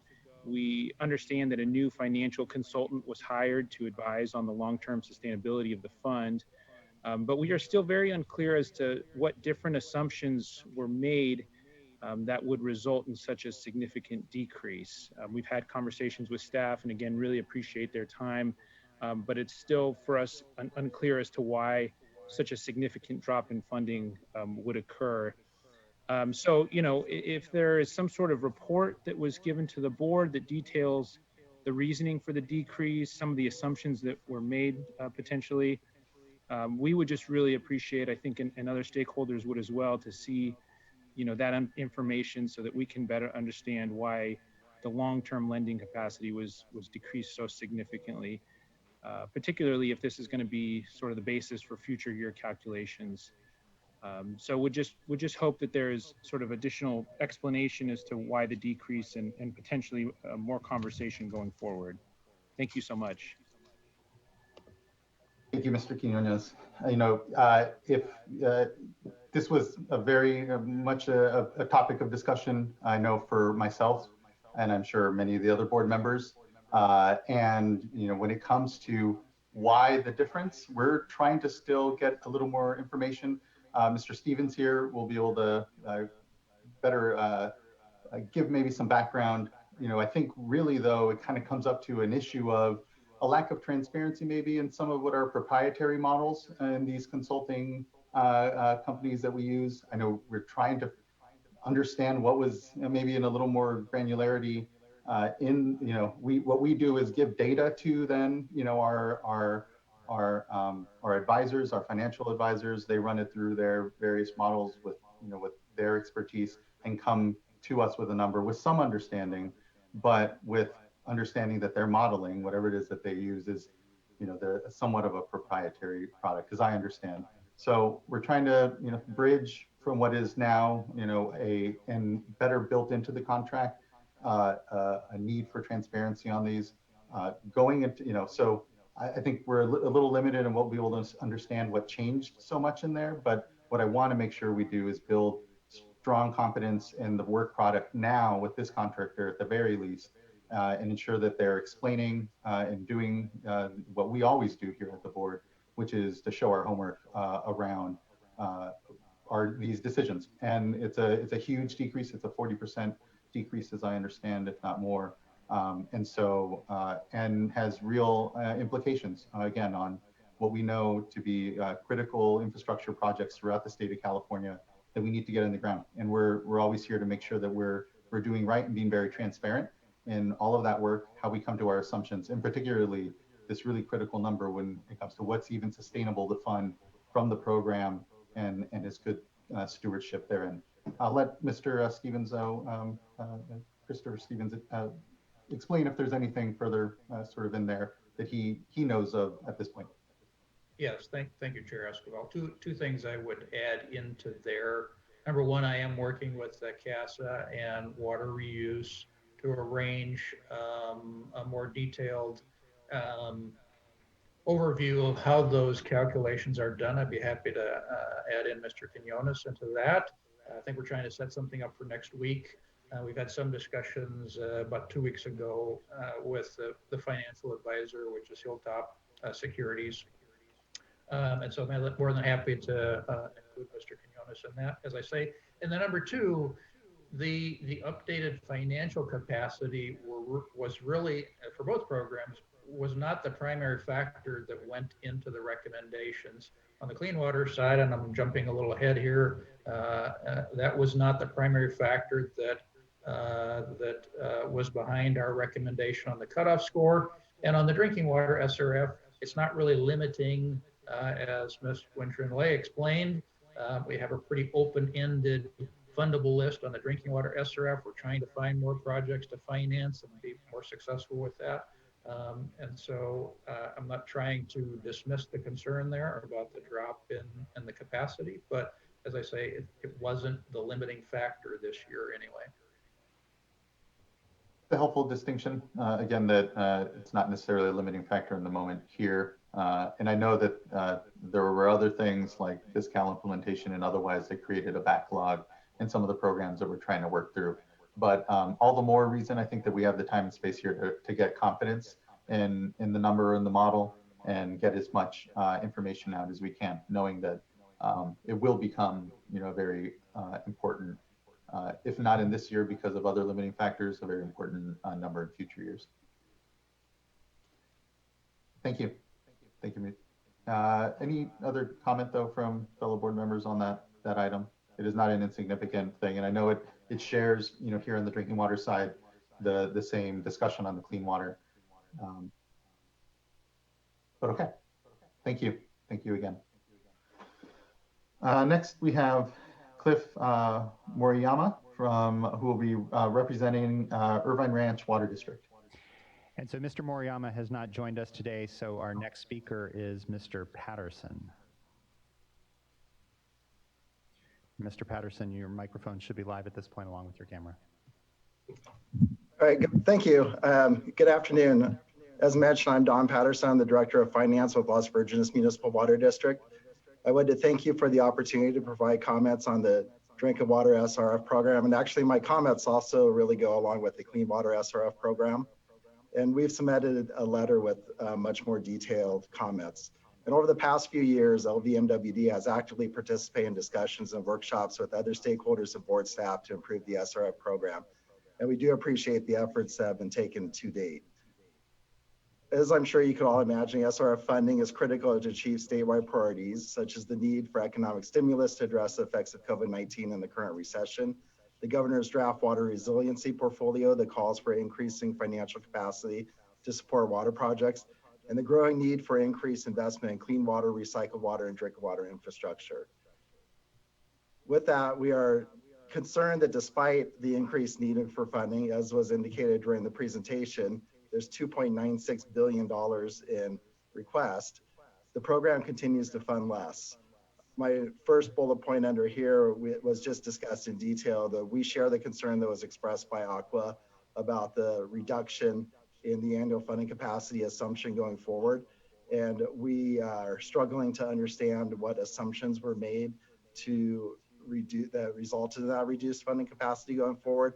We are participating with CASA, and we are scheduled to participate in the meeting next week with your staff and Hilltop Securities. So hopefully at the end of that, we will have a better understanding as to the reduced capacity, and it could either provide further input or buy off on the assumptions that were made that resulted in that decreased capacity. And we're also concerned about how the project continues to fall behind in its ability to execute agreements. As noted in our letter, in fiscal year 17-18, there were 72 agreements executed worth $336 million in funding. In fiscal year 19-20, so far, there's been 33 agreements with $144 million in funding. And we understand that over the years, there's been various staffing issues. There was the implementation of FisCal, but we think that that really all speaks to working with stakeholders to really develop ways to increase the program efficiency. We brought up ideas previously with staff, such as streamlining the application process, including perhaps a pre-application so that both your staff and agency staff can determine the eligibility and competitiveness and allow, really those projects that are most competitive to move forward. We have the idea of continuing to work to minimize volumes of amendments. And one thing that we think is very important is that the IUP includes various program goals and performance matrices, and we would like to see more formal reporting of those program goals and performance matrices for the previous year when the new IUP is presented. And most importantly, we think that there needs to be significant steps taken to increase funding capacity. Various ideas that we've discussed with staff before is looking at more creative ways to increase funding capacity, such as matching cash flows to projected project delivery, partially funding projects, and looking at different borrowers differently. It's not really a one-size-fits-all. In some SRF programs in other states, for example, higher creditworthiness borrowers help fund and provide more financing for disadvantaged communities by paying a slightly higher interest rate in exchange for reduced coverage and covenant requirements. So looking at more creative ways like that to increase project and program leveraging would incrementally increase funding availability to everyone. So in summary, the SRF program is a powerful tool to address the state's water infrastructure and water quality needs. And we believe the focus must be placed on addressing the backlog of projects, efficient program management, and creative ways to increase leveraging. And we look forward to continuing to working with board staff to understand the latest financial models and to support efforts to improve the program. Thank you. Thank you for the support, Mr. Patterson. It's appreciated. And as always, open to creative ideas. I know we as board members are, and know that our colleagues in the program administration are as well, and look forward to continuing to iterate. I know there's a lot of creative work out there, including also potential state application to WIFIA at EPA, US EPA, in a way that can, again, further grow the pie. And I know that for some, it's also a matter of seeing that we need to better leverage the program, go to the market, expand our capacity. And I know, there's a discussion there to be had certainly amongst the board and everyone as to how conservative we run the program, or how much we leverage it out now versus perhaps other points in the future when a crisis or something really points to it, which I'm always willing to entertain whether that's the moment we're in. But again, appreciate the collaboration I know this work is not easy or simple sometimes, but these are some of our strongest tools at the state board. And our Division of Financial Assistance by staffing being our largest, I think sometimes it's easy to forget the amount of infrastructure that the board helps facilitate. But without local leadership bringing projects forward and helping collaborate in the space, they don't happen. So again, just thanks. Appreciate the comments. Believe you were our last commenter on the drinking water IUP. Do I have any comments from fellow board members or further consideration, thought, questions? Yeah, this is Laurel. I share the frustration with the reduction in capacity that was already discussed. So, I think our hope is that there's a way maybe there's funding that comes from the federal side that could supplement. And certainly if it sounds like, and I think staff have committed to, bringing the IUP back for amendment and updates if we get additional funding or if we get through the applications faster than we think. And I have I think comment, maybe a question, but I think I got confirmation from staff ahead of time, which is, in this applies to both drinking water and clean water, is just, I think given the COVID-19 impacts on revenue coming in for systems, and especially, for those that have outstanding loans, I think there's always the opportunity to approach the board about refinance options so that if there's sort of temporary challenges, that water systems face in operations, and the hope is those are temporary, that, that's something that we consider and staff can work through with applicants as needed or with folks that are that currently have agreements, and staff should jump in if that's not the case. And then I think my other comments are really more around clean water, so I'll wait till we go over that one. I think the only other thing to mention here is that, I think, again, for both drinking water and wastewater, I know we've been really impacted last year with the fiscal changeover. And I think that's been frustrating for everybody, including our staff, but certainly the applicants as well. And so I guess I wanted to say both thanks to staff and applicants for their work, and, I guess patience, but continued work to try and resolve that. I think there have been drastic improvements and appreciate that. I think continuing to update us, the board and the public, on how the efforts to improve reimbursement and processing of agreements and applications continues to improve would be really helpful, and maybe that could be included in executive director reports or other kinds of reports to the board where we could kind of help to follow how those efforts are improving. And I think lastly, and again, I think this applies to both drinking water and clean water, can staff just clarify what changes have been made around advance payment for small disadvantaged or severely disadvantaged communities, particularly since we were having trouble with fiscal reimbursements in a timely manner? Well, just on that specific question there, I know that that was included as a goal in the IUP. I'm not totally familiar with the details there, so I'm going to hope that Bridget Chase could maybe speak to that a little bit if she's on.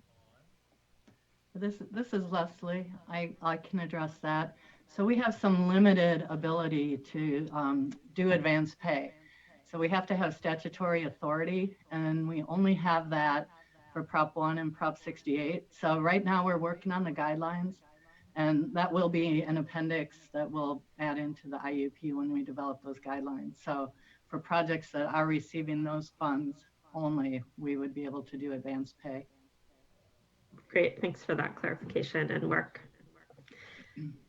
That's all I have for drinking water side. And again, a thank you to staff and for commenters and stakeholders on this. Thank you, board member. Anything further from anyone? And if not, I'll entertain a motion. I'll move. And I think, were there change with the change sheet? There was both the change sheet and then there was the language that Ms. Nick read into the record to Okay. the stale reference on page 44. Okay, so I'll move to adopt with the change sheet and the additional changes that were read into the record. Second. Ms. Townsend, can you please call the vote? Board Member Firestone. Aye. Vice Chair Diadamo. Aye. Board Member McGuire. Aye. Board Member Dodick. Aye. And Chair Esquivel. Aye. Thank you. Thank you as well. And carries, and the item is adopted. Thank you. And that now brings us to item number 7, which is a similar discussion, but on the Clean Water State Revolving Fund intended use plan. And Mr. Stevens, are you going to be, or Ms. Loudon, our presenter? Mr. Bob Pontareri is going to present that. Okay.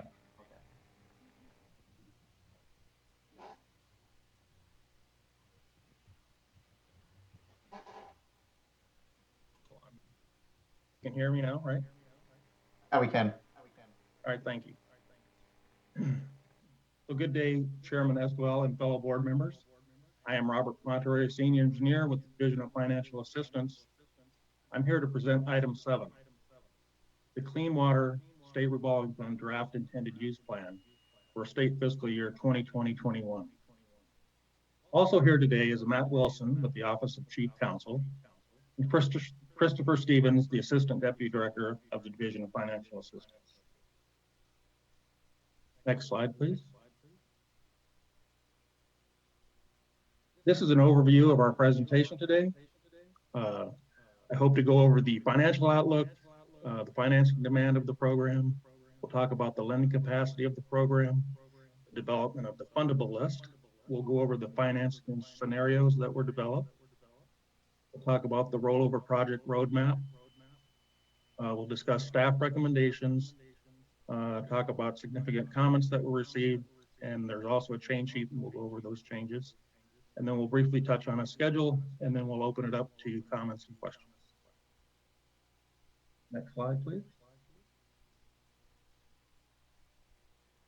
Sustainable loan capacity is intended to be our estimated long-term goal and is currently estimated at $586 million. The division has other loan and grant funding programs that were made available by the various propositions like Prop 1 and Prop 68.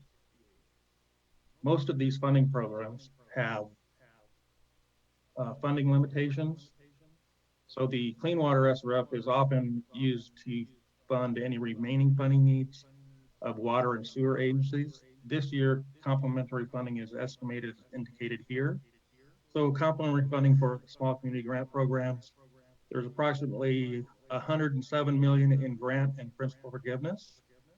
Principal forgiveness is limited to those folks that are severely disadvantaged and disadvantaged.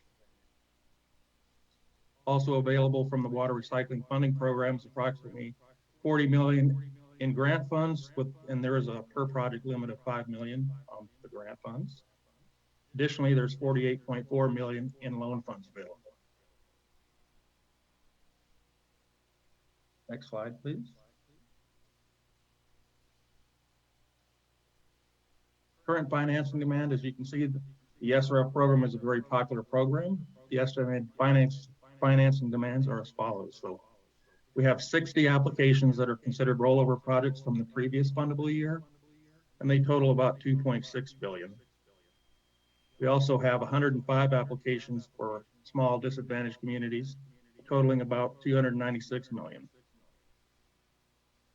This year, we had 66 projects that were subject to scoring, and they had a funding demand of about 1.9 billion. We had 10 projects that were not scored, but wanted to remain on the comprehensive list, and they totaled $182 million. So the total for the program include 241 total applications and a funding demand of about 4.9 billion. Next slide, please.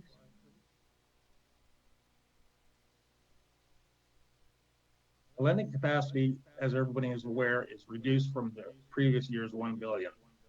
The new estimate is now at 586 million. So you might ask what happened. So there was a new financial advisor hired during the year. They developed a new financial model. The model was vetted, and staff feel comfortable with the new model. The new model was verified by a senior qualitative banker. California data was input into a Texas model, and it had similar results as the California model. And division staff reviewed and discussed assumptions and methodology in detail with the financial advisor.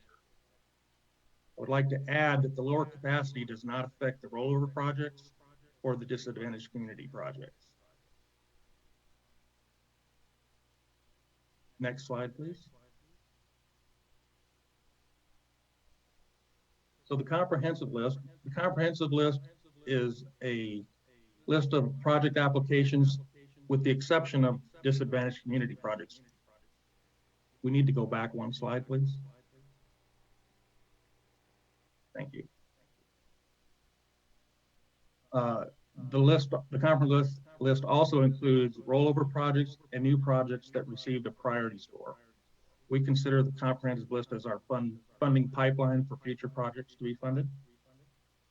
And I would note that the DAC projects are not included on the comprehensive list or in the fundable list, as they are automatically placed on the fundable list once they have a complete application and are ready to be funded. Loan demand far exceeds our funding capacity. So a funding target is basically 90% equals 527 million on the low end, and on the upper end it's 125% or 733 million of the estimated total loan capacity. Various funding scenarios were developed to maximize the desired outcomes. And then the fundable list itself identifies projects for full reviews. Only projects that are on the fundable list are eligible to be financed, and all those projects that are on the fundable list have the reasonable expectation of being financed by June 30th of each funding year. Again, SDACs and DACs are automatically on the fundable list at the time they're ready to be financed. Next slide, please.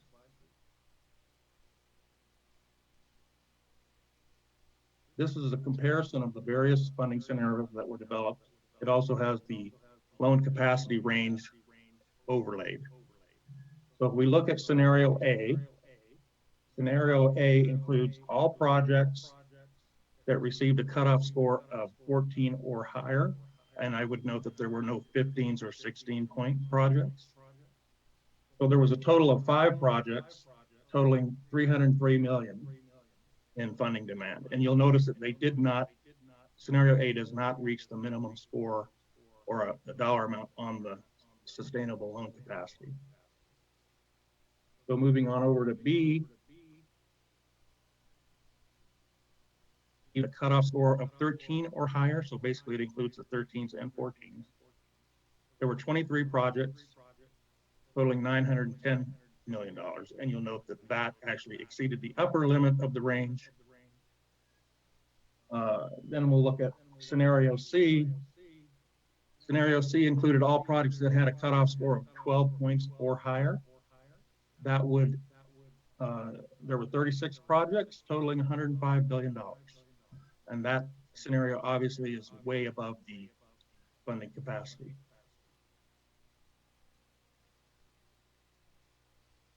Next slide, please.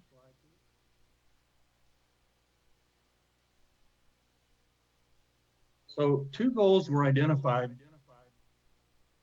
One would be our staff were, excuse me. Two goals were identified. One was to reduce the rollover project backlog and to add projects that staff reasonably felt could also receive financing by June 30th of 2021. So if you look at scenario A, it adds 5 projects, which is the least number of new projects, while scenarios B and C add 23 and 36 projects respectively. So looking at funding capacity implications was not necessarily our highest priority because funding target is intended to be a long-term average. Scenario A is less than the estimated loan capacity, while scenarios B and C exceeded the capacity. If DFA was to recommend the 13s as the cutoff score, it would exceed the funding range unless projects are partially funded. And the program has executed new agreements well below the long-term average for the past 2 years. So we'll put more emphasis on the number of projects than the actual dollar amount this year. Next slide, please.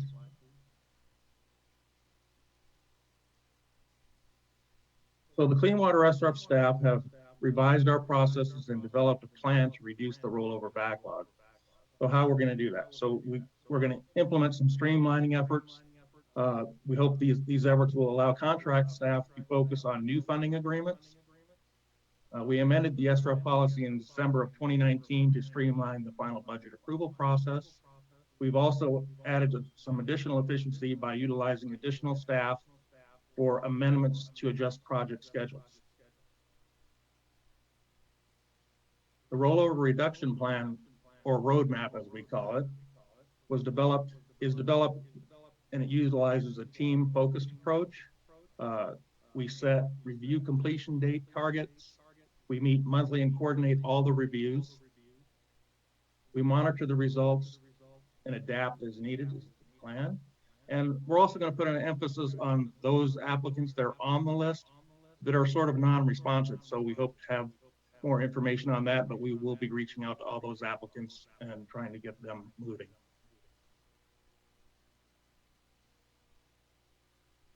Next slide.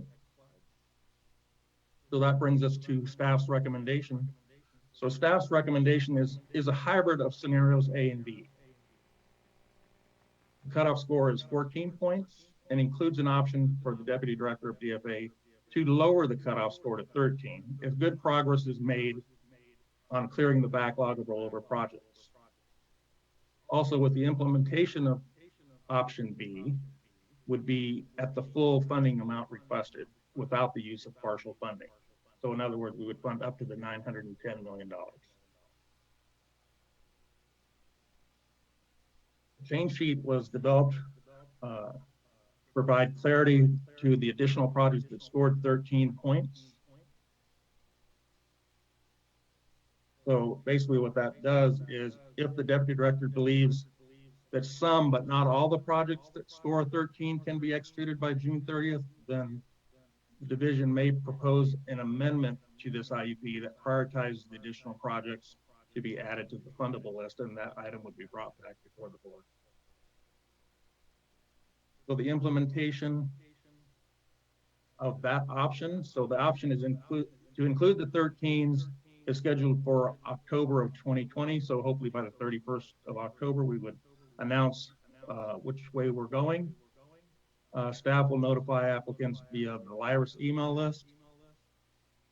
And again, just to reiterate, all the disadvantaged community projects are eligible for automatic list placement.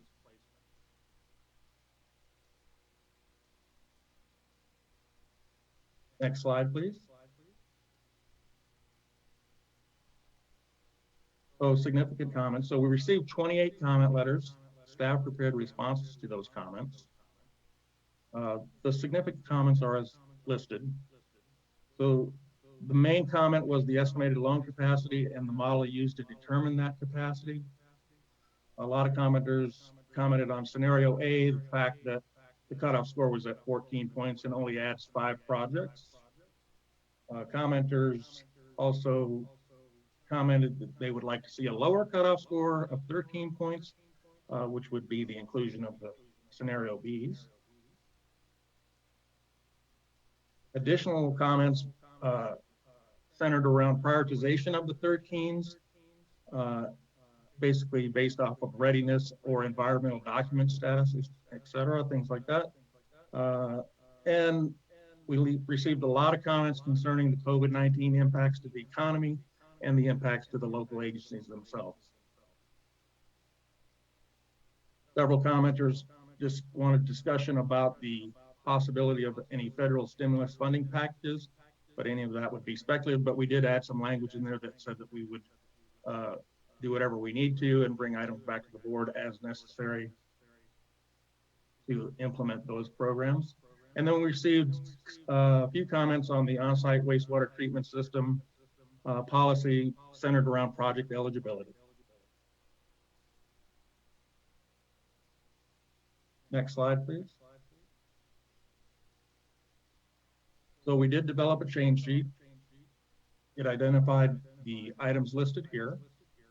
So we added language to cover the COVID-19 pandemic impacts to water and sewer agencies.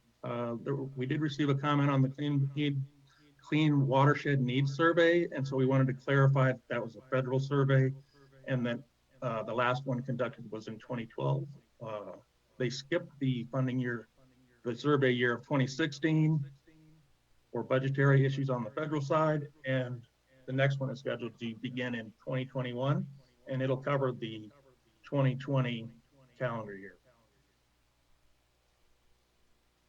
Other changes on the change sheet included the on-site wastewater treatment system policy, just a clarification on the eligibility of projects and our willingness to work with those applicants on those types of projects. Also clarifying language on the estimated loan capacity was included in the change, possible stimulus fund plans, and clarifying language to include projects that with a priority score of 13 points.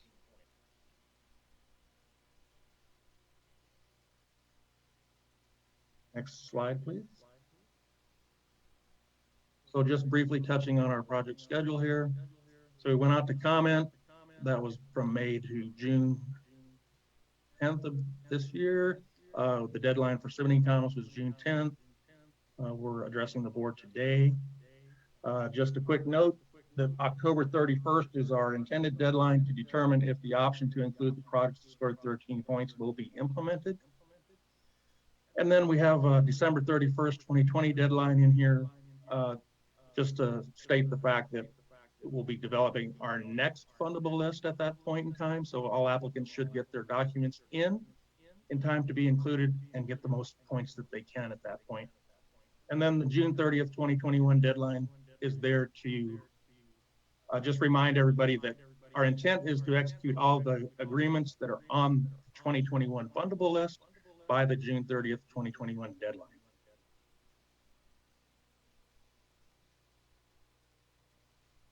Next schedule, please.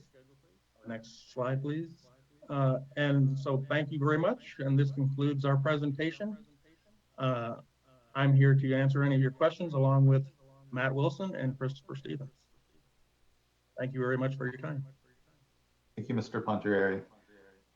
I have a couple of comments here. I'll just kind of start off. I know ultimately it is a balancing act that we're, as always, called to do here on what is reasonable, what can be expected, or what we can do. You know, I'm sensitive to, well, one, again, the change in the contractor and what it means for the sustainable, funding level. That's less in play this year because it is the backlog at this point that we're trying to clear through. And so, but it's still there as sort of, a consideration for the board before us. I can see where the just adding 5 projects to an already large backlog is a more preferred, probably the more reasonable space. I think still, I appreciate the flexibility then and the option to still consider where we are in the fund, how we're getting dollars out, and how we're able to what we can be expected to act reasonably do within the year. I guess my question would be, if it is a matter of processing, or I don't know, but is there, I know in the slides and in the discussion and the proposal, it was determined that you wouldn't look at partial funding. You would only really look at full funding and the amounts. Do you know if we have any, and if there's any benefit, I guess is the question, to seeing if there are projects that would accept partial funding, or would consider that, and would that be any benefit as maybe some sort of further hybrid option in there, or if there's really, or if it doesn't really get to greater delivery of dollars to these really critical projects. I'm really sensitive, and I think the board is as well, has been, to the circumstances that the COVID-19 response and economic downturn, what it means, and how these tools really, these financial tools really do mean jobs. They do mean economic activity and productivity in the greatest ways, and so far as providing clean drinking water and cleaning wastewater in our watersheds. And so that all to say, I'm comfortable being a little more aggressive in that space. And again, I guess my real just specific question is it beneficial to maybe provide some partial funding to at least projects that would want to kind of take that or offer it up, and does it provide some benefit to us? Yeah, the downside of partial funding is that whether we provide 100% financing or 50% of the financing for the project, there's still the same work associated, the same due diligence that we have to go through. And so we don't benefit on the workload side. Yes, there's less of an outlay of dollars from the SRF program, and maybe we could lay those dollars out to more projects. But if we can't actually finance the agreements for those extra projects, then we haven't really gained anything at the end of the day, unfortunately.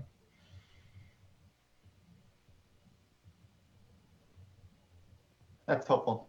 It's just kind of where my mind had gone to, insofar as if there's any better balancing, I guess, within, sort of what the realities of what we have in the program are.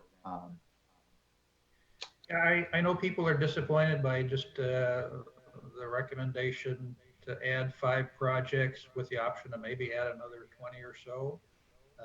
But look at it from the perspective of those that are already on the fundable list. Fiscal wasn't their fault. And so, I think the board as an organization needs to make good on that commitment to those folks. They're waiting for agreements. They've been waiting patiently. And so, yeah, it very much is a balancing act. I will, add in here that Mr. Ponterieri mentioned the roadmap there to try to work through this backlog. So we have put the roadmap together on the assumption that we will fund all of the 13s, that we will add all of those. Now, that's a tall order. It envisions about 150 agreements being executed over the next year. That would certainly be a banner year for the Clean Water SRF and its complementary funding programs. I'm not saying it's impossible, but it is definitely a tall order, probably 1.5 times what we've done at our peak in the past. And so we're definitely going to try that. So wish us luck. Well, and knowing the criticality then for the roadmap to try to hit this mark, if you will, to hit a productivity that the program has yet to see. But I think what you know is that we all as board members, and I know all of our stakeholders, are completely supportive in making sure that we try to, as best we can, get the resources to you all to actually do that work. And I know that you can't, there comes a point, particularly, and I'll just say that there is the 5% redirection that we know is out there and potential cuts, and that too has obvious impacts. And I know our stakeholders recognize that. They recognize how challenging all this time is for us, and so we're going to have to continue to work with one another, and that includes folks that and we're trying to be active and kind of, instead of waiting for the outreach. I appreciate that was part of the roadmap, actively going after these more dormant projects to see where they are and kind of again ensure that we're getting resources to those places that are going to use them and can and will most, and ensure there's not too much foot dragging. Because I mean, again, we're here to own our own bureaucratic processes, I think, and at the same time know that we need cooperation from folks and stakeholders on the outside. And so I appreciate that. Anything from fellow board members further? Yes. Hi. Yeah, I have a question. Obviously, I'm concerned, like many others are, about the funding capacity change that we're all experiencing here. And I think, I'm, for one, very open to creative ideas for how we can bridge that gap. And I know a number have been mentioned in regards to the drinking water SRF. And so I too am feeling a little ambitious here and wanting to be more aggressive. But let me ask this question first, and then I want to hear stakeholders' input and then go from there. My question is, you talk a lot about rollover as it pertains to the staff backlog workload and trying to catch up with that. Is there a similar concept as it relates to rollover of funding? For example, if we do go with scenario A, it's $303 million, it's below the sustainable loan capacity range.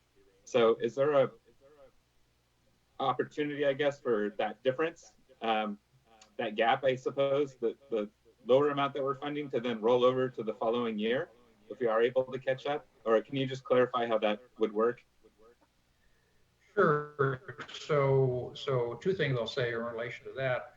As I say, we're working on the assumption that we will recommend to Leslie, the Deputy Director of DFA, that all of those 13 should be scored. And if that is true, then we would exceed the funding capacity of the program as it's currently calculated.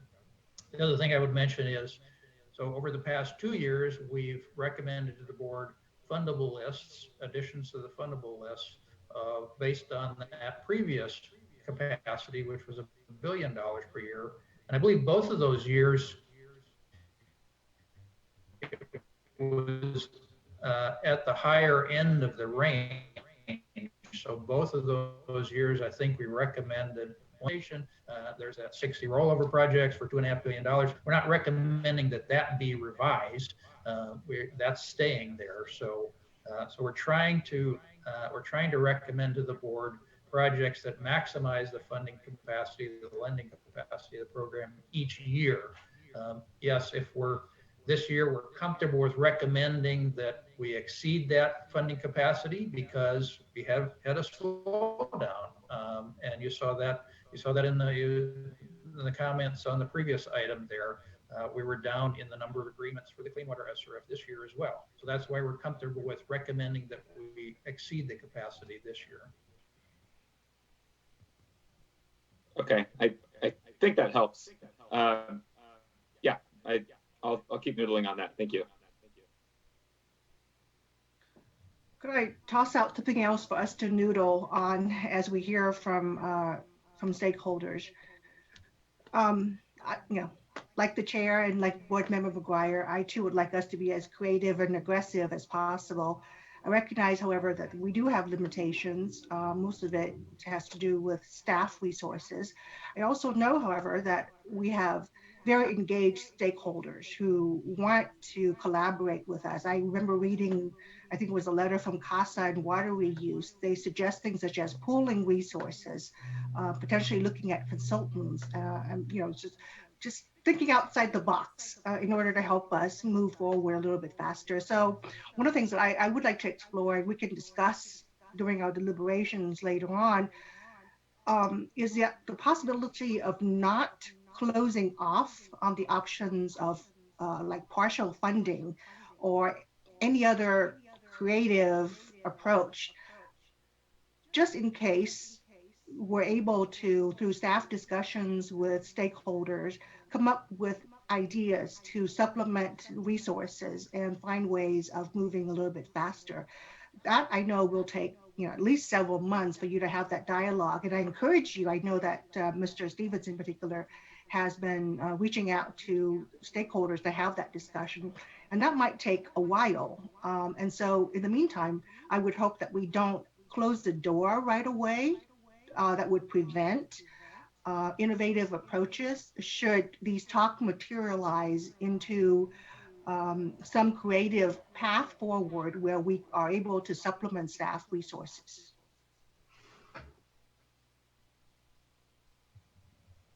Absolutely. Great. Thank you. Board Member Firestone or Diadama? Any comment before we go to our speaker cards? No, not before public comment for me, thanks. All righty. Same here. Thank you. And I agree. We have a really robust collaborative sort of space that we can better utilize, continue to sort through what are different ways of growing the capacity, lending capacity, but also the efficiencies in the program. And again, these are such critical financial tools, for project implementation, for infrastructure in the state of California, and we I think as a board are very committed to making sure that we continue to synthesize, as we do with many of our programs and policies, just the best that we can from the state, but also from our neighboring states who also are administering programs. And again, I think there we find examples of different ways, although from different agencies and different structures at the state level, creative uses of the revolving loan funds. And so we need to continue to make sure we innovate, and I appreciate that. All right, well, let's, I think, go to now our speaker cards. And great to have and see Bobby Larson from the California Association of Sanitation Agencies as our first speaker. Good to see you, Ms. Larson. Thank you, Mr. Chair. It's very nice to see you and your fellow board members. I haven't actually gone away. I've just changed roles. So it's a pleasure to be here to talk with you about the Clean Water SRF. Although it's not the way I'm used to seeing you, but it's still nice. So I want to start by thanking both Ms. Loudon and Mr. Stevens for the time that they have spent with us and the rest of the staff. They've been very generous with their time, and we've had a lot of very candid discussions. And I don't think, and I'm not speaking for them, but I don't think they're particularly excited about where we are either. But I have to tell you that the feeling that we have coming into this is one of somewhat deflation and feeling a little bit like this is not the time for us to be conservative. This isn't the time for us to be sort of cowering. And I'm not, I just think that, so I appreciate some of the board member comments feeling a little bit the same, a little bit like, maybe there's a way we could do a little bit more. And so I want to also, before I make a couple specific points, just say that I believe that at least 2 of the changes on your change sheet, change 3 and change 4, were made in response to our written comments, and we do very much appreciate that. And let me start with change 4, which is some language on this financial capacity target that we've been talking about. And while we certainly appreciate those changes because they do caveat the new financial capacity in a way that we think it needs to be caveated, we think you should not put the number in at all into this IUP for a couple of reasons. One, we've been hearing that it isn't critical to the funding list this year. It's not critical to the specific recommendation to fund scenario A plus possibly scenario B. And once that number is there, it kind of becomes the default number that then we have to try to disprove or work around. And, you know, we appreciate very much, as I think Mr. Pontuari said in his presentation, that staff feels comfortable with the assumptions.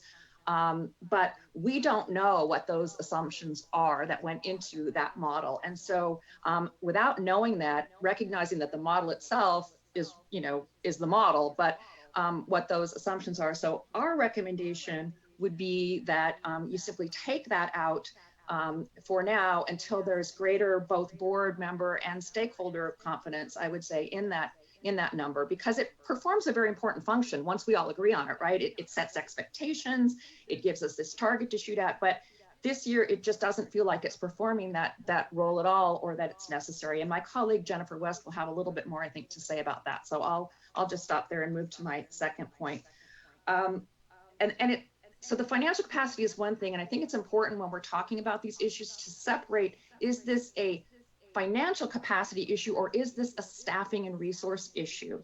And we have various recommendations, you know, that we are talking with your staff about. For example, we think that you should just bite the bullet and say we're funding scenario B. Yes, it's a little bit over this new funding target, but the staff already has a plan in place that they believe can get us there. And I just think we'll all be a lot more motivated to work on some of these streamlining activities and some of these more creative options if we have that much more ambitious target to shoot at. And I was pleased that Board Member Dodak mentioned this concept of consultants.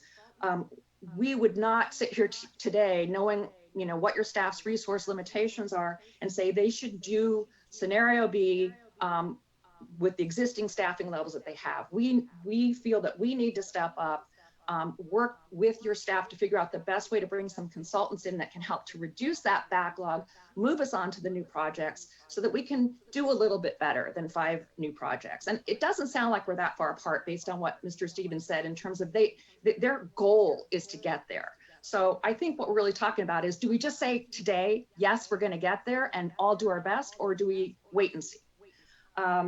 And, you know, so if it's a staffing issue, consultants can help. There are some other things we can do. And then if it's a financial capacity issue, and this kind of goes, I think, to the chair's question, I believe it was on maybe partial funding, and we would toss out something multi-year funding. So partial funding means you only get a percentage of your funding, but multi-year funding, if it's a financial capacity issue, if you have a large project, you say in this year's IUP, they're going to get 50 million. In next year's IUP, they're going to get 50 million. It's not guaranteed, obviously, because you adopt the IUP each year, but your funding plan spreads those large costs. They're not going to take that draw all in one year. So we have lots of other ideas. I don't want to take a lot of your time today, except to say that we feel like we all have the same goal. We all want to see this program be as robust and fund as many projects as we can. So I just don't want to see anything in the IUP that we see as kind of limiting that. And I think mainly it would be including that reduced funding capacity target. And if that could come out and we could continue to work our way through scenario B and some of these creative options, I think we would really have achieved something. So thank you very much. I have a follow-up question on that, actually for staff. So when I remember in talking with staff, you know, and stakeholders, there's been this idea around multi-year funding agreements. And what I heard from staff is that, you know, one of the reasons not to do that was to not bind the hands of future boards. So not try to commit future years funding now. But I'm wondering if it's just, you know, 2 years of funding rather than 1 year, or multi-year that's like a short amount of time, say 2 years, that allows us to address the, you know, this unique circumstance that we're in with drastically reduced capacity. That would that also help with workload for getting out of this backlog, because you could do you know, not having to do quite as much double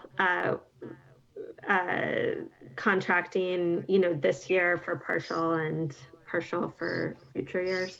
And can you sort of comment on that whole concept and what staff's thoughts are? Sure, I can address that. That would put the board in an awkward position.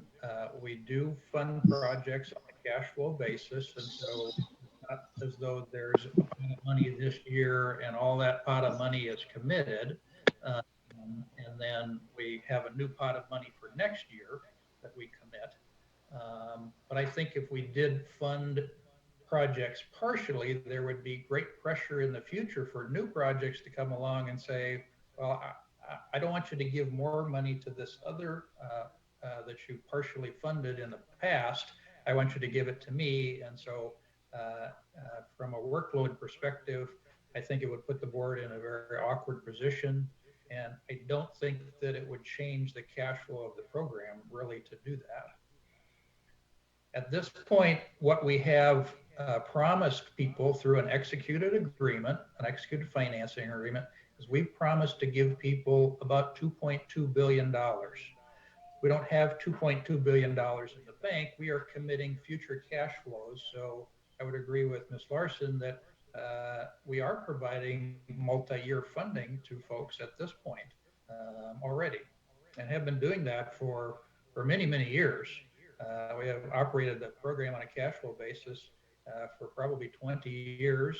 And certainly I can't say off the top of my head, you know, how long we have been overcommitted, but it's been at least 5 years and probably more like 10 years that we have overcommitted the cash flow, and we are committing future receipts into the program.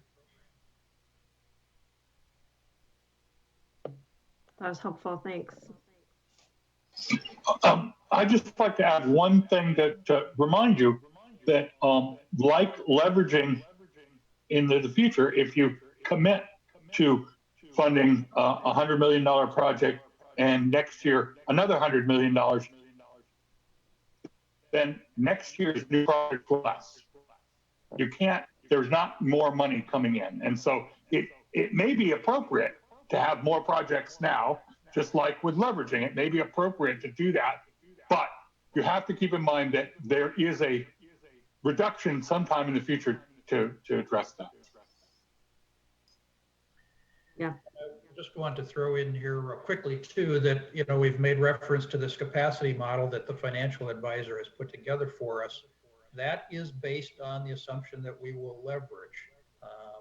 And so it envisions the limiting factor on that model was we're required to keep all of the equity in the fund. So all of the contributions that EPA gives us and that the state chips in the 20% to match the federal capitalization grants, all of that equity has to stay in the program at the end of the day. We cannot use that equity to go borrow funds in the bond market.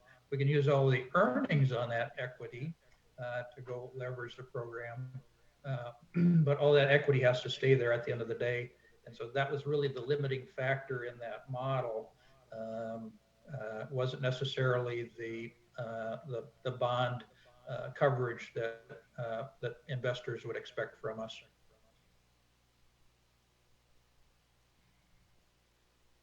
I'm sorry, I'm a little confused. So perhaps Mr. Stevens can help me understand better. If we are already funding on a multi-year basis, how is that different than partial funding that Ms. Larson and others are proposing?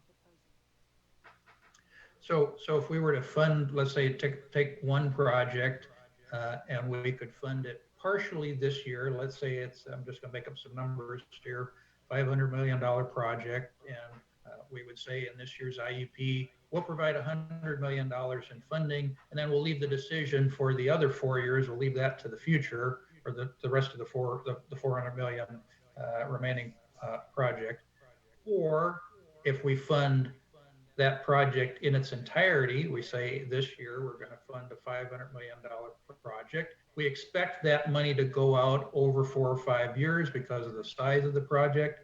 My concern would be, okay, I've promised $100 million to that one project. Next year, another project is going to come to us and say, I don't want you to give that $400 million to that project. I want you to give it to me. And I think that that would put the board in an awkward position.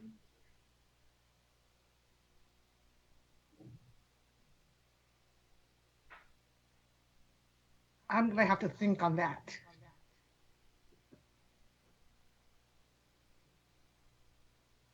Okay, well, thank you. I think there's, as the board member indicated, some room for further thought there. And thank you, Ms. Larson. We'll move to our next public speaker, and we have Jennifer West from the Water Reuse California. Hello, can you hear me? We can. Great. Good to have you join us. Thank you very much, and good afternoon, SWRCB and board members. I'm very glad Bobby went first because I want to second most of her comments. I'm just going to add a few details here. First, obviously, we're extremely, just want to start by emphasizing the importance of this program and the Clean Water SRF to furthering water recycling in California. It is our most important program we have.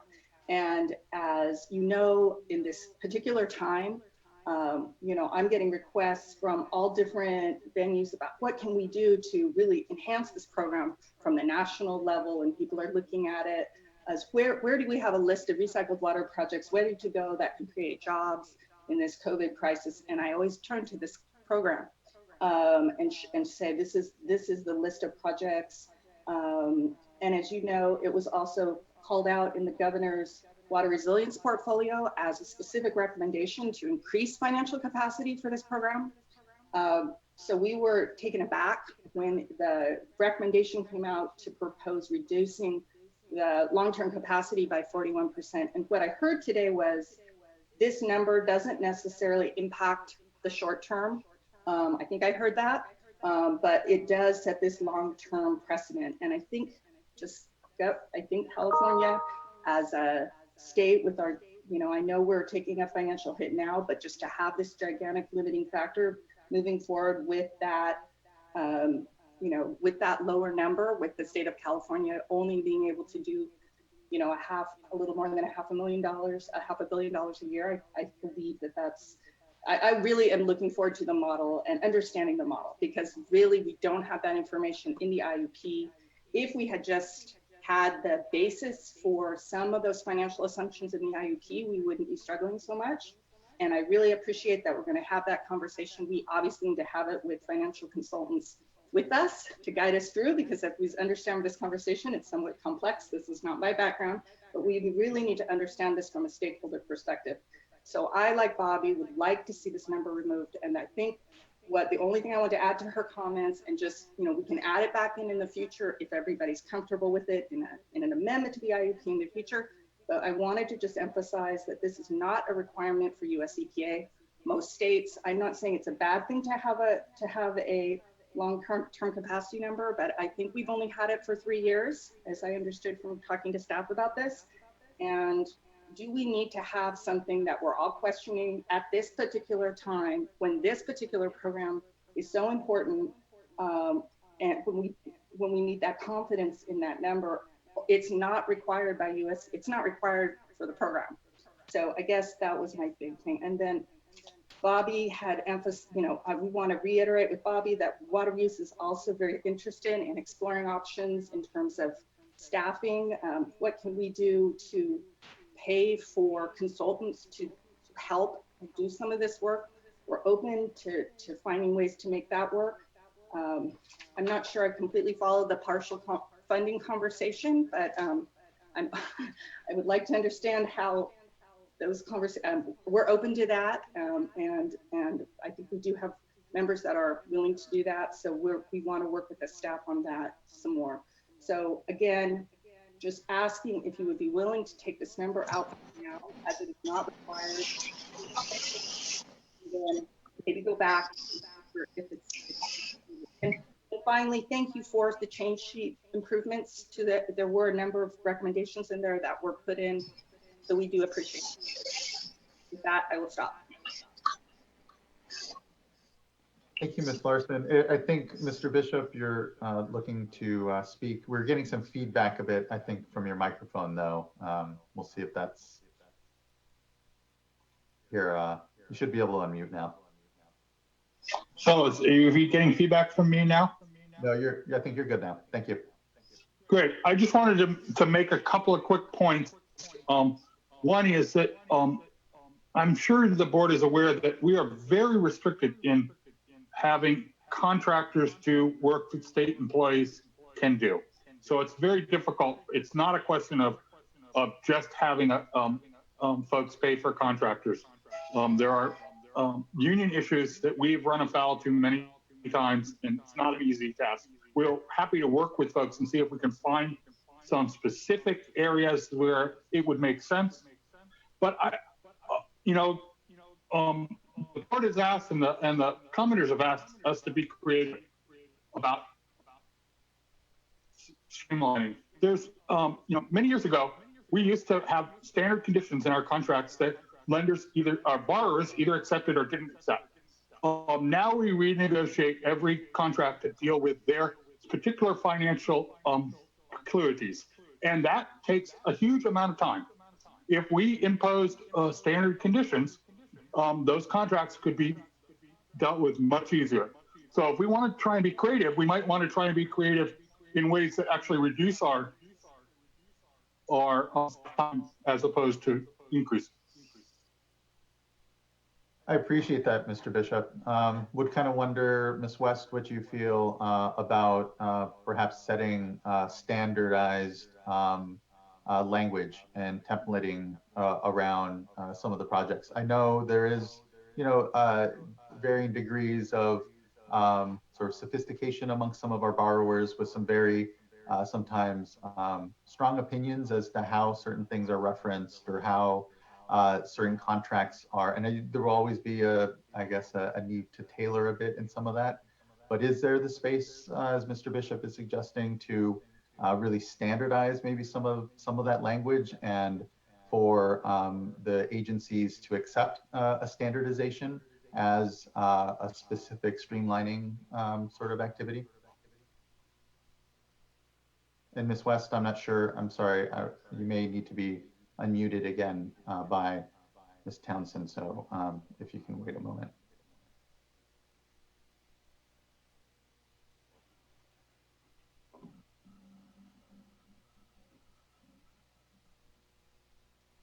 Or Ms. Larson, even if we don't have.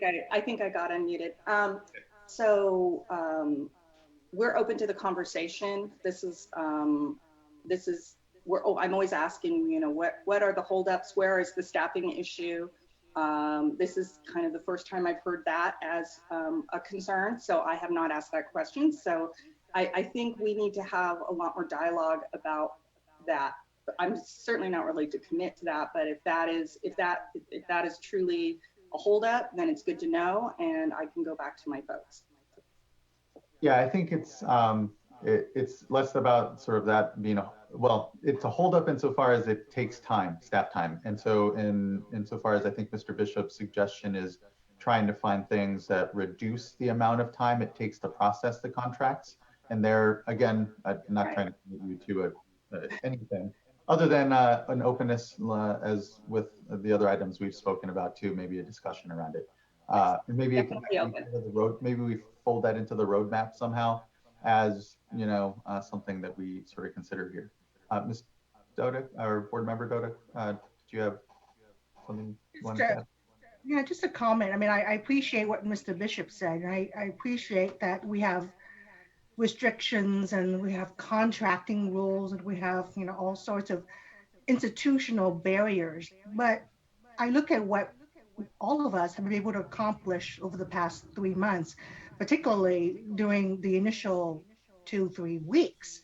And so I think we are facing a different world now than we were earlier this year.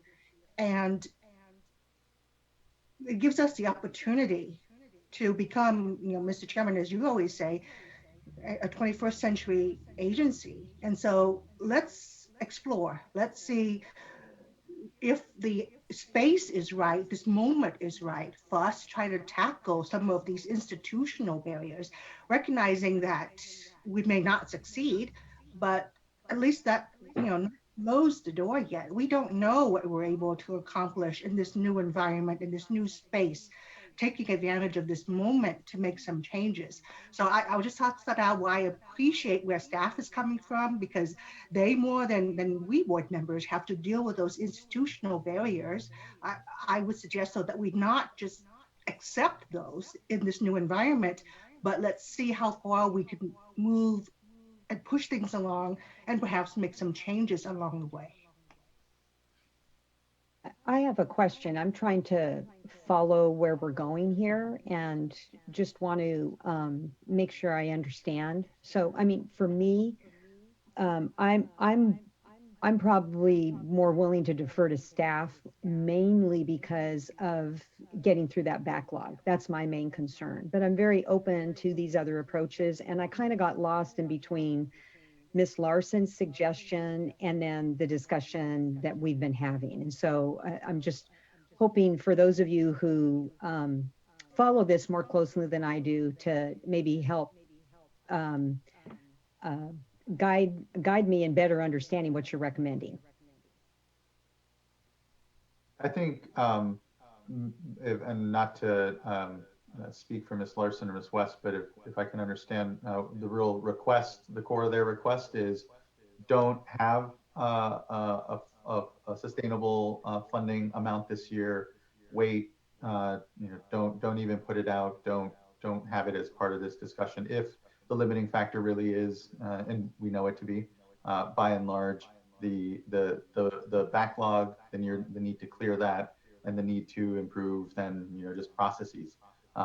And that our decision point here is to go with the staff recommendation of this hybrid proposal between option A and B, if you will. If you just look at the number 13, the score of 13 and 14 as a cutoff.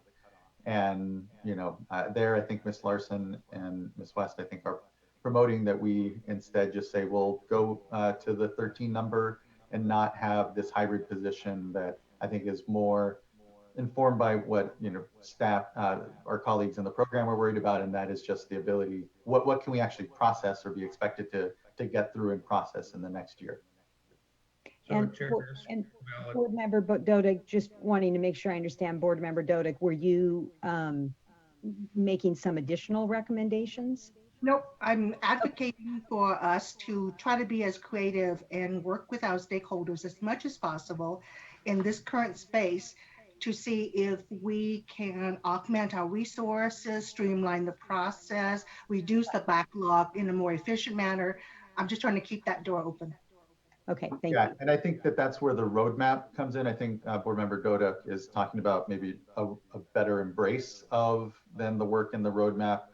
Unless I'm hearing, Board Member, that you'd like to consider either not going with staff recommendation and just going with the 13 cutoff on the evaluation of the projects, which again is that 26 projects, nearly $1 billion in committing and funding, and I guess it's the difference of that's what we know we want to shoot for, and I think staff is committing to that in the roadmap. And again, the distinction I think that was being advocated for a moment ago is to just embrace it all and just say we're going to do that. And I can see where it's being ambitious in the moment here is perhaps called for. I can also see where I don't want communities and everyone to depend upon that and say, well, look, the board said they're going to do this, and if we do fall short, find ourselves with that sort of backlash at that moment as opposed to the over exuberance now. So I don't know. I find myself we have more commenters, so we can we have more space. Could I say something on behalf of staff, which is I really appreciate all the board members' comments and Board Member Dodick and all of you telling us to seize the moment and talking about how we have been able to do things differently this past few months. But part of that has been with specific loosening through the executive order process and otherwise, which I'm not sure has really filtered down to the contract level. And so I just want to caution, I have every faith that that the Division of Financial Assistance can and will be creative about that. But I also say I would like to just make sure that some of these measures are in place to protect the public fisc, these public dollars that are, you know, tens and hundreds of millions of them that are going out. So I think there is there's always room to improve with streamlining, but at some point, you know, we'll also be subject to criticism if we put out hundreds of millions of dollars and, you know, later down the pike, it hasn't been spent well. And then I just need to underscore something that Chair Escobar said, which is there's been a 5% reduction of redirection of staff for COVID tracing, which is also a really important public health function.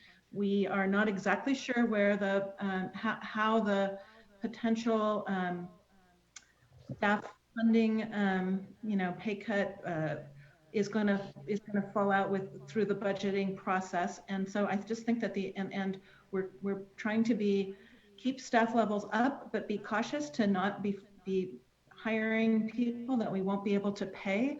And so we are, you know, at a not great moment where there is a lot of demand and we really want to get rid of the backlog and we want to spend as much as we can, but our staffing resources are at a low level. And while we'll go back and try to work with you know, the budget process and everybody else to make sure we can get as many resources out there so it doesn't become an issue, to the extent that staffing has been a resource constraint in the past, it's going to be worse this next year. So I don't really want us to underestimate that impact. So within those constraints, I mean, I see a commitment to do whatever we can to move things more quickly and to at this moment of need, get as much money out as possible. I know that DFA prides itself on getting its money out responsibly and quickly, and nobody wants to see that happen more than Leslie and her crew. And I'd just like to add, if I could, that we are committed to working with our stakeholders. We've been meeting with them and talking about these ideas about, you know, where we might be able to use consultants. We have a meeting scheduled for next week. So it's definitely something that we're looking at. And as Mr. Stevens mentioned, we've done a number of things to streamline, and we sort of have to let the process go to see how well we're doing on those things. You know, we just amended the policy in December. And so we've got a lot of things in play that we think that we're going to be able to make the progress. It's just, I feel like the last 2 years we overpromised and underdelivered. So I'm really hesitant to overpromise another year versus give us a little bit of time to catch up and make sure that we think that we're getting where we need to be and that we can do some of these things our stakeholders have suggested and that we are definitely open to if they're going to work out. We've talked about some pilot projects with them to test out some different methods and things like that, but we're just not there yet at this point. So, but we are committed to working with them and looking at all of our processes and seeing where we can do them more efficiently. And this is Ann Hudson from the office. Add one technical point here. So yes, Ms. West is correct that EPA doesn't require an annual funding target in the IUP. But the board did, in its debt management policy, talk about an annual funding target in order to preserve the sustainability of the fund. So yeah, we should bear that in mind as well. Thanks. That was going to be my question. So I appreciate that information. Thank you.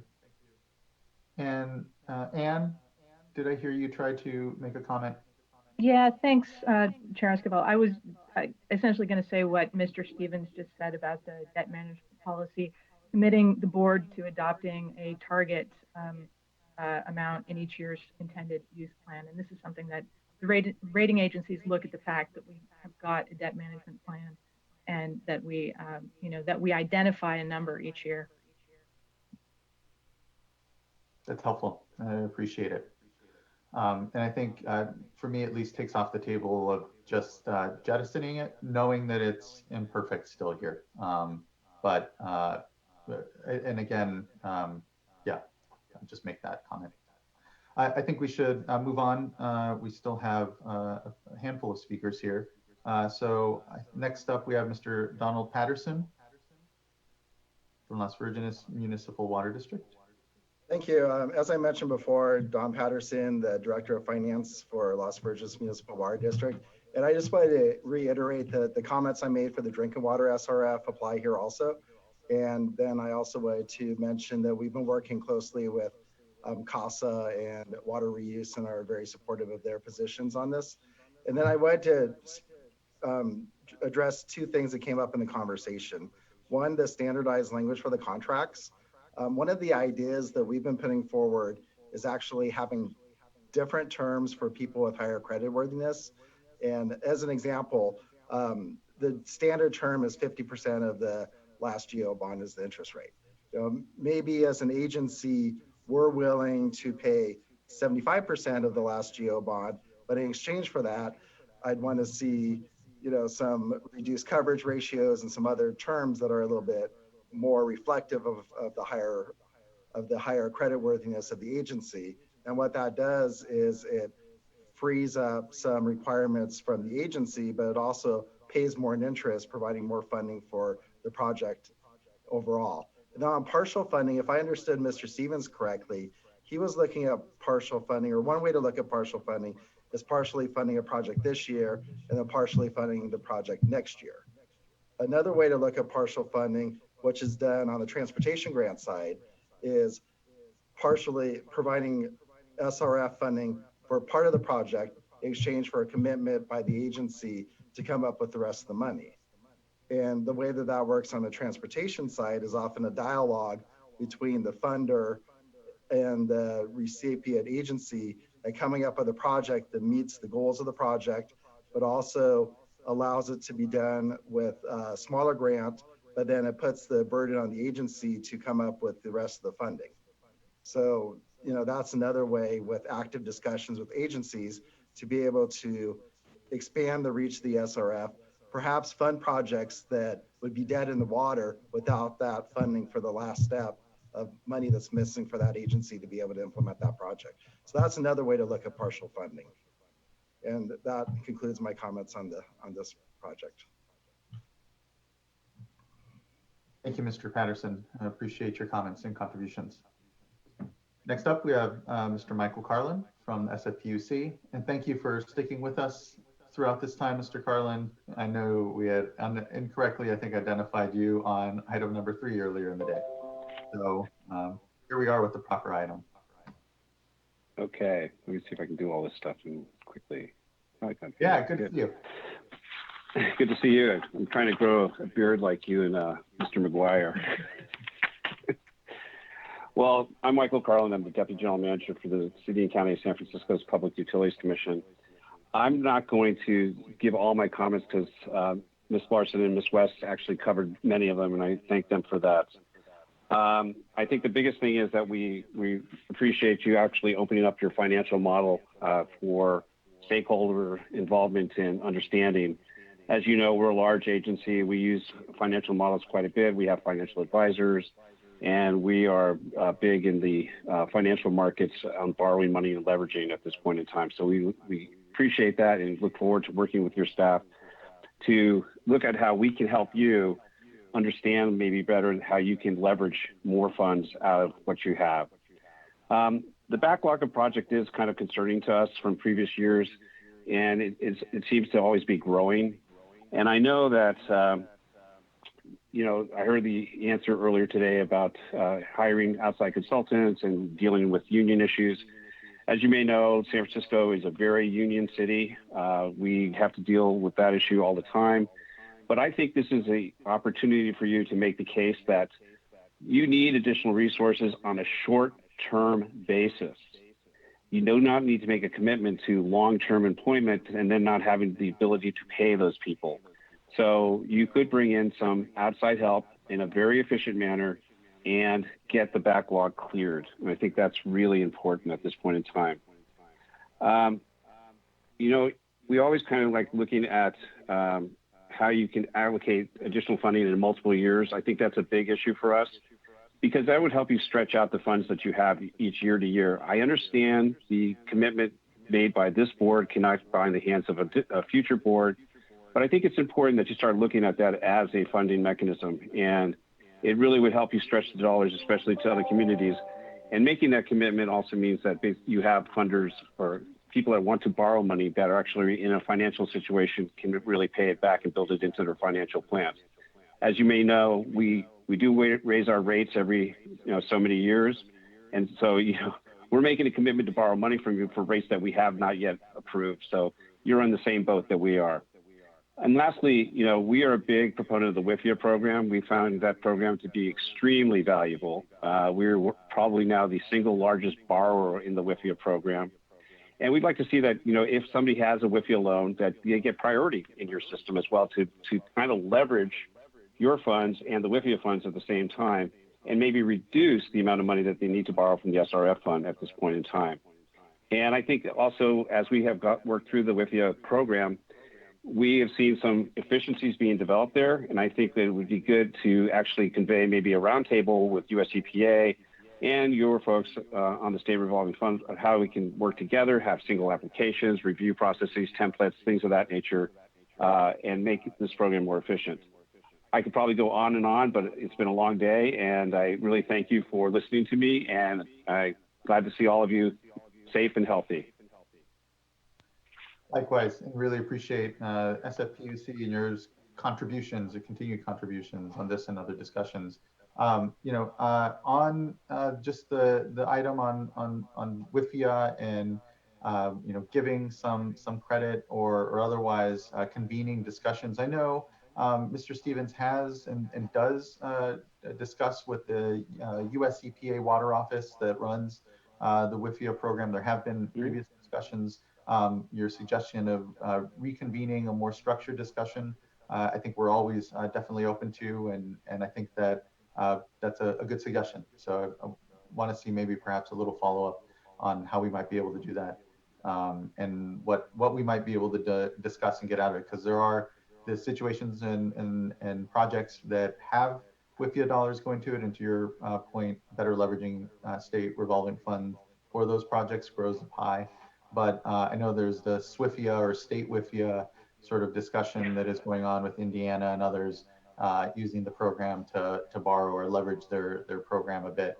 And I know there's, staff have been discussing that too. And so maybe bringing that to a head amongst some other ideas.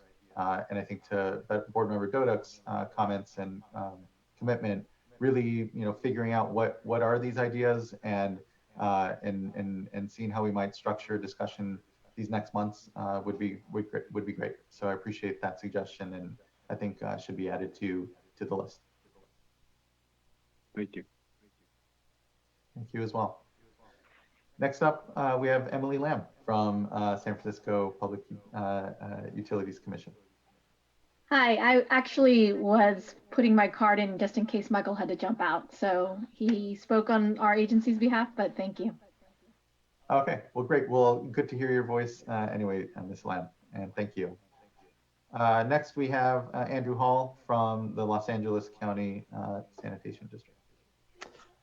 Well, thanks. Good afternoon, Chair Esquivel and members of the board. Appreciate your time today. My name is Andrew Hall. I'm the head of budget and finance at the Sanitation Districts of Los Angeles County, and I recognize that I think I'm the last public speaker before you get to go home, hopefully, or I guess you're already home, but get to end your meeting today.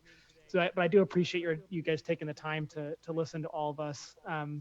The Sanitation Districts has a long history of participating in the SRF program and its predecessors. We actually have more than 40 outstanding agreements. We're we recently completed 2 agreements. We're working on a number of agreements as well. And so we do appreciate the work that DFA staff has done to make sure that this funding is available, as well as making sure that we're protecting the public health and the environment. They do a lot of work on that and deserve to be recognized for it. Ms. Sobek did allude to this, but I did want to point out that over the last 5 years, there has been a significant reduction in staff. The 2015-2016 IUP had about 54 staff members working on it. We're down about 10 from there. And I think that is a significant point to recognize. And one of the reasons why we are recommending, along with others, the use of consultants to be able to help with the backlog of this short time. I think Mr. Stevens and others at the board have done a lot to be able to streamline the process and be able to put more work out.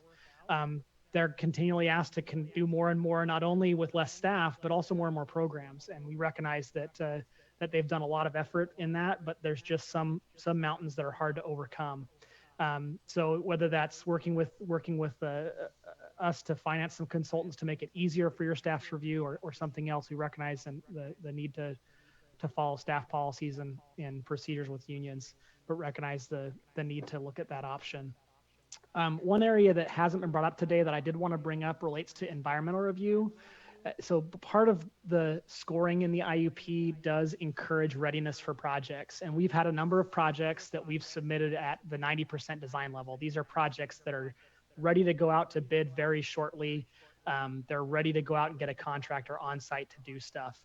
And the challenge is that as we submit our projects in December for scoring, we're about ready to go out to bid by the time the IUP comes out. And when an IUP comes out with a fundable list, now this is the time when the state board starts looking at our environmental projects. And it has caused delays. We've actually had 4 projects in the last 2 years that we've had to delay either a contractor that we've already had on site and said you can't start work until the environmental is done, or whether we've delayed going out to bid for these projects because of it. So it really stops these projects that really are ready to go. We recognize that staff can't evaluate every project that comes through the state clearinghouse, but we do think that there are ways that they can get on earlier in that process. We did do some workshops last year to try to get that earlier in the process, but we still continue to have some issues. So do recommend that there be potentially a process. One item that we recommend is that really the state board staff start that environmental review much earlier in the process for those that have a high initial scoring even before the IUP has come out, because that may help some of these projects. There was an item with legal review that was noted. I do want to bring up, we have had a number of experience with that. We've talked about using past agreements for the basis for future agreements. Like I mentioned, we have over 40 agreements. These agreements have parameters that disagree within the agreements. They have a number of items that even would make one state loan be more attractive than another state loan and be able to pay back differently if we had a default. So it is very challenging. I think the standard terms change every year. We've actually worked over 6 months with a current agreement that we just barely finished with your legal staff to try to get something done that would both facilitate our bond counsel to be able to say we can move forward with this and not. So it is a very challenging thing, and we do appreciate staff working on that. It is hard, but I don't think a standard agreement I think that would really make more borrowers not come to the program because they couldn't fulfill their other agreements. So others have already noted stuff about the significant drop in annual sustainable funding capacity, so I won't bring that up, but just want to appreciate staff's willingness to work with us on looking at analysis and be able to meet with them and the financial advisor to see if there's ways that we can come up with increasing that or what the best process going forward is. So I appreciate your time, and thanks for everything.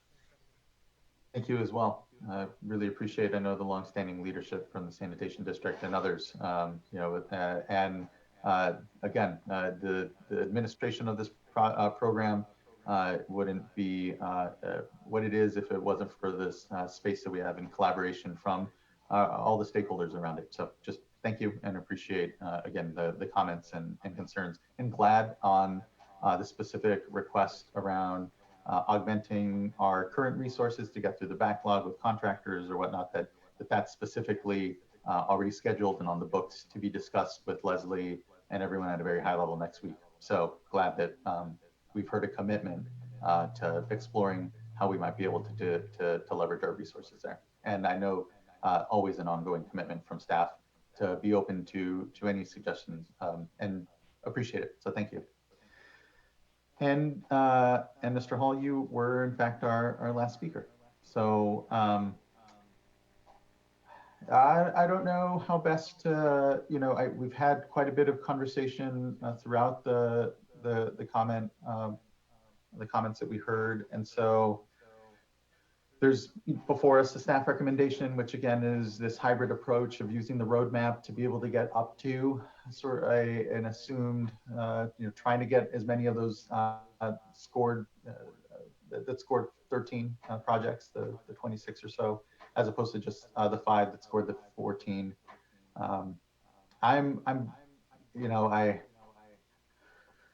I think I find that although I know we want to be very ambitious, I certainly see the need as Board Member Doda identified for us to be a 21st century regulatory agency and really embracing the moment and what I know is a critical need given the economic downturn for these programs where, in the municipal bond market, there aren't the capital. It is tightening up and it is making more, even more important the program.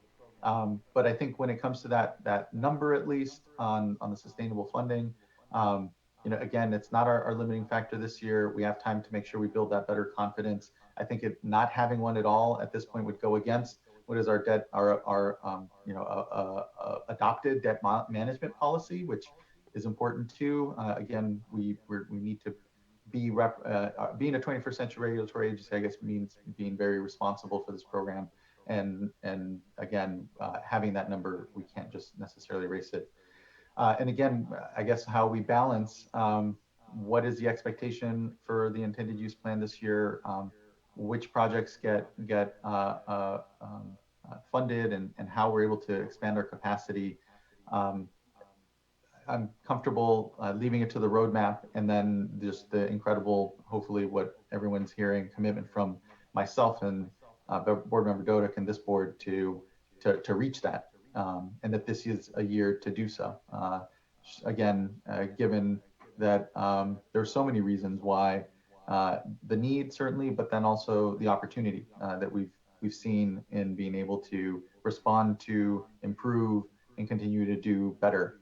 But echoing again, Director Sobek's, Executive Director Sobek's comments, there comes a point though where the obviousness of what we can actually do or what we have the resources for, the manpower, the individuals. I appreciate the acknowledgement that we're down staff already in the program, is important to be realistic with and not overpromise, given that again we have been overpromising a bit. And so all that being said, I am comfortable with the staff recommendation, but it's not just my opinion here. So open to our continued discussion around if there's better balancing to do in there. Again, I want to see more of an explanation, and I think we're going to be having more of a discussion around what multi-year funding agreements might look like, how far you might responsibly bind a board, 2 years, 3, whatever, and get a better understanding if there is benefit ultimately to just the way the program operates there. And I think it's a longer term discussion than what we're going to necessarily decide now, but maybe there's some way to provide some direction as we adopt the resolution that kind of guides some of that. And I'll leave it to further thought. I appreciate that, Chair Esquivel, because there's a lot of good discussion here today, and I hate to kill the momentum and the interest in ongoing shared information and the incredible offer that we've received from stakeholders regarding consultants. But again, getting back to what I said earlier, I feel strongly about reducing that backlog. And also being realistic. And so, but looking for a way to thread the needle with some of the comments that Board Member Dodick made. And I just want to hear from you, Board Member Dodick, but thinking in terms of incorporation, either in the resolution or just direction to staff to continue those discussions. And then of course, another tool that we have is coming back to the board, maybe to keep the momentum and showing our interest, having a report back maybe mid-year. So just open to suggestions on that. Thank you. Actually, that's what I was thinking about as well. I think I too appreciate the discussion today.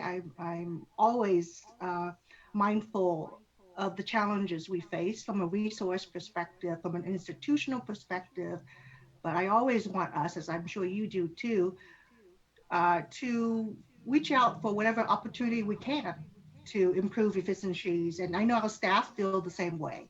So given the spirit of the discussion that we've had today, the engagement with stakeholders, as well as just the tremendous collaboration that staff has already established with them, I too would support the hybrid approach, the roadmap that was offered by staff.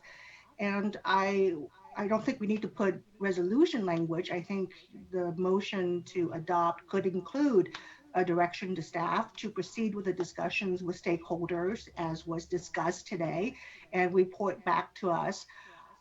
I don't think I want to wait 6 months, but perhaps an initial report back in the executive director's report within 3 months on what the progress is, any proposals for next step, and especially if there is going to be some movement around consultants. And again, I don't even know how possible that would be, but I would like to have staff have a very robust dialogue with stakeholders and push as far as possible in this space to see where we can go with that. And so I would recommend, I'll make the motion of adoption which is with the change sheets and a direction to staff to report back to the board. It could be a board item, but it could also be a report in the executive director's report on the status of discussions with stakeholders and any proposals to move forward in terms of augmenting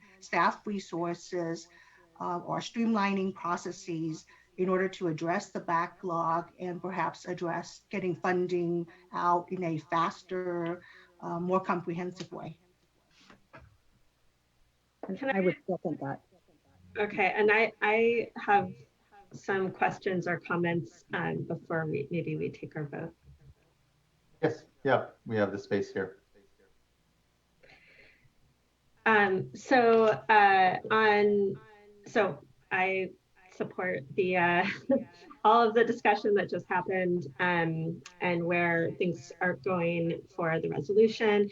I just had a couple issues that were brought up in comment letters, but weren't, there weren't commenters specifically on, and we didn't fully flesh out in the staff presentation. So in particular, I think on the clean water SRF, because we don't, with the drinking water SRF, we have this brand new SAFER program, which is, really pulling from all the existing programs and developing performance measures and strategies and laying out a lot of transparency around how we're leveraging different funds. I fully support the priority to the top priority being get through the backlog. I think that's absolutely correct. And I think that should be our top priority.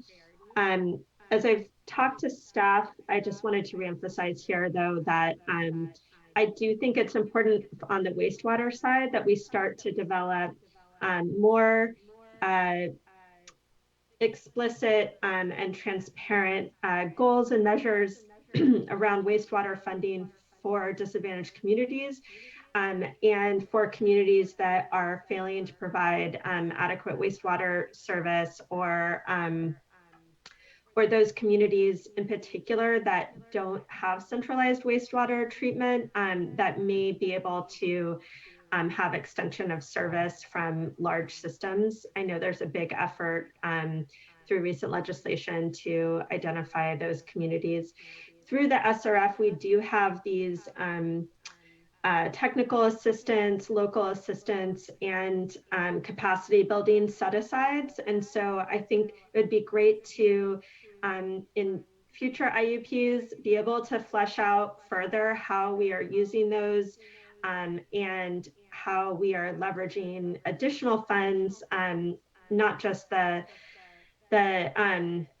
SRF principal forgiveness, but also the Prop 1 groundwater treatment for systems that need upgrades on treatment or septic to sewer, as well as the small community grant fund that's funded through a fee in lieu of interest.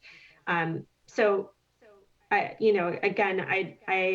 lastly, related to that is on the drinking water side, we've started to develop this improved transparency and data visualization tools where we've pulled together our violations data on the drinking water side and our Division of Financial Assistance work. And so I look forward to learning from that effort and to do similar work with the data limitations we have on the water quality side to pull together and match that up so that folks can see where we're able to, where we are in relation to moving projects forward on the financial assistance side related to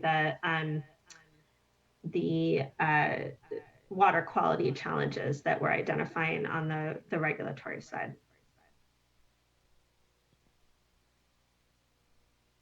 So,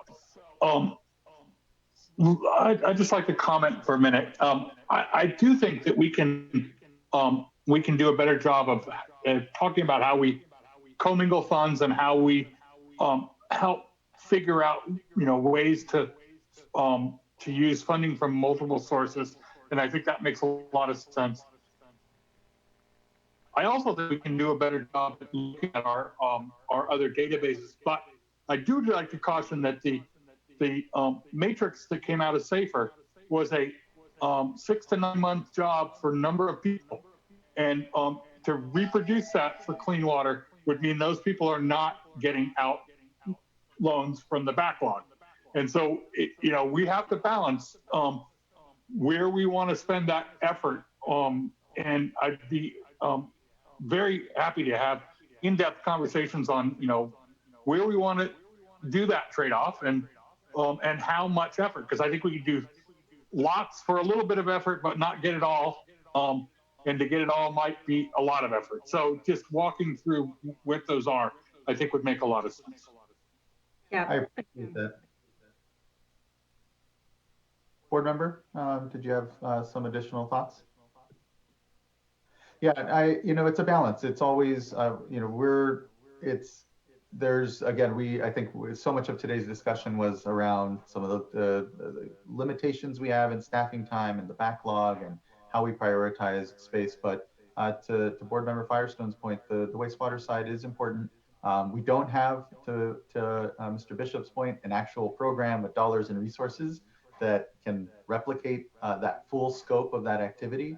And I don't think we're necessarily, the board member is looking for that, but maybe there's some space there, recognizing that there's, though, probably very little, there's not a lot of extra capacity there. And so we're gonna have to be strategic on what those actual activities or opportunities are. But at least I did appreciate that staff, Mr. Stevens, and staff generally were responsive and did make sure to highlight the OTS policy, the on-site wastewater treatment system policy in the IUP to better flag that there are these programs out there that counties, agencies can access that help bridge that gap for implementation of septic to sewer conversions and getting resources to households where we know, particularly in disadvantaged communities, that connection from the street to their property is the responsibility of the property owner, and oftentimes not affordable, absent some sort of assistance. And so, again, I appreciate the board member Firestone's comments. I think there is space there, and Mr. Bishop's caution, rightfully so, that there's only so much that we have the staffing for, but again, I think there's a space there nonetheless. So I appreciate that. Okay, I think we have a second. If I could add. Yeah, Mr. Board Member McGuire, please. May I make a comment, Chair? So fantastic discussion. Thank you all for the great discussion today about where we can go with the Clean Water SRF program. I am really inspired and encouraged by what I heard.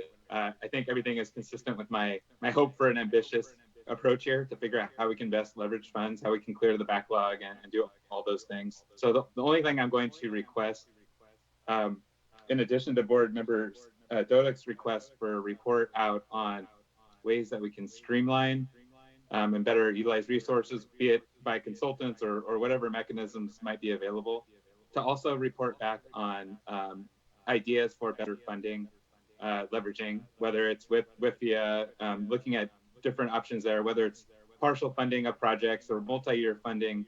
If you could also just come back, and not to say that everything will be worked out, but at least give us an update, how, a progress report on how are your discussions with stakeholders going, and how are these ideas kind of germinating, and where do you think we can go?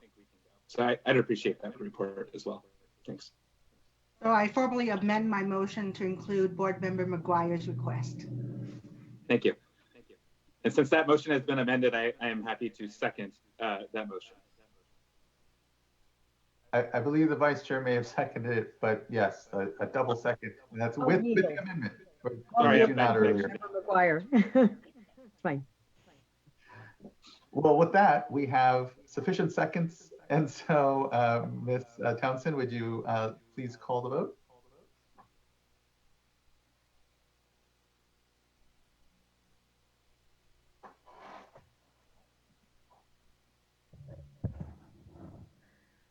Okay, so Board Member Dodek. Aye. Board Member McGuire.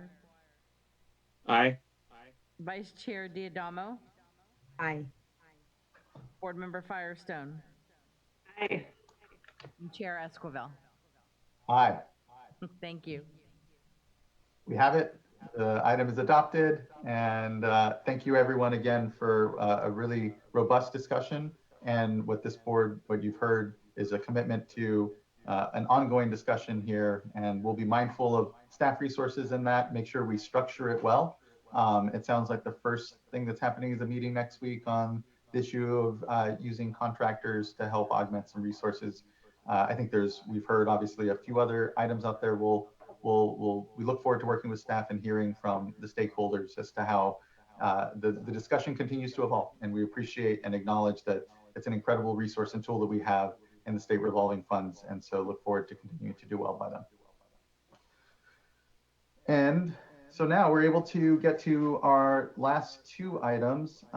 We have board member reports and the executive director's report. I actually am going to go ahead and just flip those two and say, let's, if you don't mind, Ms. Sobek, and if everyone agrees and is okay with it, we'll have the executive director's report, and then we'll finish off with board member reports. That's fine. I don't have anything. I submitted the report, and I don't have anything specific to highlight unless you all have any questions. I think we've been doing a little bit better in getting these out a little bit farther ahead of your meetings. It's not always perfect, but we are trying to do better. I had a couple things I wanted to just highlight from them, and I do appreciate the reports and the work that goes into reports. It's a really valuable place to get updates, more detailed updates on things that we're not covering in board meetings. So one thing I wanted to highlight is just recognizing that I thought it was very helpful to see the breakout of drinking water enforcement actions just within May. It looked like 100 enforcement actions. And I wanted to share with the board just some of the thoughts I've shared with staff around enforcement with drinking water, because I think that, we're all looking at how to evolve our safer program. And to me, that includes, and I know to staff as well, that includes looking at our enforcement strategies to complement both the funding and assistance that is there. Certainly I think that what enforcement does within the drinking water program is around protecting consumer health and public health. And so making sure that we continue to accelerate the timeline to get back into compliance is really important. I just asked staff to look at, and I know they, even before I asked this, they were working on a white paper around looking at enforcement strategies. In particular, I wanted to highlight one is just what is the reflection on our current practices and strategies around kind of recalcitrant systems that continue to show up on the enforcement list or be unable to comply, have multiple violations, that sort of thing, and reflect, what maybe improved strategy may be for us as the state board to take within this context, and to complement the implementation tools we have around mandatory consolidations, administrators, and other enforcement actions that, where we could have progressive enforcement. Also looked, was interested to know, and I think staff have already been looking at, just how to continue to work on integration of the drinking water program and water quality enforcement in terms of source water protection. So I think, that's just an ongoing effort that we are looking at as a board around, further integrating the Division of Drinking Water within the full board context. And I think part of the benefit of bringing the drinking water program over was being able to look from source to tap and that full picture. And so just, I think helping to clarify how we're doing that in terms of drinking water threats or existing impairments from especially anthropogenic sources to drinking water supplies, how we are linking that to look at water quality enforcement actions or other water quality protection actions. So I think, just looking to hear from staff what they're doing and options to continue to improve around that. And then lastly, just within the enforcement context was just asking Division of Financial Assistance to help flesh out how they are looking at preventing fraud, waste, and abuse as they're, pressing the gas pedal and have a lot of pressure on them to get money out, which I think we all want them to, and they've been really prioritizing, is just, I know they're also very cognizant of the need to balance that with protections against waste, fraud, and abuse, and protect the limited sources that we do have. And so really that was more of a informational request around how they're currently doing that and what if there's additional practices they're planning to implement. So I wanted to just share that and sort of flag the number of enforcement actions we're taking just within the Division of Drinking Water in a short time period. I don't know, is there, it wasn't really a question, it was more of a comment, but is there anything that that you wanted to add? I just think, thank you for your input. I think this is an area that we've been wanting to take a look at for a long time. I do think it is important to recognize that there is some enforcement, or a lot of enforcement, but again, I do think it's consistent with whatever the long-term solutions are and how to get them done sooner rather than later, and clearly enforcement will be a part of it. I do think that this is, one of a gazillion areas that we are trying to thread that needle on, revisiting policy versus actually getting projects out, getting contracts out, getting clean water, new, clean, safe water coming through TAPs, and so there's a limit to how many of the policy issues we can take on at one time. We're trying to do as many as we can, and we're trying to come up with some timelines for giving you guys reasonable expectations about when we can dive in depth in particular areas. So this is on the list, as are many other priorities, and we have some of the same resource impediments, but it is a brand new program, and there's in some ways I just think that there's just more of these challenges where I feel like we're checking through them as quickly as we can, but you know, this is another good one for us to keep on the list and to make incremental progress on. Thanks. I have two other things, unless other board members had something on that in particular.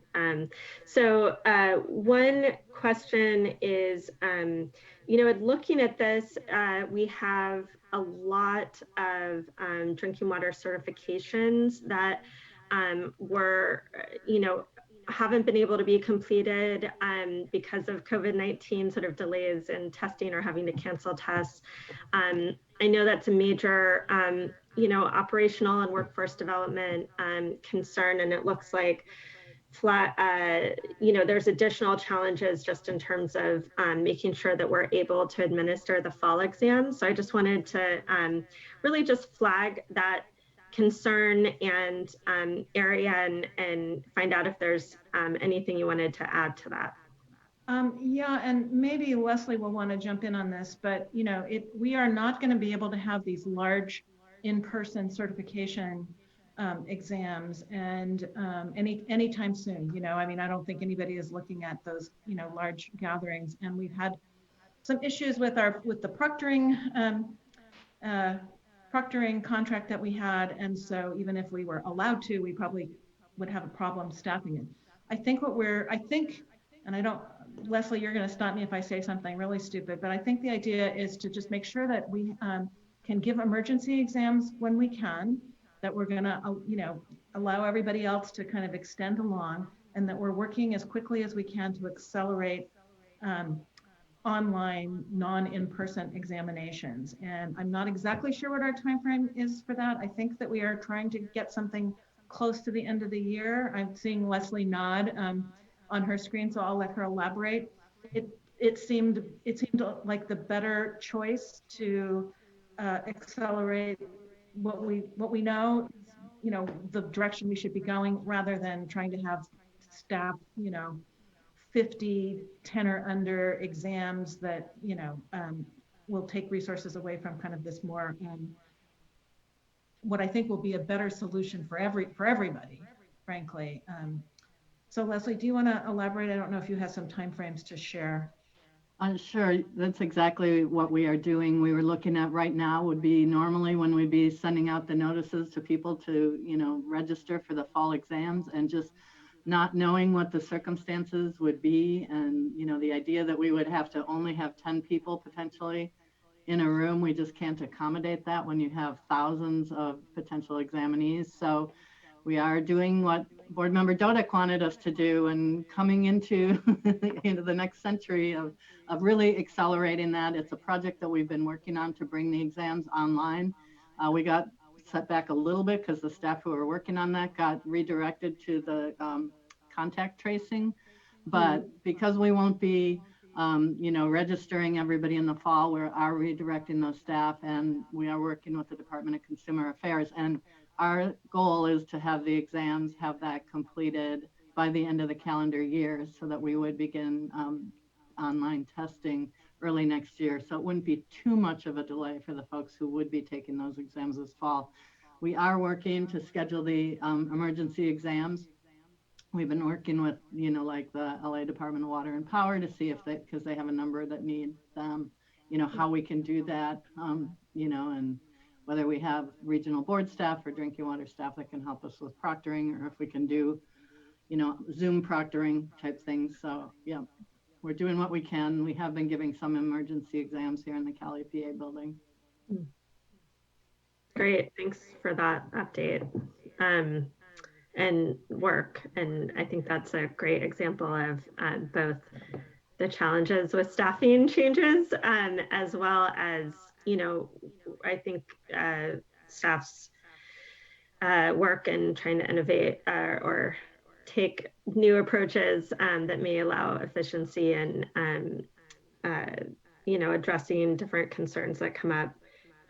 So just my last question, and then I have more with our board report, but board member reports, but on the executive officer report is just, I think we've talked, I know I've talked with you, Eileen, about just being able to maybe check in quarterly or at least 6 months. I think we're almost due for a 6 months check-in on the priorities discussion. And so I think to a lot of the points that were made today, there's a lot of impact over the past few months on staff and how we do things. And so, I think we're cognizant of that there's an impact in terms of our work and also the priorities that we laid out as a board. And it'd be great to make sure that's coming up soon. And maybe think about how highlights of that, in addition to sort of agendized item, just if there's a way to provide some kind of regular update on maybe within the executive director's report on things as appropriate. I don't know how much that makes sense, but just wanted to flag that. So, so I've been having some discussions with the chair about how best to structure that. And, there is a lot that's changed in the last 6 months. And it's actually surprising, I think, how many of our priorities have not slipped. So I'll be having discussions with the chair and with board members about how best to structure that. I think that what we're not going to be able to do is go through every single item and, give kind of a super detailed update. I think we'll try to figure out a way to identify things that are either high priority items and whether they are on track or off track, and then look for items that we think perhaps merit a reprioritization, either higher or lower in the chain. I think that any year that's going to happen, that things that weren't your priority in January become your priority in July. I think this year is one of those years where things might have changed more. And so going through each and every item will be difficult, but yes, that is on our list to work through and figure out the best way to present that, because of all the there's always budget uncertainties until we get to this time of year, and this year as many or more than ever. So I think this is it's a good time, but I also think that there's a little bit less staffing time to go through each and every, do an update, which is what we were hoping we would do on each and every item in that plan. I think the presumption would be things are on track unless we're talking about them and they're going to be off track. But yes, excellent point, and I think I've tried to note it to most of the board members and have a discussion with Chair Escobar about how to bring that to you all sometime this summer. Thanks. Thank you. Anything further, board member, on the executive director's report? Any other board members on the executive director's report? Not on the executive director's report, but I just wanted to, I may be out of place, but I just wanted to share that there is a protest happening downtown. Yeah, AV is clearing out at 4 o'clock, so we should really try to wrap up.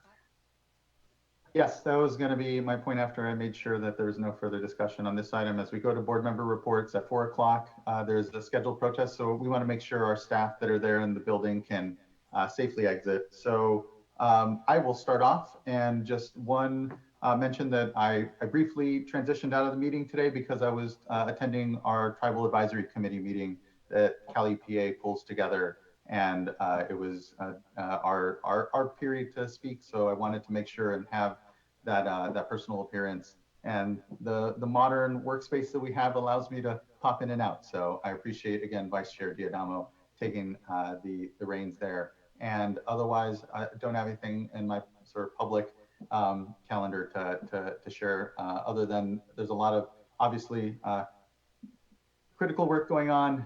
It's certainly a busy time for us, but just thank you everyone for today and their time. And leave it to any other board members for reports. I don't have anything to report today. Same as you, been really busy over these last couple of weeks, and I feel like it's been a lot longer than 2 weeks since we've had our last board meeting. But all that being said, I have really nothing to report in terms of public meetings. So thank you. So quickly for me, I was able to attend 2 regional board meetings. The Central Valley Regional Board had a strategic planning discussion where the issue of staff resources and the impact of this current situation is going to be driving their discussion of priorities, which I thought was very timely. And then the San Francisco Bay Regional Board did something that I thought was also very interesting. They had a lessons learned discussion on the implementation of their municipal regional stormwater NPDES permit. And it's something that we should be doing, really. They adopted a permit. They're on the cusp of having of going back and doing a reissuance. So they pulled in stakeholders, they pulled in their various participants, and devoted an entire agenda item to what have been the lessons learned. It was very informative, and I think it's an approach that we should keep in mind as well.